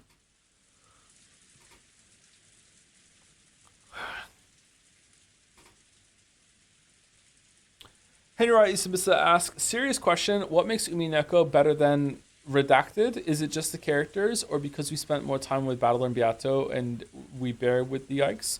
Are you asking why is it better than the other one overall, or just specifically where they have something in common? I think it's pretty clear why it's better overall. Like, it's just a way better story. Why it's better in that specific way, I don't really know if I'd say better. Like, it's still something I'm find kind of gross and I'm tolerating. I don't know.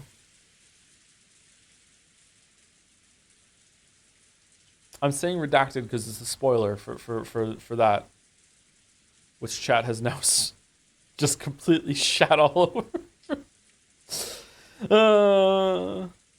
It probably is the strength of the characters, yeah. Sorry, I should have said redacted for spoilers. My bad. I'm too tired to get into this. Sorry, anyway. I also like want to have like a spoiler thing, like a spoiler warning or whatever for that game.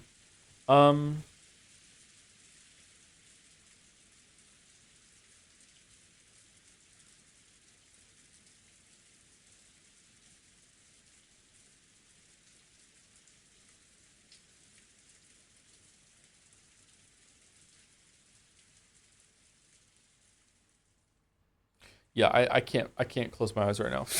Shit. Yeah, I'm not gonna go into it. Sorry, Hero. After putting Angie to sleep in the parlor, Genji and the others returned. Thanks. Was she sleeping well? Yes, she's sleeping peacefully. The noise from here won't reach the parlor, right? That's right. The door is closed, so I don't think it will reach. Let's kill each other. Angie, sweet dreams. All right. Who's starting?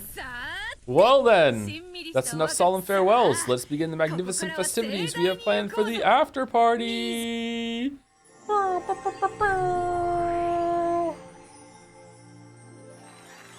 When Beato clapped her hands loudly above her head, a white flash filled the hall, and its entire appearance changed in an instant. The hall transformed into a golden party chamber with gold butterflies flitting about and gold leaf dancing everywhere. Yes, the true party shall now begin. You said it. Okay, the anti-magic toxin is totally gone. Everyone, come on in. The party after the show is about to start. With a burst of applause and cheering, a tornado of gold butterflies rose up in the center of the room. By the time it passed, the number of faces had grown significantly.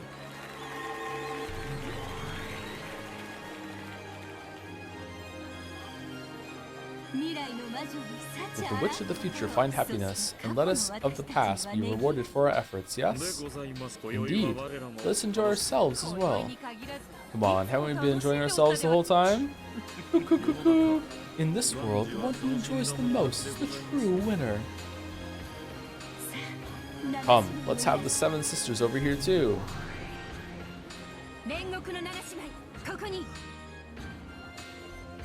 Ugh, excuse me, the 7 sisters of purgatory right here. Can't believe the game's finally over. Wow. What do you think you're doing, crying at the after party, you little crybaby? Lord Battler, Beatrice-sama, thank you for the invitation.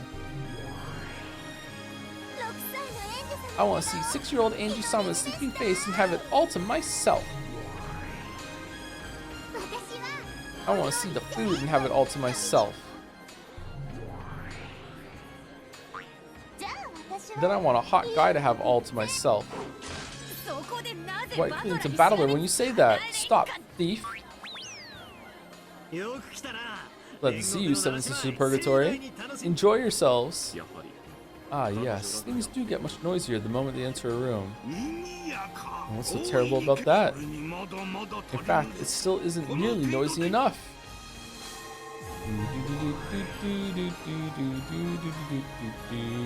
Another gold cyclone rose up. In its wake, 3 people with bunny ears came into view. Jester Sisters Imperial Guards, right here. It's such an honor to be summoned to a gathering such as this. I haven't had nearly enough fun for it to end yet, yeah? There, I agree with you. But fear not, for our game shall continue much longer than this. For eternity, inside the Pathbox. Glad to have you here, Jester Sisters. Lord Battler, allow me to express our deep gratitude for your invitation. In the future, we will endeavor to show even more. Come on, don't be so stiff and formal. Tonight, we're all equal. That's right, nya. Battler gets it, nya. Stop it, 410. You're getting carried away. We'll get in trouble. Hey there, Richie. Long time no see. Wow, how long has it been since we've had so many of us here? Not since Natsui's trial, right? And you could hardly call that a party. I mean, that was like last week, wasn't it? If you're talking about a party, you better not try and leave us out of it. Prepare for trouble. Dang, just how many of them are there? If they keep coming like this, there'll be more of them than us humans. You can come out now, Sakutaro. Where are you? Uh-oh. Lord Battler, it was an honor to receive your invitation. Let it be known that it is an honor. Hey, glad you came. It's been a long time. How you been? Very well, thank you. Fighting with you all is always extremely fun. I've had enough of stamping documents. I'm wilting. Commander Delanor, know that your to-do box is piling up as we speak. Please make haste with the approval of our vacation papers. They are exceedingly important. Sounds like living in the Great Court is as boring as ever. Lord Battler, I fear I must bring you some sad news. What is it? Delanor held out an envelope. It was one of the invitation cards that Battler had handed out for this night's party. The name on the card was Fruto Erica. We did all we could. The invitation was filled with stamps bearing the unreadable words of various foreign countries. Even without reading them, it was easy to guess that it had been returned to sender, destination unknown. I see. Thanks for trying so hard. The depths of oblivion are like an empty, endless desert, or perhaps the bottom of the sea. No one besides Lady Byrne Castell herself could find her location. I did send invitations to those witches too. Are you insane? We'll have to hope they have the kindness to bring her along. Lady Byrne Castell is just like a cat. She'll show up whenever she feels like it, but when she isn't in the mood, she'll never come no matter how often you call her. Haha, yeah, that kid's totally like a cat. She'll come to get her food, but she won't let you pet her head. Lambda Delta. So, you came. Believe it or not, I'm a busy person, okay? Still, I am Beato's guardian. Wasn't I your guardian too? Well, anyway, I came because it's my responsibility. I happen to be in the neighborhood, so I stopped by. Hey, you, Goda, I brought some presents. Could you just put these wherever for me? For someone who just dropped by because she was in the neighborhood, she brought an awful lot of presents, which included colorfully wrapped bottles and food boxes. Byrne Castell isn't here yet. You really think she'd come? She's not the kind of kid who just dropped by to say hi at a game she's lost. Probably. After all, she's very proud. I seem to remember her putting us through hell. But she's still one of the players in this game. I thought it'd be good to have her over to celebrate the final night of the final game. I just read a bunch of that on complete autopilot. Oh shit, you're right. Without that kid, not because I'm checked out, because I'm so tired. You're right, without that kid, this game might not have reached its conclusion. Enemies and allies are the bare minimum you need for a game. True, without a foe, there can be no game. At least I can enjoy defeat as another part of the game. That kid can't. It's too bad. But she's been through a lot. So please, don't blame her too harshly. And also, read Higurashi. Actually, I was planning to thank her. A lot of crazy stuff happened, but thanks to her, we were able to make it to where we are today. Thanks. I don't know when I'll see her next, but if I'm lucky, I'll get my chance in a few hundred years. I'll let her know what you said. Ah, that's right. They don't have invitations, but I brought 2 guests with me. Guests? Who? I'm pretty sure I sent invitations to all the usual suspects. Come on over, you two. Goats. I'll introduce you. Willard and Leon? Ah! When Lambda snapped her fingers, the empty air exploded and 2 forms appeared. If it isn't Willard. Hey, I see you're as short as ever. Now here are some unfamiliar guests. Who are they? Ow, ow, don't pinch my ass. At least not in public. Shouldn't we be introducing ourselves first? I'm fairly certain that Battler-kun and the others in this world don't know about us. You have the mark of the one-winged eagle on your clothes. Are you an Ushiramiya? My name is Ushiramiya Leon. In my world, we're cousins. In this one too, bud, I'll introduce Leon. This is the successor to the Ushiramiya family headship, born only in a world of extremely low probability. In that world, Jessica isn't an only child. She's Leon's little sister. Now there's a surprise. So there's a world like that. Wait, you couldn't be. Pleased to meet you, Beatrice. I know quite a lot about you. Seeing you smiling happily is the greatest joy I can imagine. I'm as glad as anyone else that you've made it to this point. I see. So it's you. I'm glad you're here. Beato realized who and what Leon was. The two of them stared at each other's faces as though looking at their own face in a mirror. Willard's the name, crime solving's the game. I'm just a passing stranger who got caught up in a game you know nothing about. He's an inquisitor of heresy from the great court, like myself. A truly skilled one, though he is now retired. I see. If you're Delano's friend, you can't be anyone bad. Please, make yourself at home. Just where did these two come from? Byrne brought them in and made them pieces. When she was done with them and about to crush them, I picked them up. Ow Ow said leaving them there would leave a bad aftertaste. Is that okay? Is Leon or Beatrice's hair more blonde? Leon's hair is more blonde. Is that okay? If by chance Lady Byrne Castell does drop by here, on this game board, they're my pieces, okay? And I can't wait to see the look on that kid's face when she bumps into them in a place like this. Giggle, giggle, giggle. I don't really get it, but you obviously brought them here for some shady reason. That's all for my gifts. I'll just hang around for the rest. I'm leaving the rest to you, the host. Oh, big stretch. Oh. Come, Lord Battler. If you don't announce it, we can't start. The start of tonight's party at the end of this long, long game. Ladies and gentlemen, your silence please. Our territory lord, Lord Battler, has a message he wishes to convey to you all. Enough of that. It's embarrassing. Come on, it's a wife's responsibility. I'm not letting anyone else take it. Yato sulked and handed Battler a glass of champagne. Come to think of it, everyone had a glass in their hands now. Maria, you're a kid, so drink some sparkling cider instead. Ew, I want champagne too. Hey Maria-chan, why don't we drink some sparkling cider together? Battler, our drinks are getting warm. Agreed. Begin, Battler. No objections, I see. This way, please, Lord Battler. Renove motioned towards the center of the room. When Battler stepped forward, everyone silently awaited his words. How is this not ending right now? What's going to happen? Glad you could all make it. This marks the end of my long game with Yato. I've invited everyone who's been a part of this game as a piece, a player, or a game master. I hope you'll enjoy this unending night to the fullest. Cheers. Cheers! Everyone raised their glasses to the heavens as they cheered, and afterward, the soft sound of glasses clinking together rang out across the room.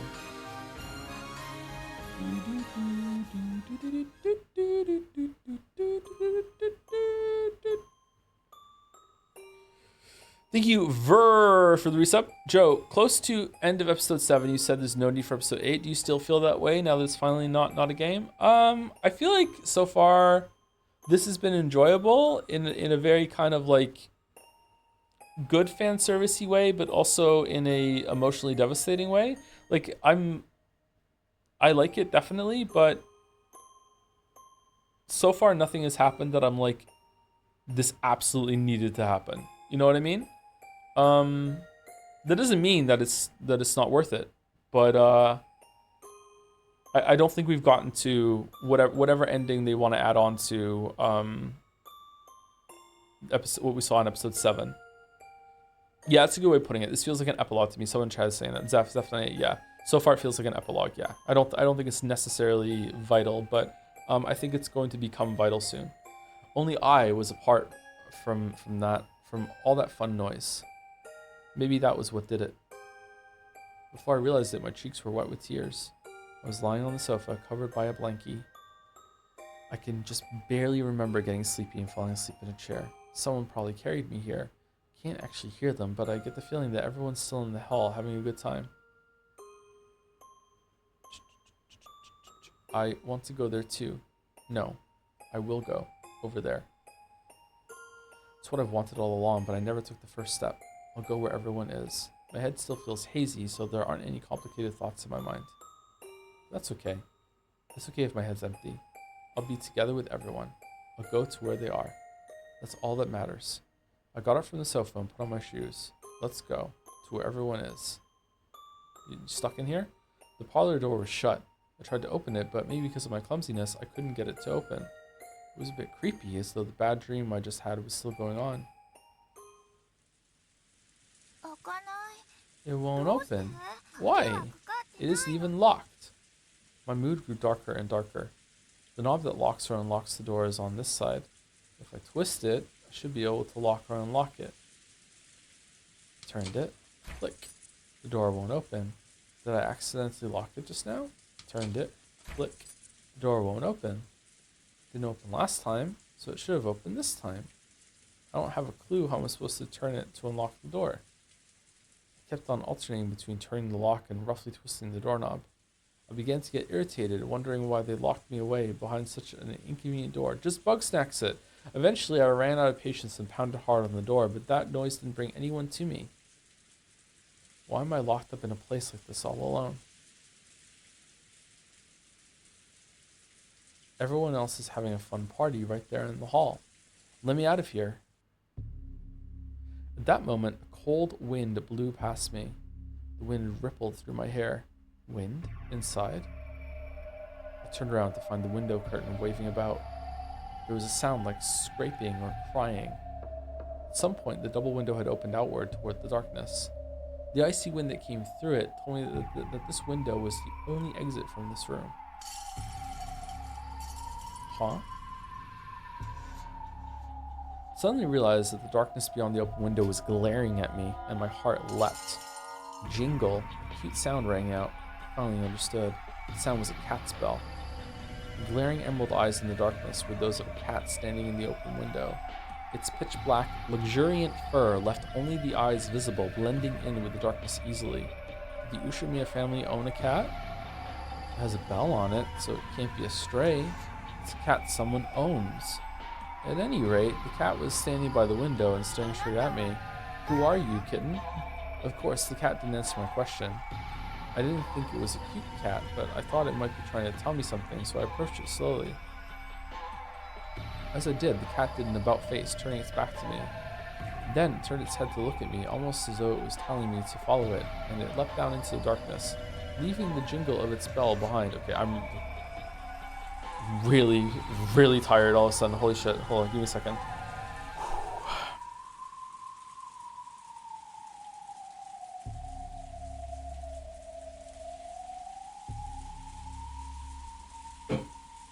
Dude, you can stop. Now, I want to get to the end of the chapter. All right. When I peeked out the window, I saw the cat waiting for me under the pounding rain. I finally realized this window was the only exit out of this closed room parlor. The cat must have come to tell me that. The longer I keep standing around here, the longer the cat will have to wait in the rain. That's no good. It'll catch cold. I climbed up onto the windowsill and went out the window. The wind was strong and the rain was cold, but I didn't get as wet as I thought I would. I might have been in the mansion's shadow. When the cat saw that I was outside, it walked along the wall of the mansion as if guiding me. It quickly disappeared into the blackness, but every now and then it would turn around and set the bell jingling to let me know it was there. Eventually, a window with light seeping out came into view. Now said there's an hour left of the chapter. No, it's okay. It was the window to the hall. You were slurring? I don't think I'm slurring that much, am I? When I peeked inside, I saw everyone having a good time. I couldn't hear their voices, but they were all right there. Open up! Open up! I pounded on the window, but no one heard. Maybe the window was really thick, or maybe it was just noisy inside, or it might have been so dark outside that I blended in with the darkness. In any event, no matter how much I hit the window, it didn't look as though anyone noticed. By this point, my loneliness was giving way to anger. Why don't you notice me? Why did you lock me up in that room all alone? I've had enough. I'll get inside somehow and yell at everyone. When the cat realized that I had given up knocking on the window, it led me onwards with another jingle. Oh, this is the cat that's in the box! Just where's this cat going? I know it's following the wall of the mansion, but that's not the way to the front door. The front door might be locked. I'm sure the cat knows a way into the mansion and is leading me there. Away from the light seeping from the hall, and towards the blackness lit only dimly by the lights in the garden, the cat and I continued to walk. Then I found it. An open window. The cat stood below it and looked between me and the window as though telling me to go inside. Thanks, kitty. I'd like to give you some milk to thank you. Won't you come with me? When I walked closer to pick up the cat, it slipped away from my hands and flew into the bushes in a nearby flower bed. Then, as though it really had melted away into the darkness inside the bush, all traces of it vanished. No matter how much I strained my ears, I couldn't hear the sound of that bell. Suddenly the wind changed directions and the rain started to hit me fiercely. I can't stay in a place like this forever. I'll go inside. What room is this, I wonder? I hope it's not the logic error room. I climbed up onto the windowsill and entered the room. Then the window silently shut and locked itself. Good, that saves me the trouble of doing it myself. The room was completely dark. However, as my eyes got used to the darkness, I was able to make out a few things. It was a large room. There was a long table and many chairs. It was the dining hall. Perhaps because I realized this and relaxed, it quickly became hard for me to make out details. I searched blindly along the wall for the light switch. Then, finally, I felt a familiar shape. Wouldn't it be annoying if I pushed this and the light didn't come on? Click. And then there's an explosion and someone died. In fact, it was nearly the opposite, and an annoyingly bright light filled the dining hall and made my eyes hurt. I slowly opened my tightly shut eyes. And then, I saw the state the room was in. The dining hall was covered with blood. Here and there were humans lying on the floor. Then I realized that two of the people were my own parents.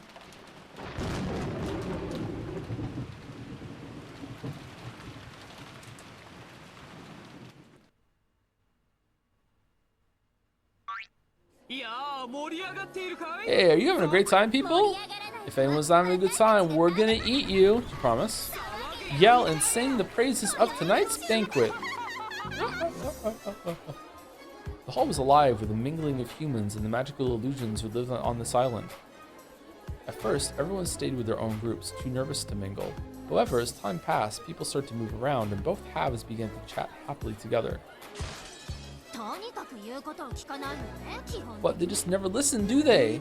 Leadership's important. You need to lead by example if you want anyone to follow you. Maybe some subordinates are like that, but I never had any success with ordinary methods. Anyway, you're done for if your subordinates don't take you seriously. It's important to scold people loudly, even for small mistakes, every once in a while in front of everyone else. You can't do that, it'll just make everyone scared. A leader has to be an example for everyone to follow if you really want to be a leader. Yada, yada, yada. Everyone listened intently to the Vegeta Lion's theory on leadership. This was after several rounds of drinks had gone by and everyone was unnaturally focused on the conversation. Great, Vegeta! Kyrie! Why do you get stronger the more jealous you are? Don't make it sound so bad. If I want something, I won't let it slip away. I always put that theory into practice. There's nothing more to it. Thanks for waiting, everyone. Even more food is on the way. Yeah, why? Because it gives her justification to become more and more of like a brutal psychopath and lose her humanity to get shit done. Yeah! Butting on the family party like this, and yet, while I hate to admit it, every movement of his is flawless. Just what sort of hotel did he train at? Too bad. Renove-sama just happens to be totally perfect, but I still love Gota more. This one's been cooked just right. The seven sisters had blended into the party perfectly, and they were making things interesting. Remember when they kept resurrecting Battler and pummeling him into mush like hundreds upon hundreds of times? And he just kept calling them ass-nisans? It was a good time. And yet, many great mysteries are called masterpieces despite being shut down by Van Dyne's 20 rules. It's not like I'm trying to shut down anything. Mystery novels exist for the sake of your own amusement. If you have fun, that's all that matters. Yeah, know that even the great wizard hunting rite has gone quite soft. Whether it's literature or forms of amusement, generally accepted rules change with times. It must be the same with mystery novels, yes? Everyone chimed in on Will's theory of mystery novels. There was no shortage of things to talk about. Yes, that is a fitting attitude for a beginner. However, at that rate, you'll never become a key player in your own organization. But know that the regulations are always to be enforced. That's something for newbies to do. Don't forget that regulations and rules are pretty much guidelines for the new guys who don't know any better. You said it. You can't really call yourself an adult until you learn how to move outside the rules. You're still a kid if you let the rules hold you back. Like right now, I'm still alive even though I'm dead somewhere else in the mansion. Breaking the rules. I can't stand letting other people do the work. I'm mammon of greed. I do all the jobs myself. That's some spirit you've got there. How much are they paying you for being a sister of purgatory? Go get a job in my husband's business instead. I'll recommend you personally. The humans and the illusions were now very much on casual terms. I see, so this is how it's done in the world of witches. Yeah, Nya. You've got it, Nya. Where we come from, you pour the tea onto the saucer, press your palms on the table, and slurp it like a dog, Nya. And then your headache goes away.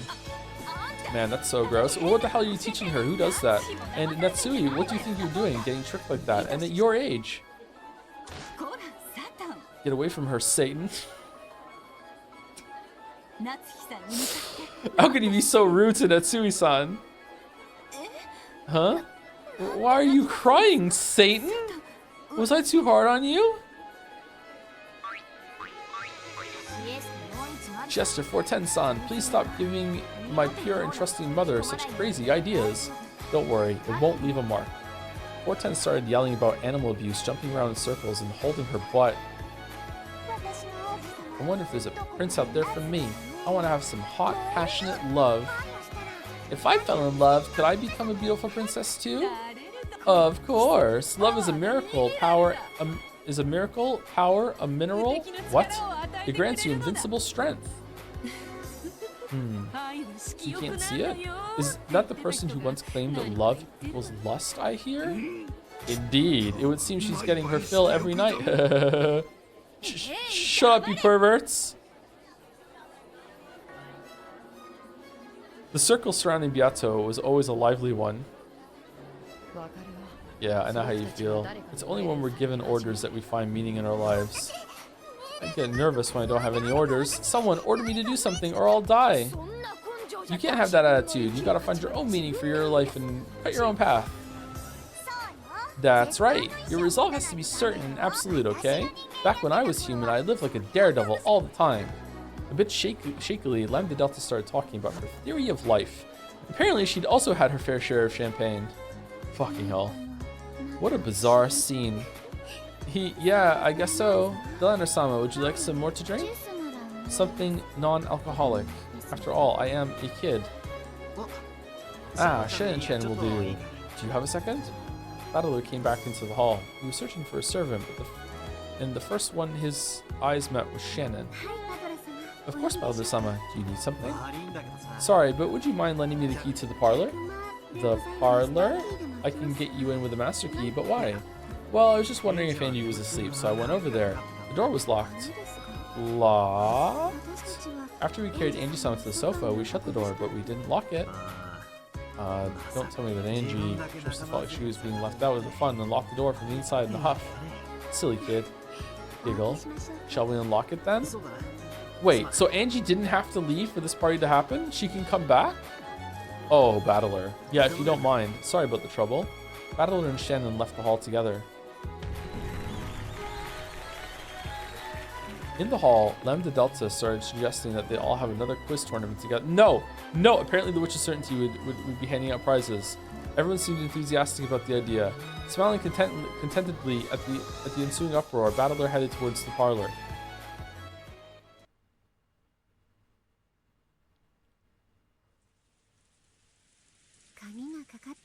It really is locked. Shall I open it? She was sleeping, so I didn't knock on the door, but if she locked it, that proves she woke up. Let's try knocking once. Battler knocked on the door and called Angie's name. However, there was no response from the other side. He pressed his ear against the door, listening carefully, but there was no hint of Angie unhappily throwing a cushion at it. She might have fallen asleep again after having her little tantrum. Could you open it for me? As you wish. Shannon took out her master key and unlocked the door. Then she stepped back to let Battler go through. Angie, I'm coming in. Speaking a quiet voice.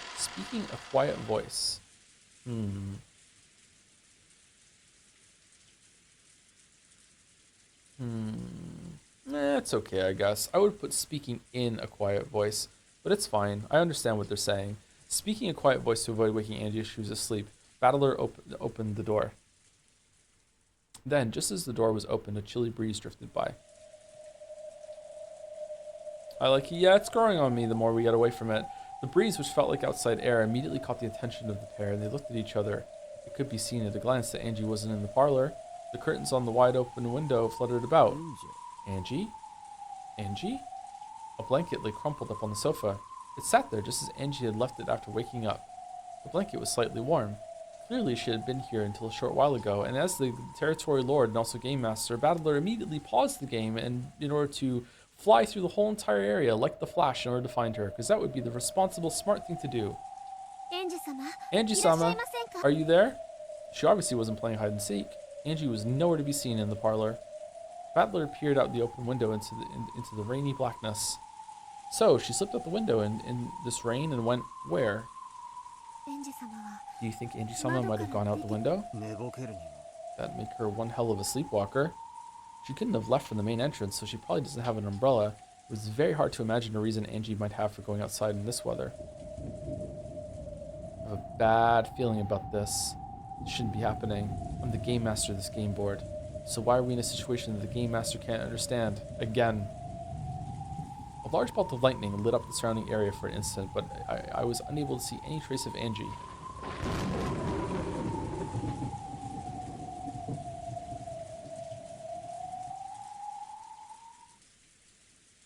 For the love of God, Battler, go and get Beato so she can solve this shit.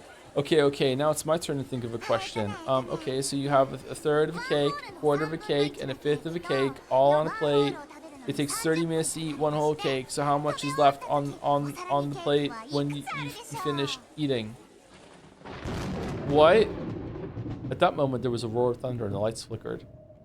The cheery voices vanished in an instant, like candles being blown out. None. That's a riddle you were tricked with once, isn't it? Amidst the silence, one voice rang out and answered Lambda's riddle.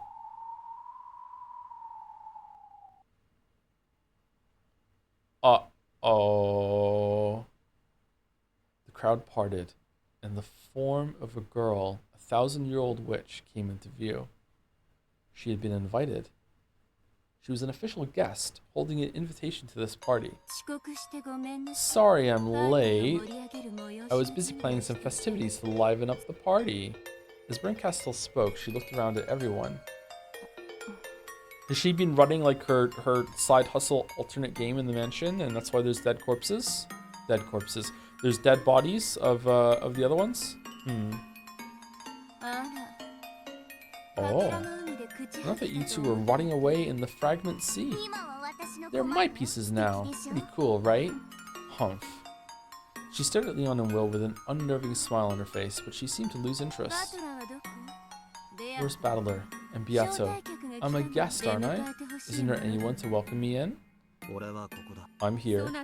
We did invite you, but I didn't expect you to actually come. I see. This must truly be a miracle. Well, I am the Witch of Miracles. Now that's an interesting way to put it. Giggle. Why'd everyone get so quiet? This is a party, right? Go ahead and be noisy just for the hell of it. Or is you welcoming me with silence part of some kind of joke? Now it's your turn. My turn for what? You asked where Battler was, so I told you I was here. Now it's your turn. What are you talking about? Did something happen? Angie's gone. Even I, the game master, don't know where she went. That's insane! Isn't this your game? That doesn't make sense. Well, at least they're addressing it. If Angie disappearing isn't a scenario created by Battler, that means there must be another game master. Is that even possible? Oh yes, I was surprised myself. Just when I opened the game board to start a delightful game of my own, I found that Battler had started up this bizarre game at the same time. I never thought I'd be in a game with 2 game masters. In other words, Sumari, you're admitting that you hid Angie away somewhere. It would seem so. After all, no one could introduce a scenario you didn't build except another game master. Just riffing over there. So this is one of those festivities to liven up the party that you mentioned? You all look like you were having a blast with that quiz tournament, so I decided I wanted to join in. And you chose to hold Angie hostage for that purpose? You've got it. I'm making her solve quizzes over and over and over again. Battler, Beato, I want to challenge you to a game. You cannot refuse. Not if you treasure Angie as a little sister, that is. What do you want? Lambda and I made a bet about the game between you and Beato. I must acknowledge that I've lost. At least, that I've lost to Lambda. Giggle, giggle. Byrne tries to act all dry, but she's way more persistent than she looks. So you're saying you lost to me, but not to Battler and Beato?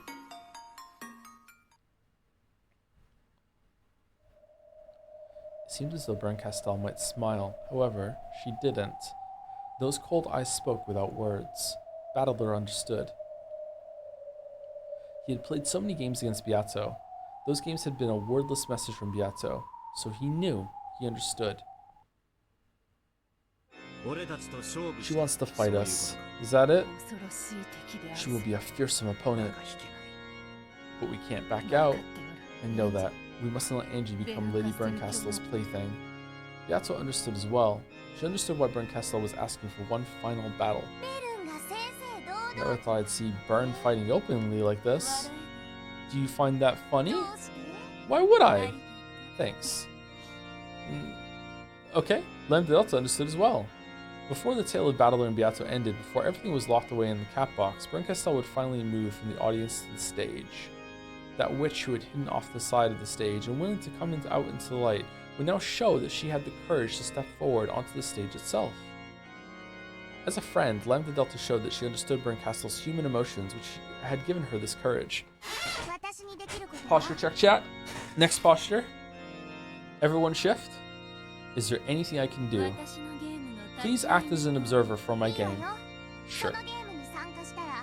If you promise that you'll release Angie if you take part in your game, that is.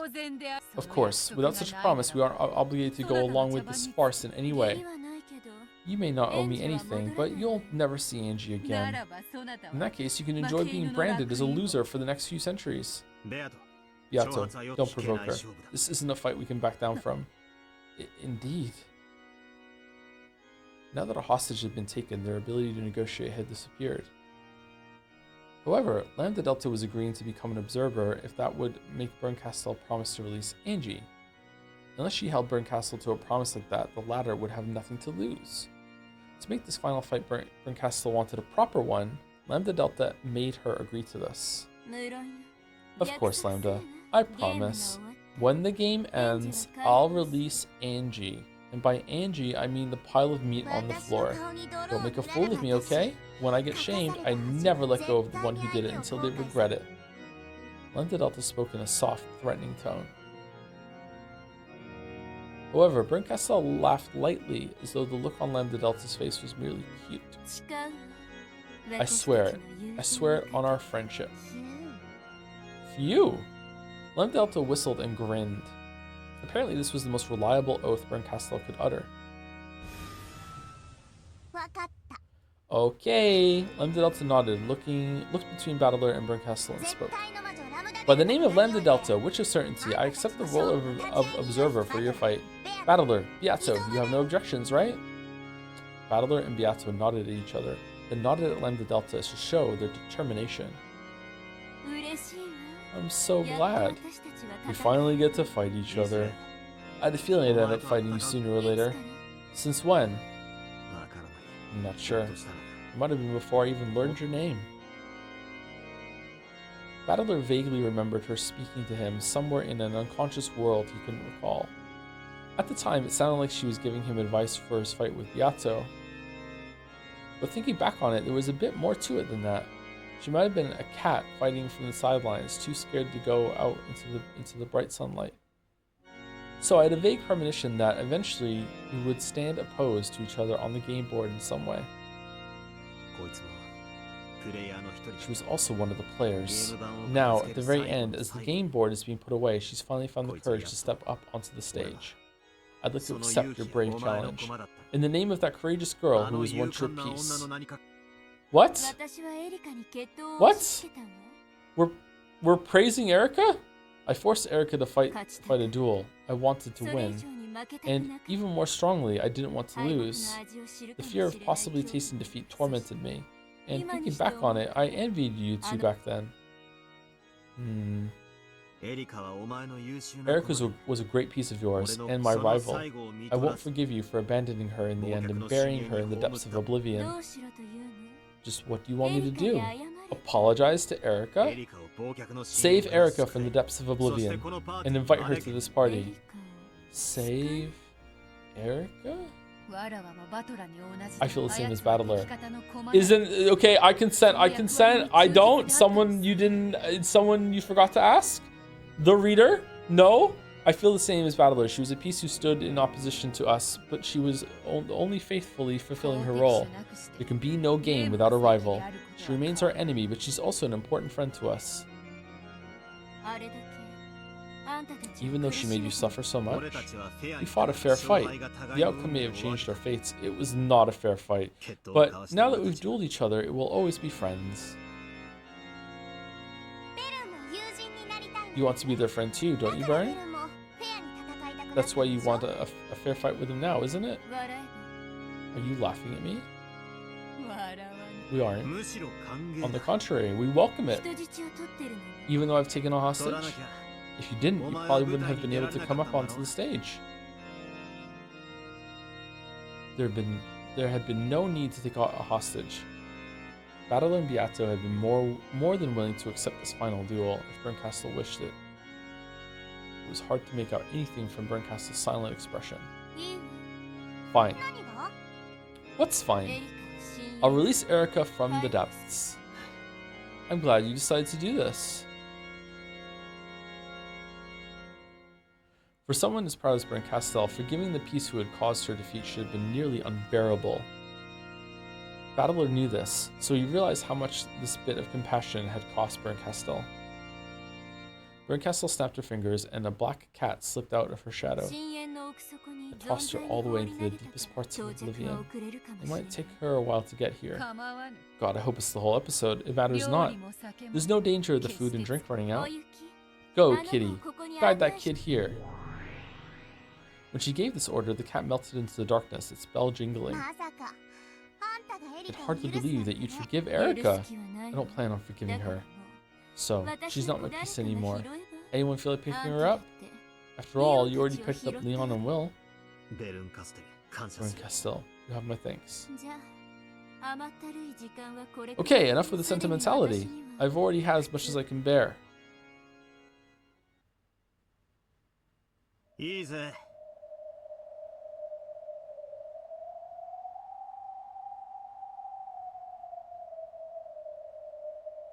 Sure. Where will we have the game? As far as I care, we could have it here with all the noise or the usual quiet spot. Lady Bernkastel has already shown that she has the courage to stand before a great many people. There's no point in making her suffer any longer. Good point. Then let's go to the usual place. Any objections, Bern? None. Sorry, partygoers. We'll be heading out for a bit, but please continue to enjoy yourselves. Zepar, Furfur, liven this place up. When Erica gets here, let's have everyone give her a warm welcome. Yes, Lady Landadelta. Yes, General Tullius. Your wish is our command. Now then, let us take her to the usual room, a fitting place for our battle of wits. When Battler snapped his fingers, space shattered.